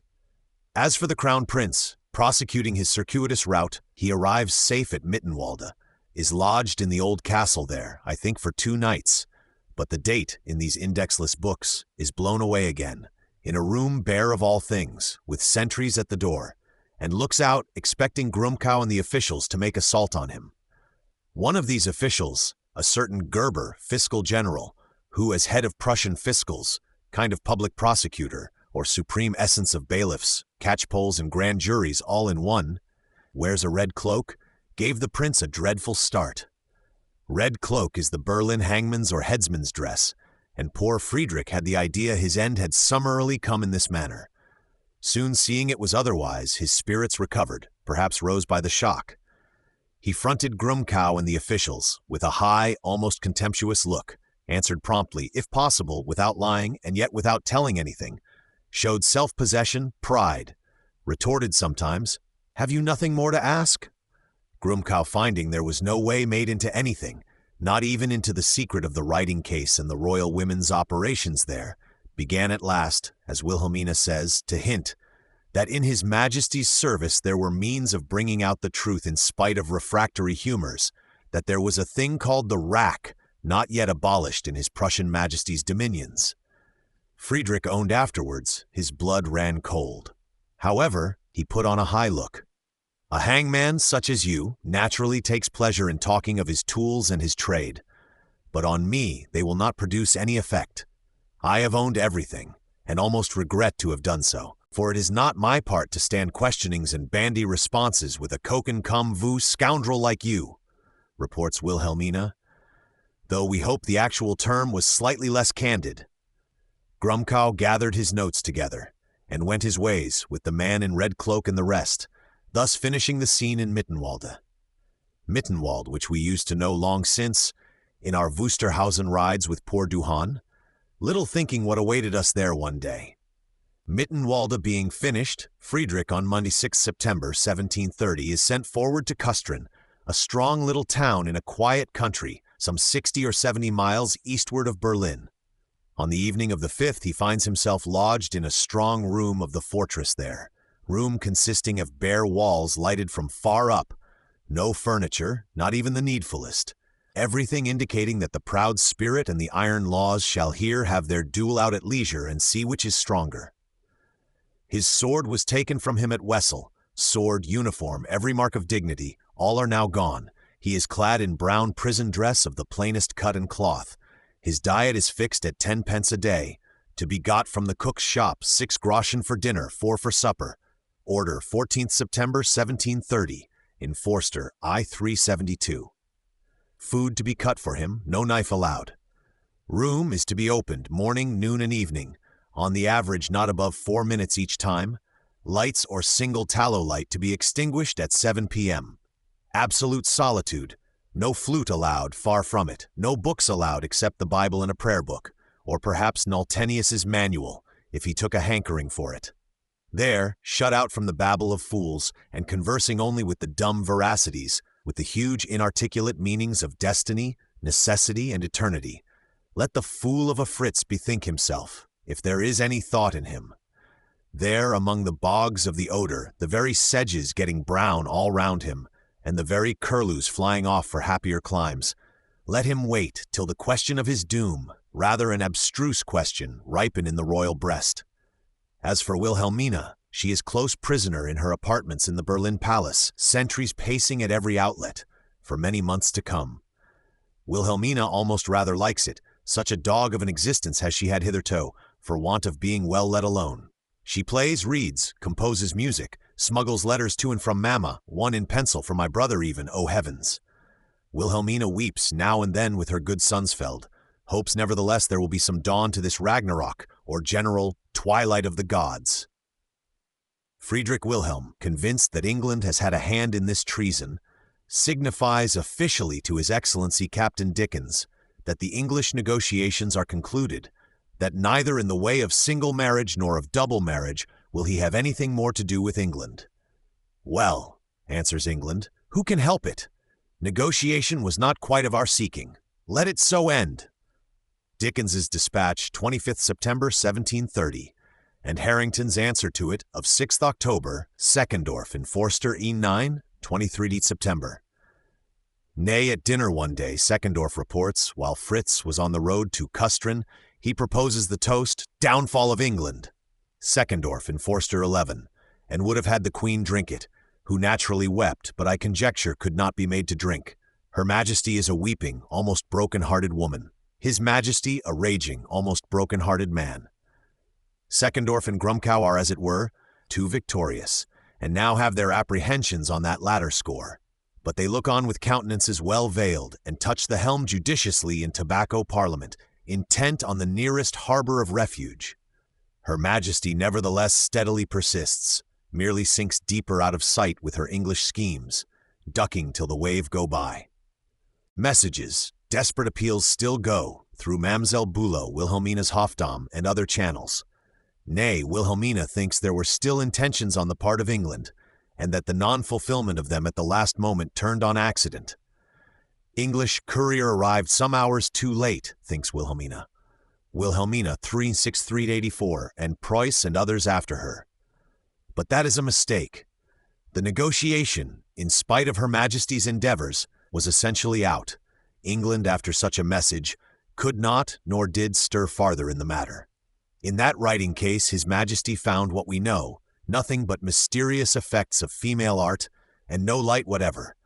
It is a great source of wrath and of sorrow to him that neither in the writing case, nor in Kata's or the prince's so-called confessions, can the thing be seen into. A deeper bottom it must have, thinks His Majesty, but knows not what or where, to overturn the country belike and fling the Kaiser and European balance of power bottom uppermost. Me they presumably meant to poison, he tells Seckendorf one day. Dickens' Dispatch, 16th September 1730. Was ever father more careful for his children, soul and body? Anxious to excess, to bring them up in orthodox nurture and admonition, and this is how they reward me, Herr Feldzeugmeister. Had he honestly confessed and told me the whole truth at Wesel, I would have made it up with him quietly there. But now it must go its lengths, and the whole world shall be judge between us. Seckendorf, Forster, 23 September. His Majesty is in a flaming height. He arrests, punishes, and banishes where there is trace of cooperation or connection with deserter Fritz and his schemes. The Bülows, brother and sister, brother in the king's service, sister in Wilhelmina's, respectable gold-stick people, originally of Hanover, are hurled out to Lithuania and the world's end. Let them live in Memel and repent as they can. Minister Nefausen, always of English tendencies he with his wife, to whom it is specially hard, while General Schwerin, gallant, witty, curt, once of Mecklenburg, stays behind, is ordered to disappear and follow his private rural business far off, no minister, evermore. The Lieutenant Spain of the giant regiment, who kept false watch and did not tell of Kata, gets cashiering and a year in Spandau. He wandered elsewhither and came to something afterwards, poor Span. Preuss, I 6366. Bookseller Hanau, with this bad Fritz's books, to Memel with him also. Let him deal in more orthodox kinds of literature there. It is dangerous to have lent the Crown Prince money, contrary to the royal edict. Lucky if loss of your money will settle the account. Witness French Montelieu for one, Count, or whatever he styled himself, nailed to the gallows in effigy after he had fled. It is dangerous to have spoken kindly to the Crown Prince, or almost to have been spoken to by him. Doris Ritter, a comely enough good girl, nothing of a beauty, but given to music, Potsdam cantor's precentor's daughter, has chanced to be standing in the door, perhaps to be singing within doors once or twice, when the prince passed that way. Prince inquired about her music, gave her music, spoke a civility as young men will, nothing more upon my honor, though His Majesty believes there was much more, and condemns poor Doris to be whipped by the beadle and beat hemp for 3 years. Rhadamanthus is a strict judge, Your Majesty, and might be a trifle better informed. Poor Doris got out of this sad pickle on her own strength, and wedded and did well enough, prince and king happily leaving her alone thenceforth. Voltaire, 20 years after, had the pleasure of seeing her at Berlin, wife of one Schommers, clerk of the Hackney coach office. Red Schomer, farmer of the Berlin Hackney coach enterprise in general, decidedly a poor man. Wife, by this time, was grown hard enough of feature, tall, lean, looked like a sibyl, not the least appearance how she could ever have deserved to be whipped for a prince. Voltaire, alumnus vie privée du roi de Prusse, E. 5152. Prusse, I 6066. The excellent tutor of the Crown Prince, good Duhan de Jandun, for what fault or complicity we know not, is hurled off to Memel, ordered to live there, on what resources is equally unknown. Apparently his fault was the general one, of having miseducated the prince, and introduced these French literatures, foreign poisonous elements of thought and practice into the mind of his pupil, which have ruined the young man. For His Majesty perceives that there lies the source of it, that only total perversion of the heart and judgment, first of all, can have brought about these dreadful issues of conduct. And indeed His Majesty understands, on credible information, that deserter Fritz entertains very heterodox opinions, opinion on predestination for one, which is itself calculated to be the very mother of mischief in a young mind inclined to evil. The heresy about predestination, or the Freignadenwahl, election by free grace, as His Majesty terms it, according to which a man is pre-appointed from all eternity either to salvation or the opposite, which is Fritz's notion, and indeed is Calvin's, and that of many benighted creatures, this editor among them, appears to His Majesty an altogether shocking one, nor would the whole synod of Dort or Calvin or St. Augustine in person, aided by a 30-editor power, reconcile His Majesty's practical judgment to such a tenet. What may not deserter Fritz say to himself even now, or in whatever other deeps of sin he may fall into? I was foredoomed to it. How could I, or how can I help it? The mind of His Majesty shudders, as if looking over the edge of an abyss. He is meditating much whether nothing can be done to save the lost Fritz, at least the soul of him, from this horrible delusion. Hurls forth your fine Duhan with his metaphysics to remote Memel as the first step, and signifies withal, though as yet only historically and in a speculative way, to Finkenstein and Kalkstein themselves, that their method of training up a young soul to do God's will and accomplish useful work in this world does by no means appear to the royal mind an admirable one. His letter to them, 3 December 1730, in Forster, 382. Finkenstein and Kalkstein were always covertly rather of the Queen's party, and now stand reprimanded and in marked disfavor. That the treasonous mystery of this crown prince, parricidal, it is likely, and tending to upset the universe, must be investigated to the very bottom and be condignly punished, probably with death, His Majesty perceives too well, and also what terrible difficulties, formal and essential, there will be. But whatever become of his perishable life, ought not, if possible, the soul of him to be saved from the claws of Satan. Claws of Satan, brand from the burning, for Christ our Saviour's sake, in the name of the most merciful God, Father, Son, and Holy Ghost, Amen. So Frederick Wilhelm phrases it, in those confused old documents and cabinet letters of his, Forster, I 374-389, which awaken a strange feeling in the attentive reader, and show us the ruggedest of human creatures melted into blubbering tenderness and growling huskily something which we perceive is real prayer. Here has a business fallen out, such as seldom occurred before. Chapter 9. Court-martial on Crown Prince and Consorts. The rumor of these things naturally fills all minds and occupies all human tongues, in Berlin and Prussia, though an edict threatens that the tongues shall be cut out which speak of them in any way. Dickens of 7th November 1730, and sounds far and wide into foreign courts and countries where there is no such edict. Friedrich Wilhelm's conduct, looked at from without, appears that of a hideous royal ogre, or blind Anthropophagus Polyphemus fallen mad. Looked at from within, where the Polyphemus has his reasons, and a kind of inner rushlight to enlighten his path, and is not bent on man-eating, but on discipline in spite of difficulties. It is a wild enough piece of humanity, not so much ludicrous as tragical. Never was a royal bear so led about before by a pair of conjuring pipers in the market, or brought to such a pass in his dancing for them. General Ginkel, the Dutch ambassador here, writes Dickens, told me of an interview he had with the king, being ordered by their high mightinesses to solicit His Majesty in this matter. King harbors most monstrous wicked designs, not fit to be spoken of in words, reports Ginkel. It is certain, added he, if the King of Prussia continue in the mind he is in at present, we shall see scenes here as wicked and bloody as any that were ever heard of since the creation of the world. Will sacrifice his whole family, not the Crown Prince alone, everybody except Grumkow being, as he fancies, in conspiracy against him. Poor enchanted king! And all these things he said with such imprecations and disordered looks, foaming at the mouth all the while, as it was terrible either to see or hear. That is Ginkel's report, as Dickens conveys it. Dispatch 7th September 1730. Another time, on new order, a month later, when Ginkel went again to speak a word for the poor prisoner, he found His Majesty clothed not in delirious thunder, but in sorrowful thick fog. Ginkel was the less able to judge what the King of Prussia meant to do with his son, as it was evident the king himself did not know. 10th October. Poor Friedrich Wilhelm, through these months, wanders about, shifting from room to room in the night time like a man possessed by evil fiends. Orders his carriage for Wusterhausen at 2 in the morning, but finds he is no better there, and returns. Drinks a great deal. Has not gone to bed sober for a month past. IB, 19th December, 1730.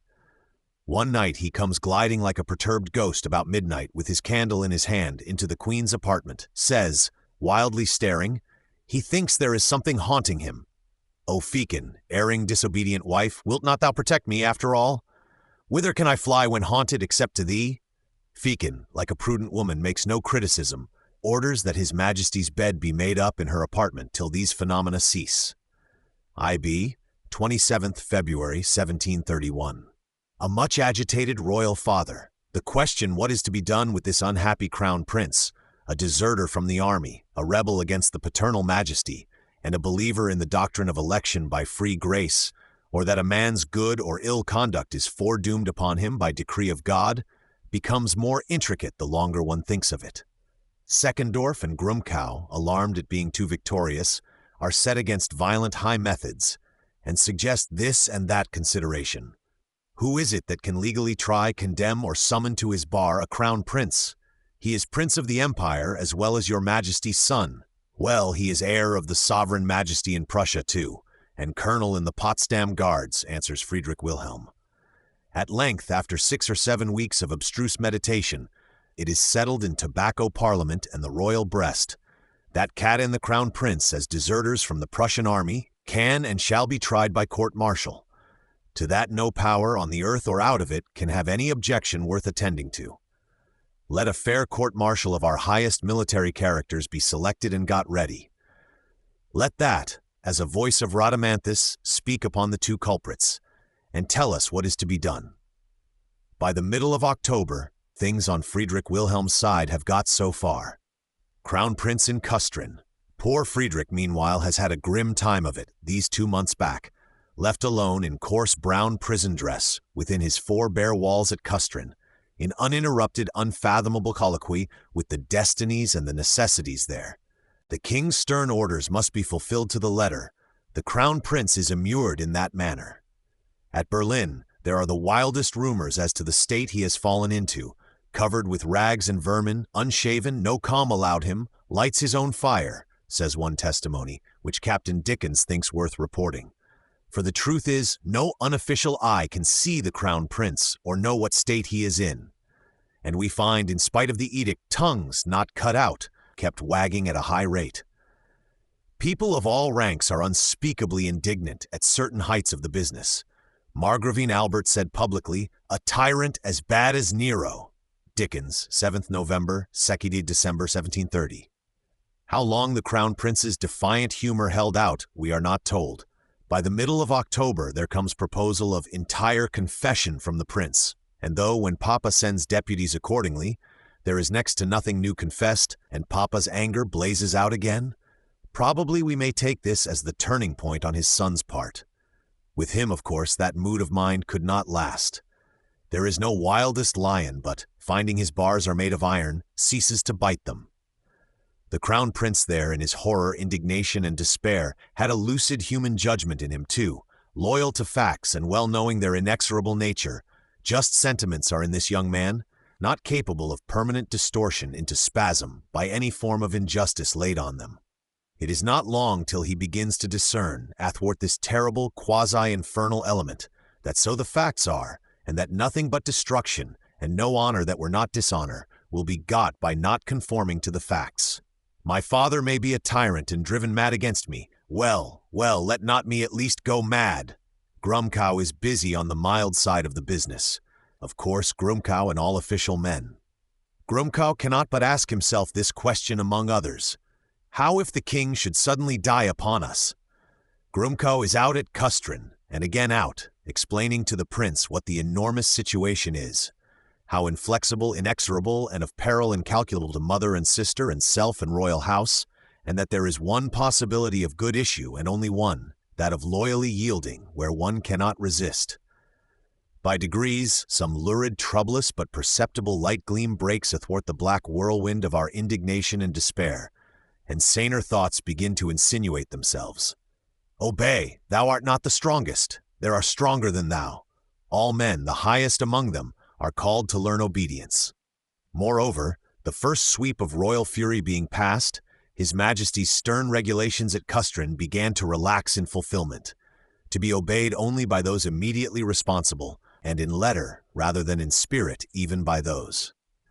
President von Munchau, who is head of the Domainkammer, chief representative of government at Custrin, and resides in the fortress there, ventures after a little, the prince's doors being closed as we saw, to have an orifice bored through the floor above, and thereby to communicate with the prince, and sympathetically ask what he can do for him.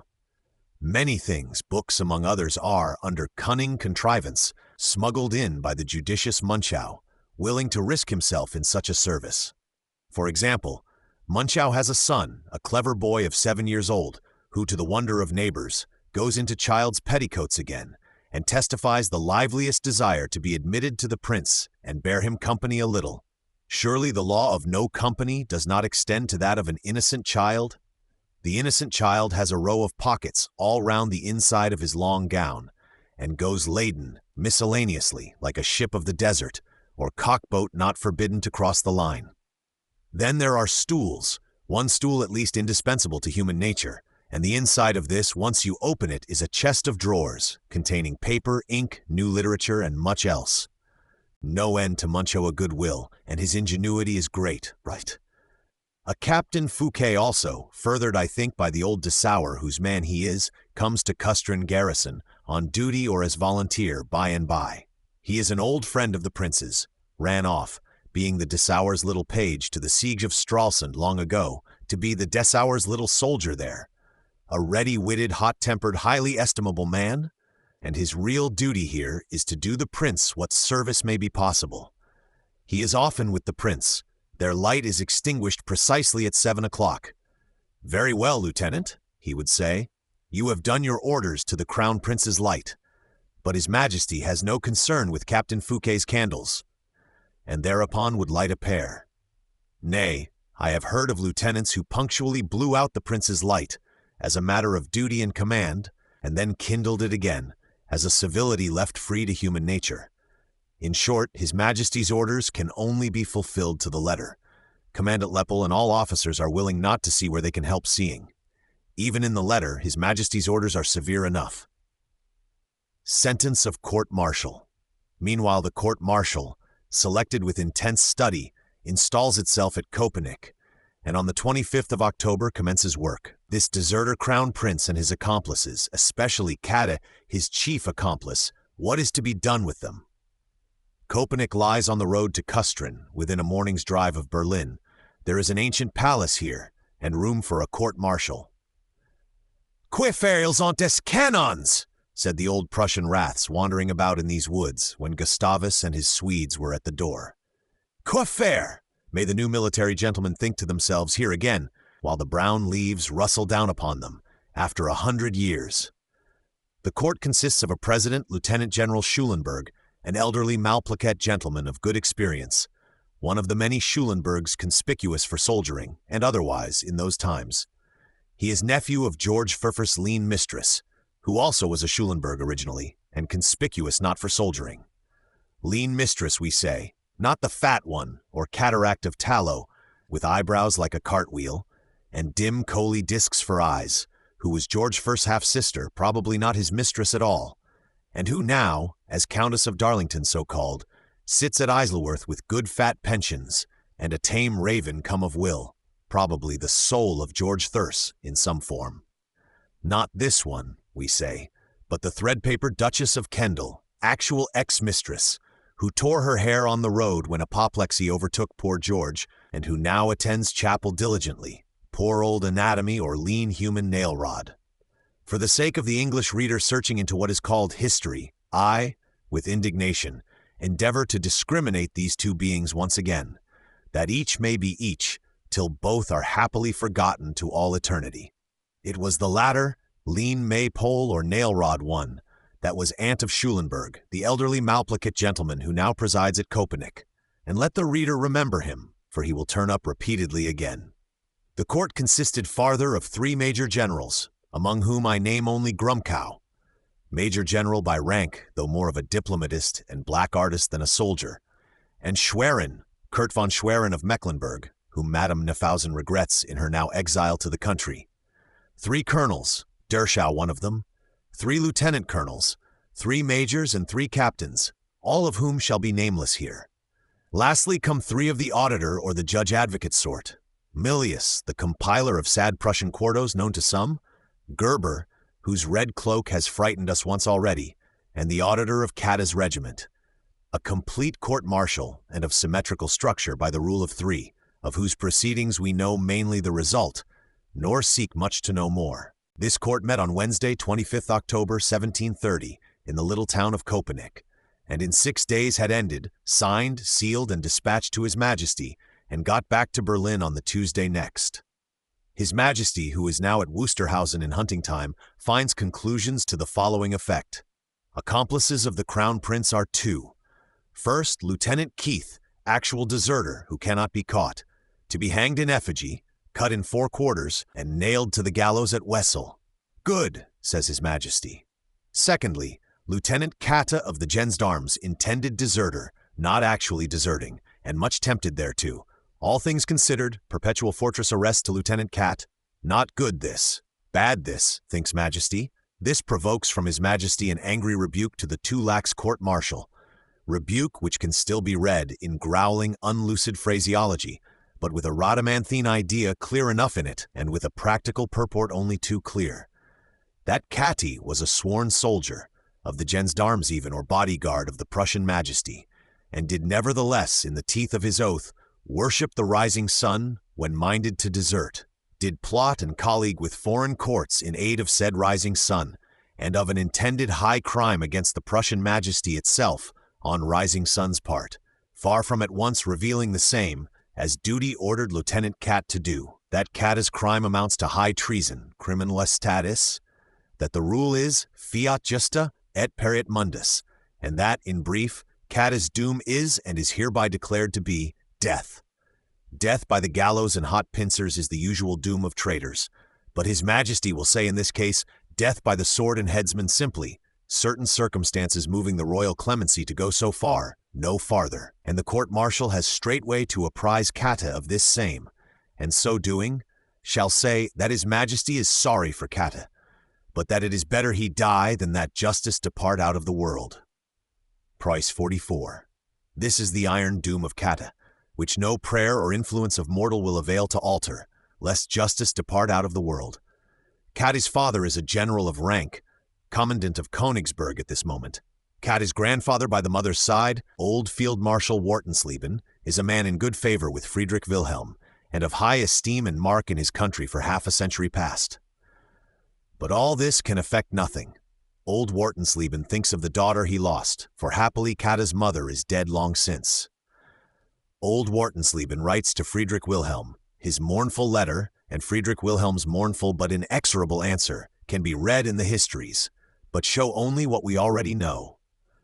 Kata's mother, Field Marshal Wartensleben's daughter, died in 1706, leaving Kati only 2 years old. He is now 26, very young for such grave issues, and his fate is certainly very hard. Poor young soul, he did not resist farther, or quarrel with the inevitable and inexorable. He listened to Chaplain Muller of the Gendarmes, admitted profoundly, after his fashion, that the great God was just, and the poor cat sinful, foolish, only to be saved by miracle of mercy, and piously prepared himself to die on these terms. There are 3 letters of his to his grandfather, which can still be read, one of them in Wilhelmina's book, Wilhelmina, 302. The sound of it like that of dirges borne on the wind. Wilhelmina evidently pities Kata very tenderly. In her heart she has a fine royal maiden kind of feeling to the poor youth. He did heartily repent and submit, left with Chaplain Muller a paper of pious considerations, admonishing the prince to submit. These are Kati's last employments in his prison at Berlin, after sentence had gone forth.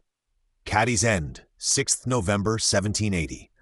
On Sunday evening, 6th November, it is intimated to him, unexpectedly at the moment, that he has to go to Kustrin and there die, carriage now waiting at the gate. Kati masters the sudden flurry, signifies that all is ready then, and so, under charge of his old major and 2 brother officers, who and Chaplain Muller are in the carriage with him, a troop of his own old cavalry regiment escorting, He leaves Berlin rather on sudden summons, drives all night towards Custrin and immediate death.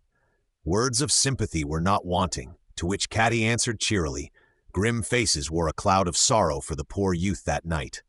Chaplain Muller's exhortations were fervent and continual, and from time to time there were heard, hoarsely melodious through the damp darkness and the noise of wheels, snatches of devotional singing, led by Muller. It was in the grey of the winter morning, 6th November, 1730, that Caddy arrived in Custrin garrison. He took kind leave of major and men. Adieu, my brothers, good be with you evermore. And about 9 o'clock he is on the road towards the rampart of the castle, where a scaffold stands. Caddy wore, by order, a brown dress exactly like the prince's. The prince is already brought down into a lower room to see Caddy as he passes. To see Caddy die had been the royal order, but they smuggled that into abeyance, and Caddy knows he shall see him. Faithful Muller was in the death car along with Caddy, and he had adjoined to himself one Besserer, the chaplain of the garrison, in this sad function since arriving. Here is a glimpse from Besserer, which we may take as better than nothing. His, Caddy's, eyes were mostly directed to God, and we, Muller and I, on our part, strove to hold his heart up heavenwards, by presenting the examples of those who had died in the Lord, as of God's Son himself and Stephen and the thief on the cross, till, under such discoursing, we approached the castle. Here, after long, wistful looking about, he did get sight of his beloved Jonathan, Royal Highness the Crown Prince, at a window in the castle, from whom with the politest and most tender expression spoken in French took leave, with no little emotion of sorrow. Letter to Caddy's father. Extract in Preuss, Friedrich mit Freunden und Verwandten. President Munchau and the Commandant were with the prince, whose emotions one may fancy, but not describe. Seldom did any prince or man stand in such a predicament. Vain to say and again say, "In the name of God I ask you, stop the execution till I write to the king." Impossible that, as easily stop the course of the stars. And so here Caddy comes, cheerful loyalty still beaming on his face, death now nigh. "Pardonnez-moi, mon cher Cat," cried Friedrich in a tone. "Pardon me, dear Caddy. Oh, that this should be what I have done for you." "Death is sweet for a prince I love so well," said Caddy. "Ella mortes deus pour un si aimable prince," Wilhelmina 307, Preuss 45, and fared on round some angle of the fortress, it appears, not in sight of Friedrich, who sank into a faint and had seen his last glimpse of Caddy in this world. The body lay all day upon the scaffold by royal order, and was buried at night obscurely in the common churchyard. Friends in silence took mark of the place against better times, and Caddy's dust now lies elsewhere, among that of his own kindred. "Never was such a transaction before or since in modern history," cries the angry reader. "Cruel, like the grinding of human hearts under millstones, or indeed like the doings of the gods, which are cruel, though not that alone? This is what, after much sorting and sifting, I could get to know about the definite facts of it. Commentary, not likely to be very final at this epoch, the reader himself shall supply at discretion."